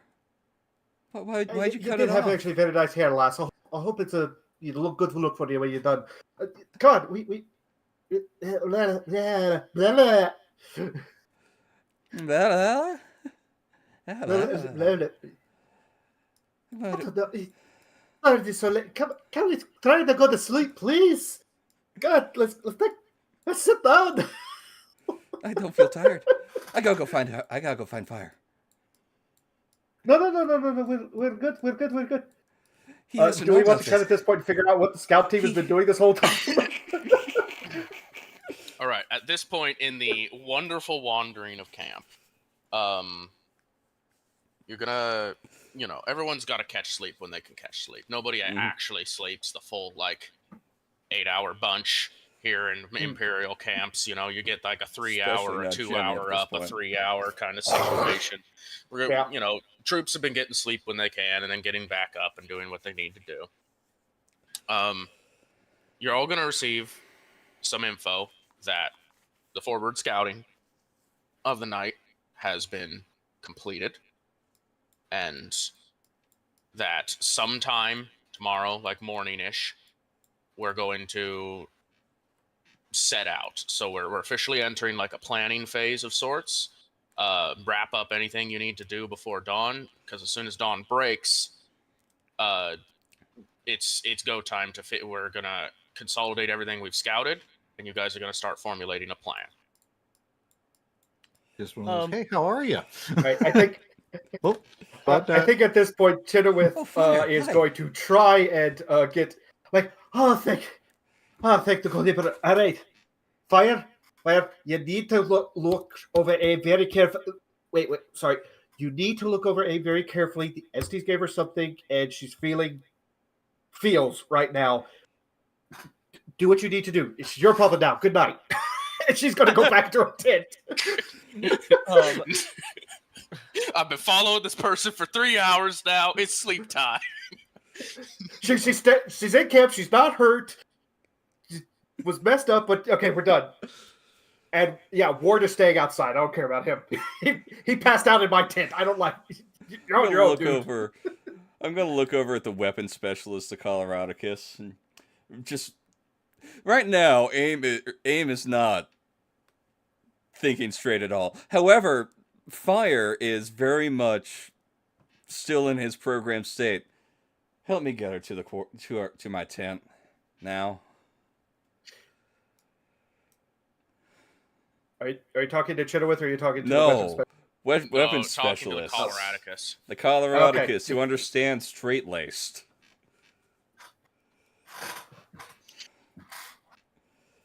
And do we have rope? No, this was I was thinking it the notably a whole time, but I problem. couldn't say anything. Oh, man. Chenoweth cannot ask that question right now. Do you need me a roll command? No, I've got something else. Hold on, one second. Good, because I got a 4 in command. The weapons team, stands up. They look between Fire and Aim. Consider for a moment. Fire's obviously having an issue reining in Aim already. Whoever just walked by Chenoweth, I guess they just were wrangling this druggie all night. Yeah. It's kind of a disgusting situation, honestly.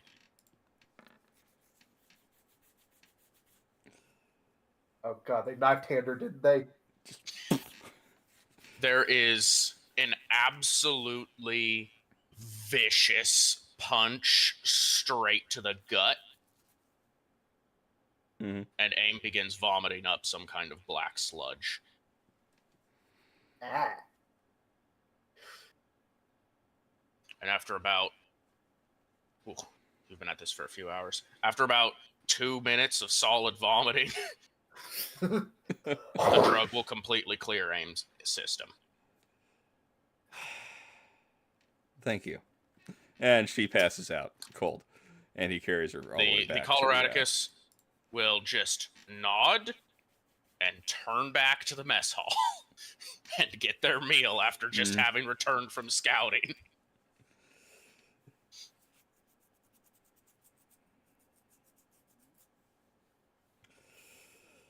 Oh, that was fun. And now with the entertainment done, the gorillas go back. Mm-hmm. How's everyone feeling? How's it going? Good, This good. is I know you guys can incredible see it, but I session. took the gorilla token. And now I'm like, what the? Yeah, I noticed. It was Yeah, great. I It was noticed. wonderful. All right. So, any further RP can happen, but essentially at this time you've all been alerted.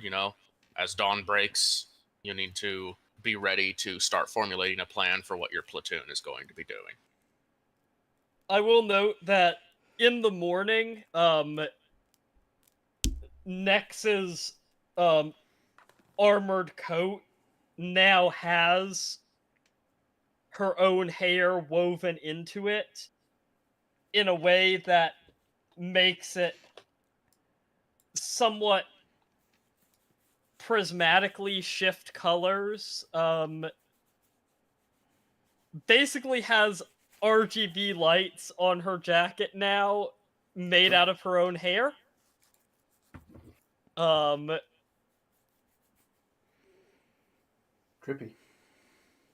Because my regiment is completely normal. And all the stealthy boys go, no thanks. Mhm. Oh, this also improves her stealth. It's just Understandably, not but in, if you're like, hey, it's just RGB. Yeah. it's not in stealth mode right now, basically. That's the whole gimmick of this regiment, is that when they're not in stealth mode, they're very striking and noticeable, but when they're in stealth mode, they're basically invisible. I need a luck roll volunteered. I'll do it. Okay, Paul? Roll it from the minnow sheet, just flat 50. Yep. And 80. Yeah. As dawn starts to break, or is when dawn's supposed to break, it's not as light as it should be. It's raining still. In fact, it's raining harder. Damn it.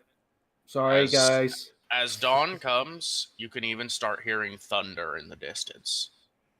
The weather has shifted to thunderstorm. It's very common on this planet. Question. Actually, Will give me a night vision- D4 as well. Then I'll Okay. answer. Okay, sure. Of course. Of Next course. sees this as a win. Oh, In the lightning turn. it's not a thunderstorm with a 4. Oh, Oh, It's worse. no jazz hands. No jazz hands. So, the thunder will come later. Right now, it is a downpour. We're talking the kind of rain that you could almost swim through. Monsoon. oh season. yes. The rain that hurts the face. So this probably negates my question earlier, was going to be, if it's so dark outside, does night vision work? But I'm guessing if it's a downpour, it's not really doing anything for you. Downpour is going to be rough to make arguments for that stuff. Hmm. Yeah, figured. Okay. And I'll let you know. Obviously, we hope the mission's done before the next time you guys need an official camp. But as the downpour begins, comfort conditions, ration quality, etc., it all goes to none. There's no longer any comfort in the camp. There's no way to attain decent rest with the kind of gear you are equipped with. It is the miserable kind of wet and rainy right now. Mm-hmm.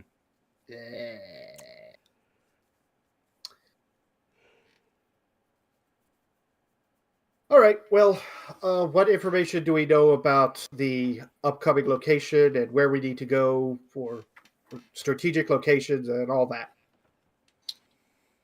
Well, first and foremost, we're gonna get to what happens again with the pawns last, because they will have arrived last. Is the whole point here?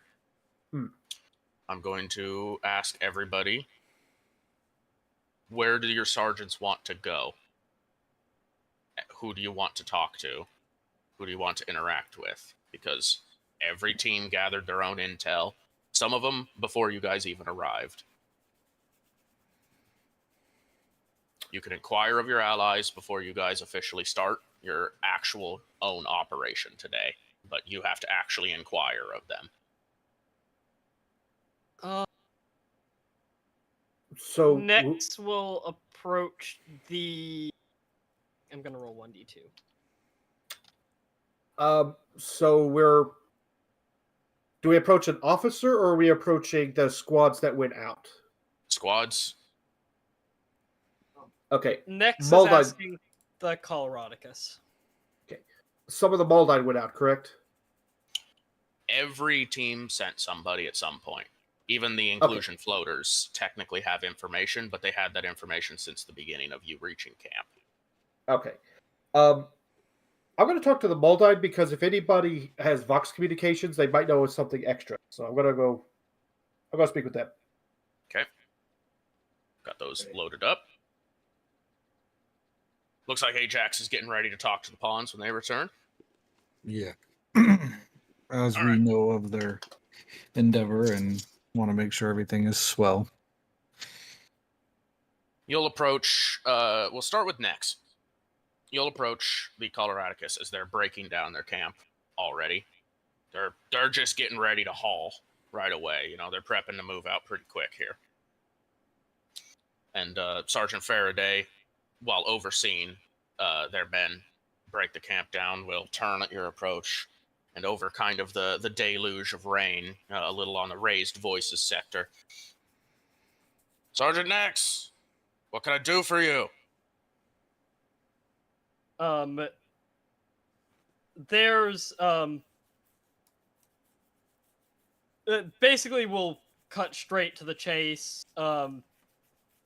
You went out on reconnaissance duty. I would like to know what your findings were so that I may better prepare my forces for what is to come. Of course.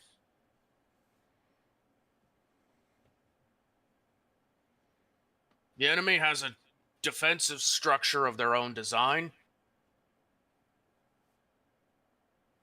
I don't know what to call it or what to make of it. Just that it's foul Xenos tech that stands out from the rest of the fine Imperial craftsmanship.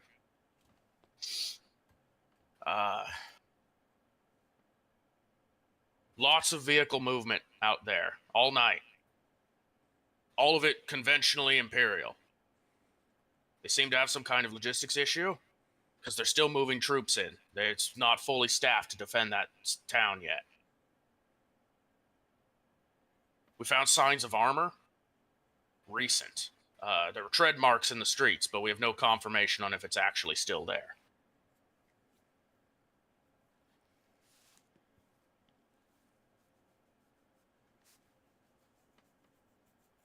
My thanks. This intel will be most valuable. I hope so. And we'll go to Chenoweth. All right. Effectively, she's going to do the same thing. She's going to walk up to the Baldine and going to ask, so you're out of patrol and you've got your ears close to the ground. Any information we need to know about what we're up against? Command hasn't given us any orders yet, so need the best to prepare. Interference is higher in this town. They must have another localized jammer. One moment. I have a potential question about that. I'm checking my standard kit. Microbead interference? Shortened range, but they can still function. All right, good to know. Shortened range. There's we couldn't pinpoint any of it, but there's definitely 1 to 2 at hostile camps in there. Buildings that they're holed up in. There's too much movement, too much organization, too much static on the Vox. There's communications, we just can't crack into them. Whatever they're using, it's faster than what we can do. Wow. Okay.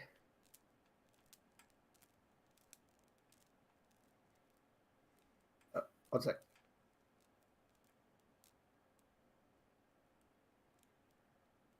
The Moldine have a very grudging respect for the Tau. Oh, yeah. Yeah. Like, this was established with one of my characters from last season.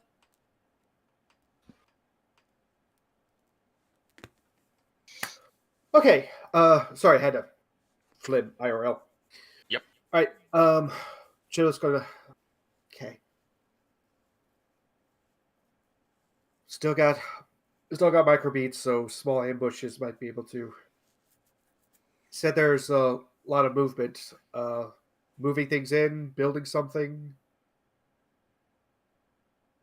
As far as enemy Just movement, fortified position. a lot of patrol, for sure. general fortifications. Most of the proper enemy seems to still be focused around where the gun is.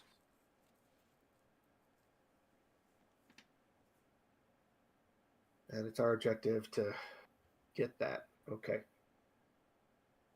Actually, It's all of our objective.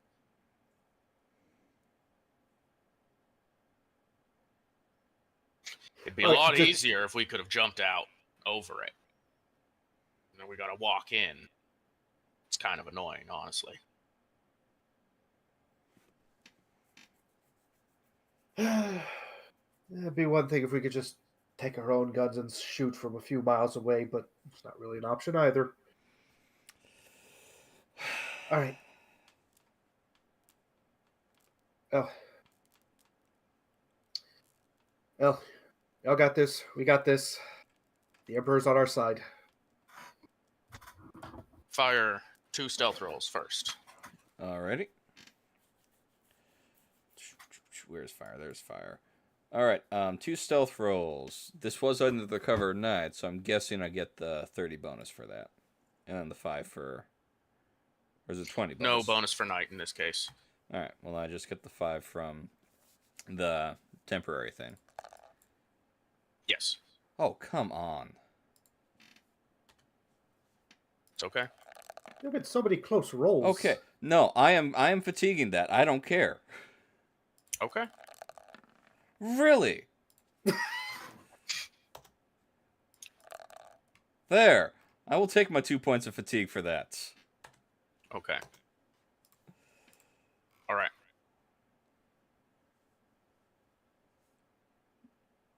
I will take a combination of awareness and scrutiny. Okay. You may also attempt an inquiry if you wish. Let's see which one's better. We'll start with the awareness. We'll see what I see first. Apparently nothing.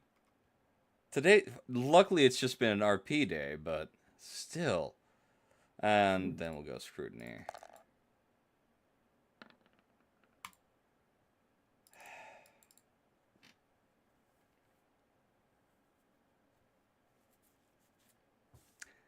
I hate my dice today. Would you like to Alright, attempt got an Griffo. inquiry?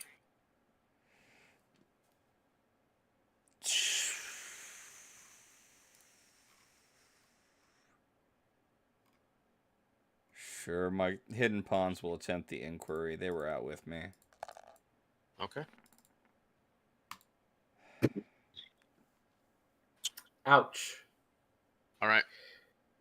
So, first and foremost, I'll give you some basics, the absolute basics that you would have gotten. This town is decently sized, broken up into 3 districts. It does not have an outer wall. There's a Okay. forest on the western side Sure. that goes right up to some of the roads that lead into town, like some of the side streets, basically. Sure. You couldn't really pinpoint anything specific about enemy counts or positions, and you were forced to reposition multiple times. You slowly got closer and investigated potential routes to go in. Mm-hmm. And at one point in the night, you got a little too close, maybe, and you approached what you thought was maybe a safe entry vector, just to watch patrols a little closer to see if you could get your platoon to go in through that way. Sure. And a voice came from nearby and startled you. And there is a dead civilian in the woods now. Okay.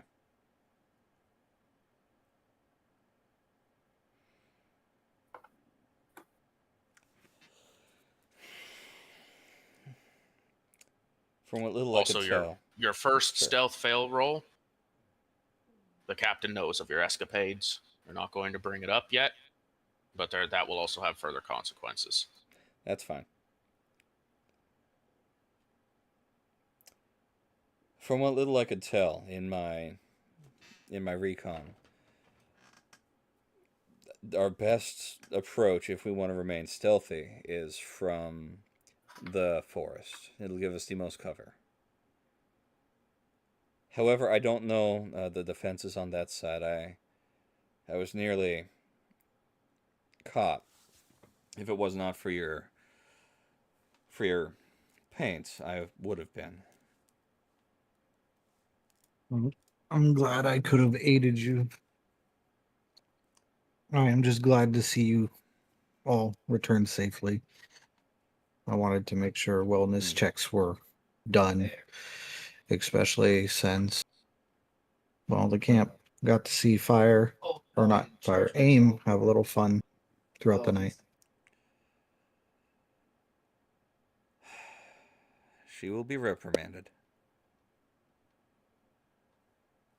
Well, I say don't go too hard because it was a very joyous occasion to see enjoyment happen in such times.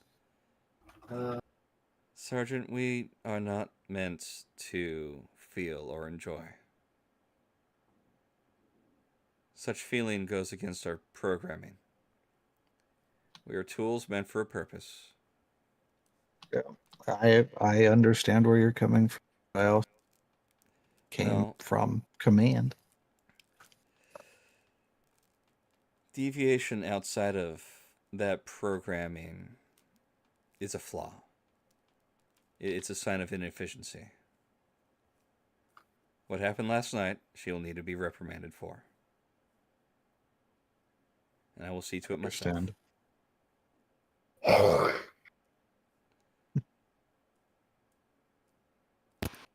right. I could obviously have the SDs go, but I'd be talking to myself. Does anyone want to talk to the Valkyrans? Fire actually does want to go talk to someone else so he can try to get some more information. Hey, I fucked up. What'd you find? Yeah, so there'll be one of these. Let's go talk to the Valkyrans. She's still alive, but that's about it. Just she's breathing. Don't want to bother. I'll hit you with the quick one. The sister is awake in there. She is in prayer, some kind of meditation of some sort, and on one fast glance, even though she appears to be attempting to, be meditative and in prayer, there is a lot of guilt in her face in this private moment she's having to herself. Understood. Yeah, so it was just a quick. Just want to make sure everything's okay. Not trying to conversate. Just so it's perfect. She's all on her zone. You'll approach the Valkyran campfire, and again, it actually looks very, very similar to the Coloradicus. A bunch of Valkyrans are just breaking down the tent very efficiently, with the sergeant kind of standing there, kind of lax overseeing it. Mm-hmm. And they'll turn and, cousin, how can I help you? I just returned from scouting myself. I was hoping to. What's the best word? I guess debrief with you and cross-check our observations of the fortification.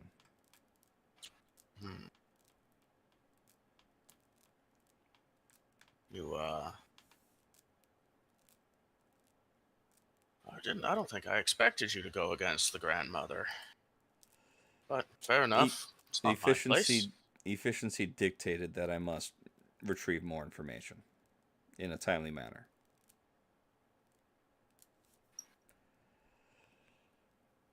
We're all going to the same place. Allow me to enlighten you, cousin. Please.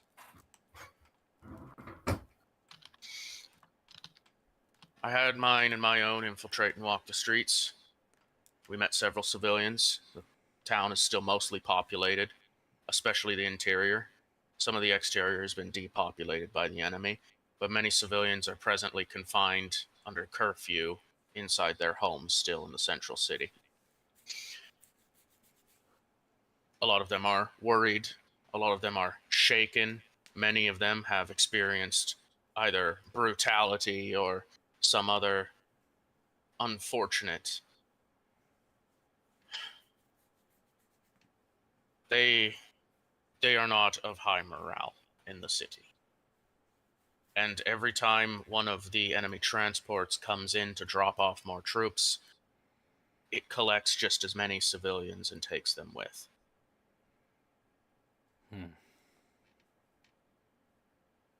Throughout the entire night, they were making runs, taking away people from their homes. And with no neighbors to protect them, so to say. It's a sad sight. I weep for them. I wept for them, even. With some proper recoloring, we managed to walk the streets without being noticed by even some of the enemy traitors. Hate to call them that. They should be friends.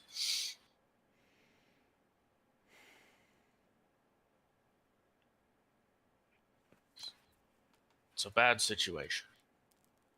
Indeed. I hope we can save many of them from whatever fate our friends are bestowing upon them.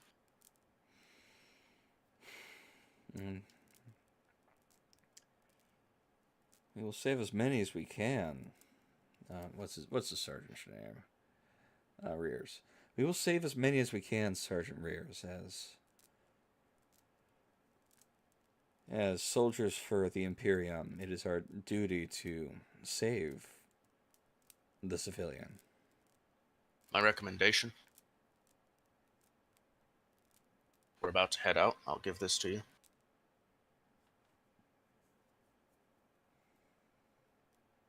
The west side of the city has been mostly evacuated,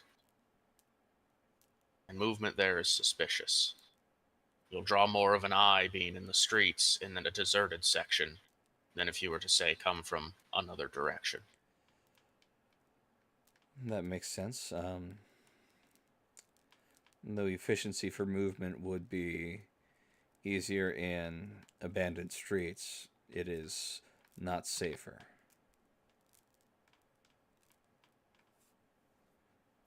So what of the east? Do you know anything of the east area? You'll have of this to approach through fortification? farm fields. Farm fields. Out in the open. And the same as the south. The south is the road, however, the main road. You'll be approaching. You will approach with the same vector that they carry our poor corrupted mothers.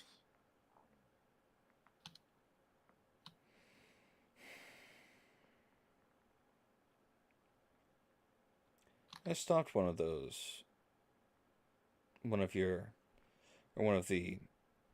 corrupted mothers, as you said, taking the Einherjari survivors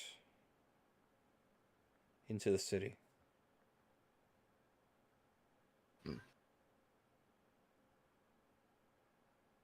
It's good to hear. I'm not so sure.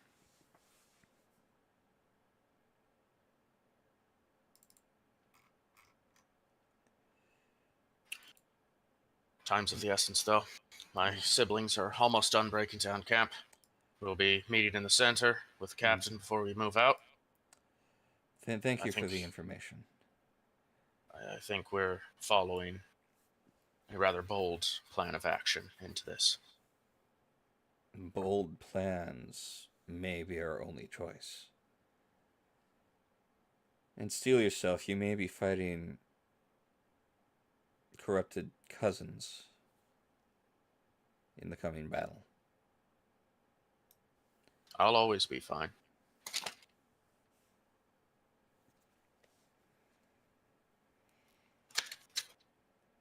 Again, thank you. Of course. We're lucky this doesn't have an outer wall yet. Only together do we succeed, cousin. Indeed. Only a tool can only be used by those who know how. Thank you. And I leave. All right. A consolidation will be called. Second platoon, primarily their leadership, but all are welcome to arrive. Yep.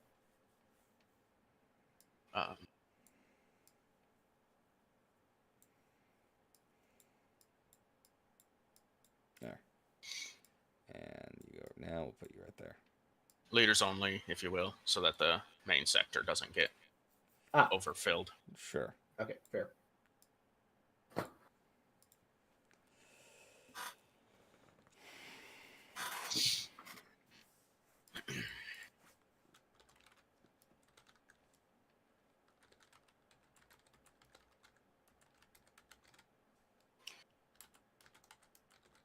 How's everyone feeling, by the way? We're going to be coming up on the end of the session here, but I figure, we're going to be ending on the good old hurrah, telling everyone what's going on, and then I'll reveal the map you'll be working on, and then we'll probably call the session pretty shortly after that, just for a heads up. Yeah, I think I'm good for like kind of wrapping up, but yeah, not beyond that. Yeah, no, we got to wrap this up. It's midnight our time, so. Yeah. Let's see.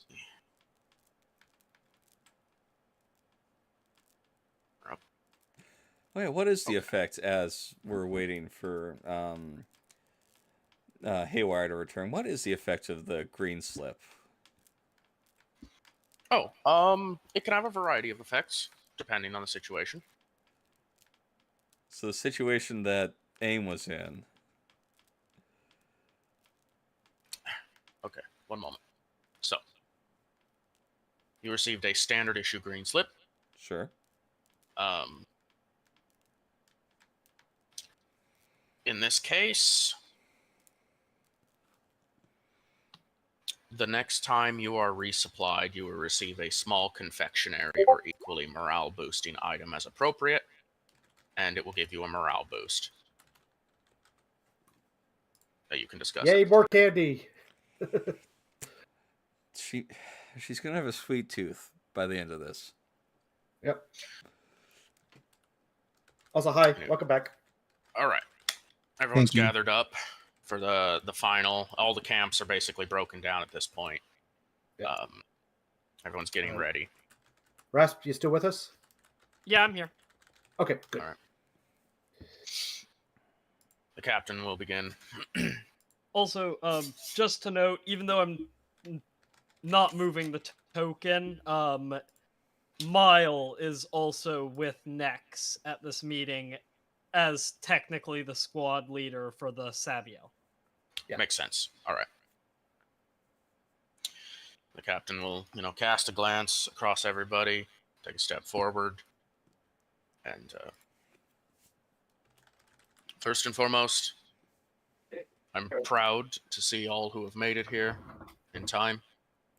We have a full day to conduct this operation until we have expired of time.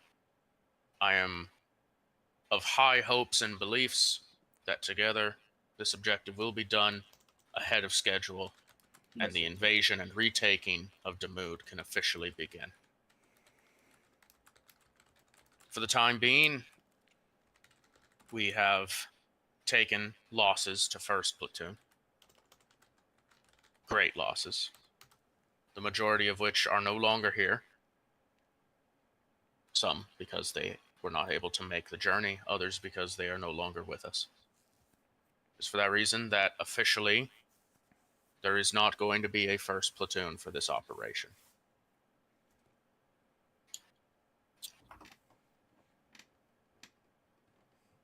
Malicious and those among them will be considered a roamer and may freely move between platoons 2 and 3. The sister may choose where she goes, as she has the divine right to. And the Einherjari will be bolstering Platoon 1. What remains of them. My bad. Platoon 3. What remains of them. We've done scouting throughout yesterday and last evening. The weather conditions are a hindrance now. However, they hinder us both. So mayhaps we may find advantage in that. This town is populated. There are many loyal Imperial servants still among them, and yet it is halfway a ghost town. The enemy has a strong force of auxilia, but have also managed to bring in several units, perhaps their own platoon worth, of proper soldiers to protect our target. The gun is a rail cannon of some kind, foul Xeno design. We either must take its position or find a way to disable it, though we do not know how as of yet. It is protected by orbitally dropped, and they like turn specifically towards Arha, who should be standing on this side, who will nod and say, we call them Tide Wall. They're structures that can be dropped and quickly reconfigured from orbit. They are composed of usually a watchtower and a deployable cover that can extend over long range around it. Instant fortifications, very fast, very capable. The captain will nod. Thank you, Sergeant. It's for this reason we must be careful with our approach, as they will have clear line into the city, into most approach vectors, and will have cover against most fire.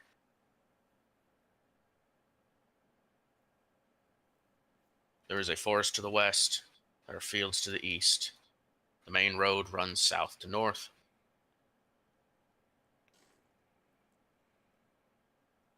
I cannot advise the best path forward. I will simply try to remain on call for those that need my aid. Try to help wherever I can. Platoon 2 has formulated their own plan of action at this time, helmed by Sergeant Faraday, and the Coloradicus sergeant will salute and take a step forward.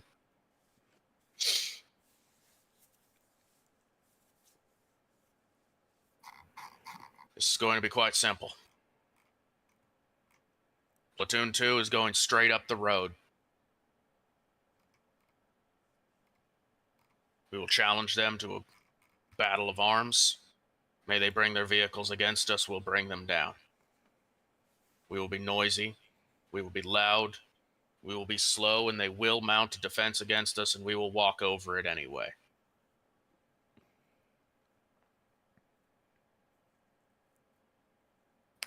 Honestly, we are going to take losses. But if we don't take too many, day will be won once we get there. It is my hope this can be a distraction for Platoon 3 to maneuver more clandestinely, and may you not have to face the enemy armor nor vehicles, for they will be coming for us instead.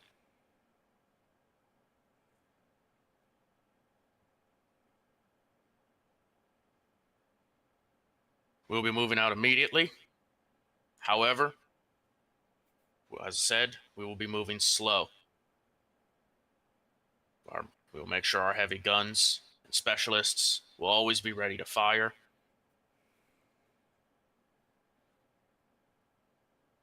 That's about all there is to it. Step back at that point. The captain will turn and gesture to the lot of Platoon 3. You guys. You're free to come up with your own plan of attack. I will be running support, as said, as stated. There's no clean way to do this. The enemy has the position. They've had it for longer. More reinforcements are showing in by the hour. It's now or never, truly. This could be the defining battle of the war. I hope you are all well rested. I hope you are all well prepared to give it your all.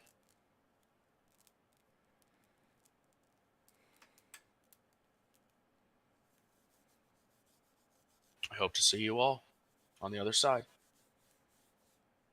And then at that point, the captain will also step forward and provide a data slate with the map as it has been scouted for you all to overview. And as they do that, they turn, they take off, you know, they do their little flight thing, and they exit the camp already heading for the enemy. And platoon 2 starts grabbing up all of their equipment to move out as well. And at this point, I will reveal to you the map you'll be working with.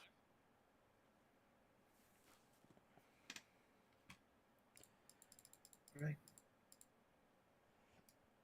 So, I'm going to say Sergeant Chitowith is going to move over very quickly to Sergeant Faraday. Mm-hmm.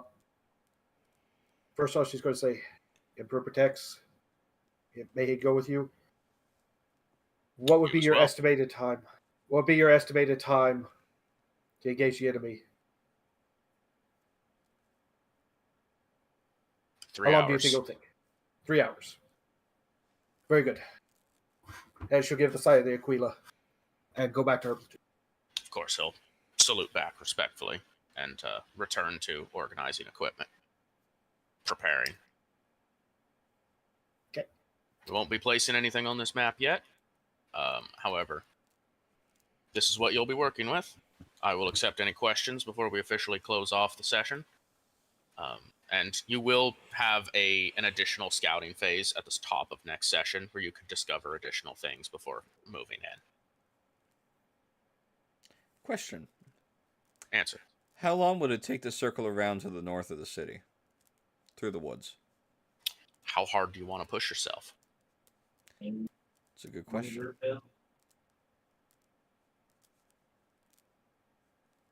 I could say an hour if you're willing to guarantee some fatigue taking. That's the fastest, though. Realistically, if you don't want to try any like hard moving and you're going slow, it's probably 2 to 3 hours to come in from the north. Sure. Which means you'll be coming in at the same time that the Coloradicus and 2nd Platoon launch their attack. Which is good, actually, because It is. if we move before our diversion, we risk giving up our position too early. Yeah. So if we get I'll into also position, give you, though, yeah. enemy reinforcements are coming from the north. If and when they show up. The closer we are to danger, the further we are from harm. It's a bold strategy, Cotton. Well, Peregrine's Hook, actually, but still. Two conflicting quotes happening at the same time. Yeah, honestly, 3 hours for estimated engagement, and that's when enemy forces would be drawn in. So I say, personally, if we start moving at hour 3, like into the city, and like take it slow, very carefully in, so like 30 minutes to an hour later. Mm-hmm. You know, most things that they're going to draw away will have been drawn away at that point. Yeah. I also will. What are we privy to information? What information do you need to know? Are we privy to know like the crop of these fields? Oh, that's a good question. Actually. Yep. 1 sec. Got it here. I thought of this. These are actually rice paddies. Oh God, why? Well, that could be benefit. Oh man, I know this is real life trauma coming into effect now. No, yeah. No, I'm just saying, like, technically could be very beneficial, especially when we're damn near swimming standing. Yeah. So Yeah, they're gonna be real healthily flooded right now. I will note that the best covered approach to the fortification is either from the south or from the north. East and west were basically going across open killing grounds. Yeah. The buildings go almost up to the walls from both the south of the fortification and the north of the fortification.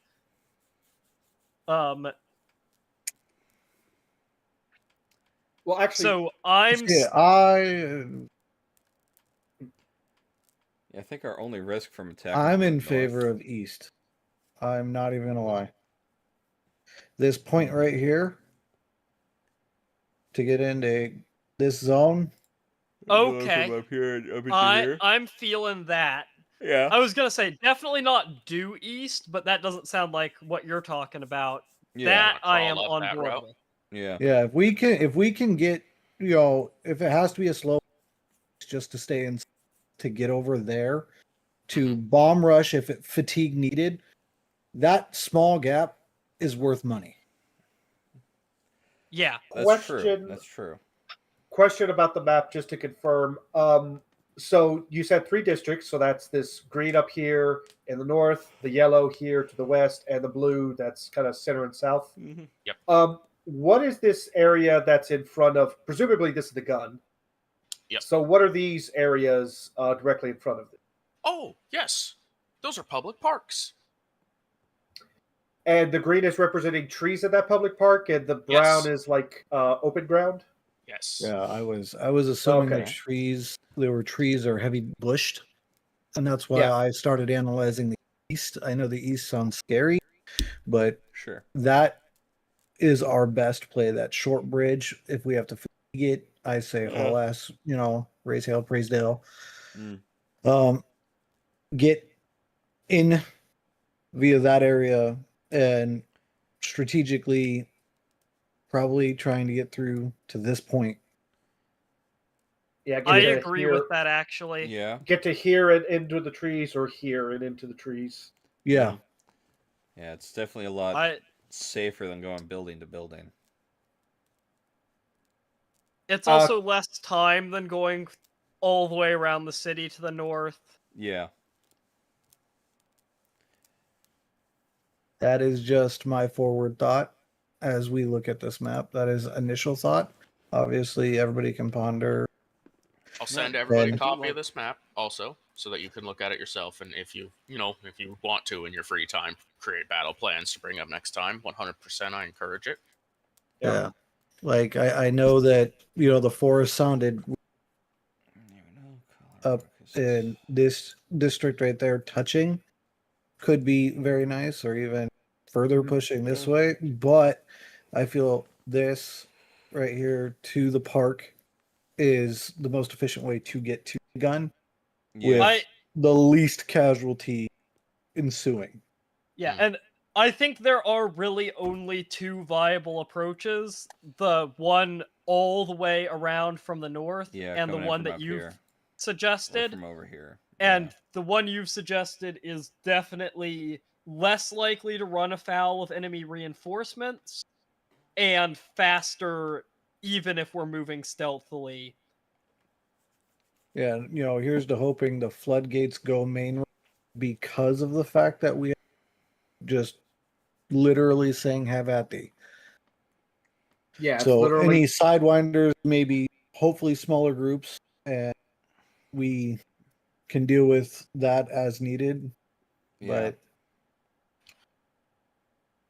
You haven't really inquired about your allies' armaments before, but I will let you know, because you've all been in proximity to them, especially now. And then, there was a wonderful time for the scouts to have encountered it in a session or 2 ago. The Coloradicus are pushing forward a wheeled autocannon. No wonder they're going slow. That's how they destroyed the entire force on the southern bridge for the rest of the platoon to get over. wheeled it up, took out all the vehicles on that bridge, and took off, basically. Speaking of which, I would have informed the Coloradicus of the receiver on the Chimera that we had faced down. Fair enough. I will say, your information, I didn't say it in the moment when you shared it, but if you can, as players, if you're willing to take the time to make an awareness check to spot a receiver, you may attempt a called shot on the receiver specifically. You do not get to just say called shot receiver. You have to spot it, and it won't be in a universal position for their vehicles. I do want to point out something else that we have encountered, which is the drones. I feel like these parks are going to be flooded. Oh, The yes. closer we are, it is going to be almost hive mind-esque with them, is how I would feel. Yeah, my guess is they're already dropping pretty much ODST to protect the goddamn thing. Yeah, my guess is that it's going to be a lot of forces here that are going to be facing against the Coloradicus, and then it's going to be a lot of forces up in here to protect the gun itself. Yeah. By the way, I don't think I ever specified for you what weapons the Maldine Special Weapons team had. What did you end up giving them? Check. Currently packing a melt-a-gun. That's useful. Yeah. That'll make short work of some armor. Yeah. Platoon 2 is honestly right now an anti-armor platoon. To a point, you know. For having no vehicles right now, they're pretty. They make a pretty solid front against enemy vehicles.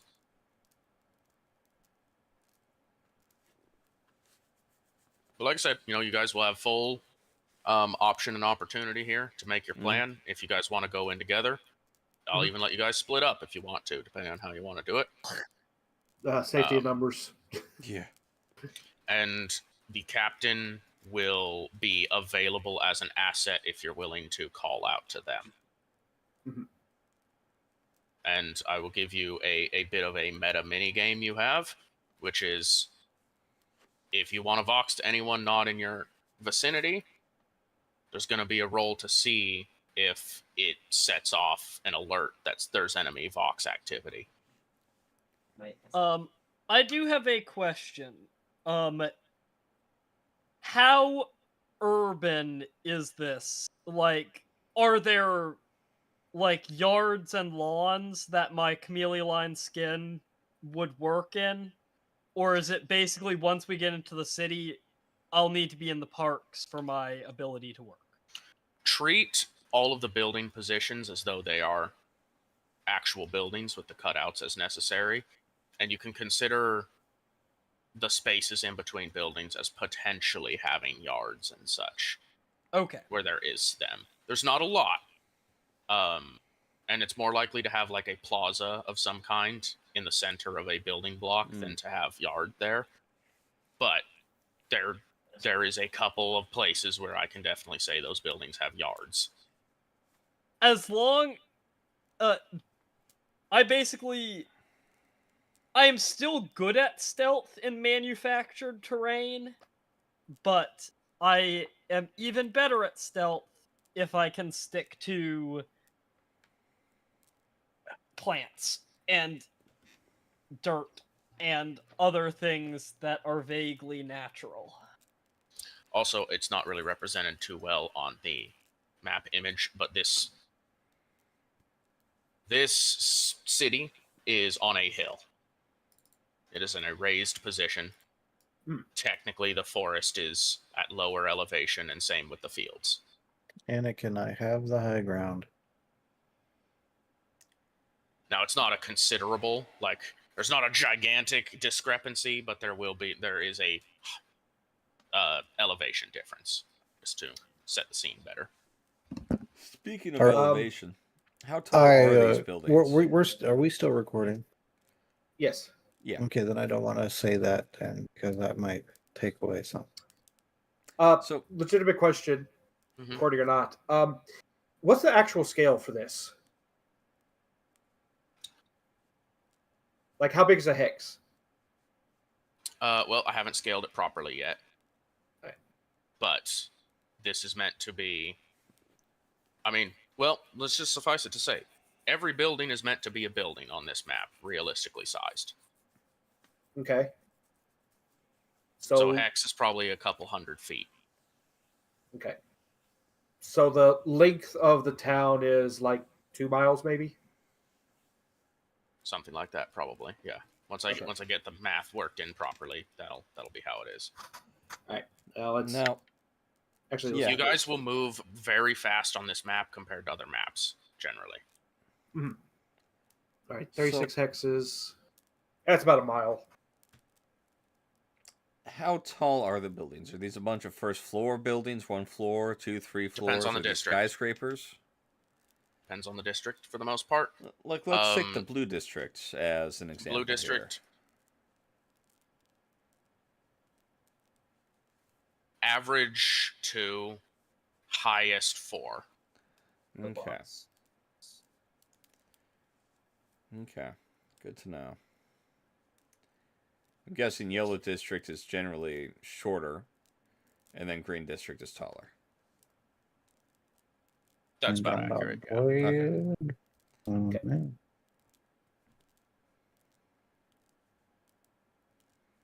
like I said, you'll all get an opportunity to scout and get extra bits of information. I'll give everybody a series of checks as you make your approach to gain a couple of extra obvious bits of information that may have to just work too hard to spot at night. Sure. If we can get you into like one of the buildings along the edge of the park, I definitely, I think I see what you're going for, and you could definitely do some stuff. I could do some with damage. those. Yeah. That's for sure.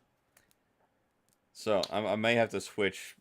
I think I may have to steal Aim's sniper rifle off of her, but I'll be able to do quite a bit of work. All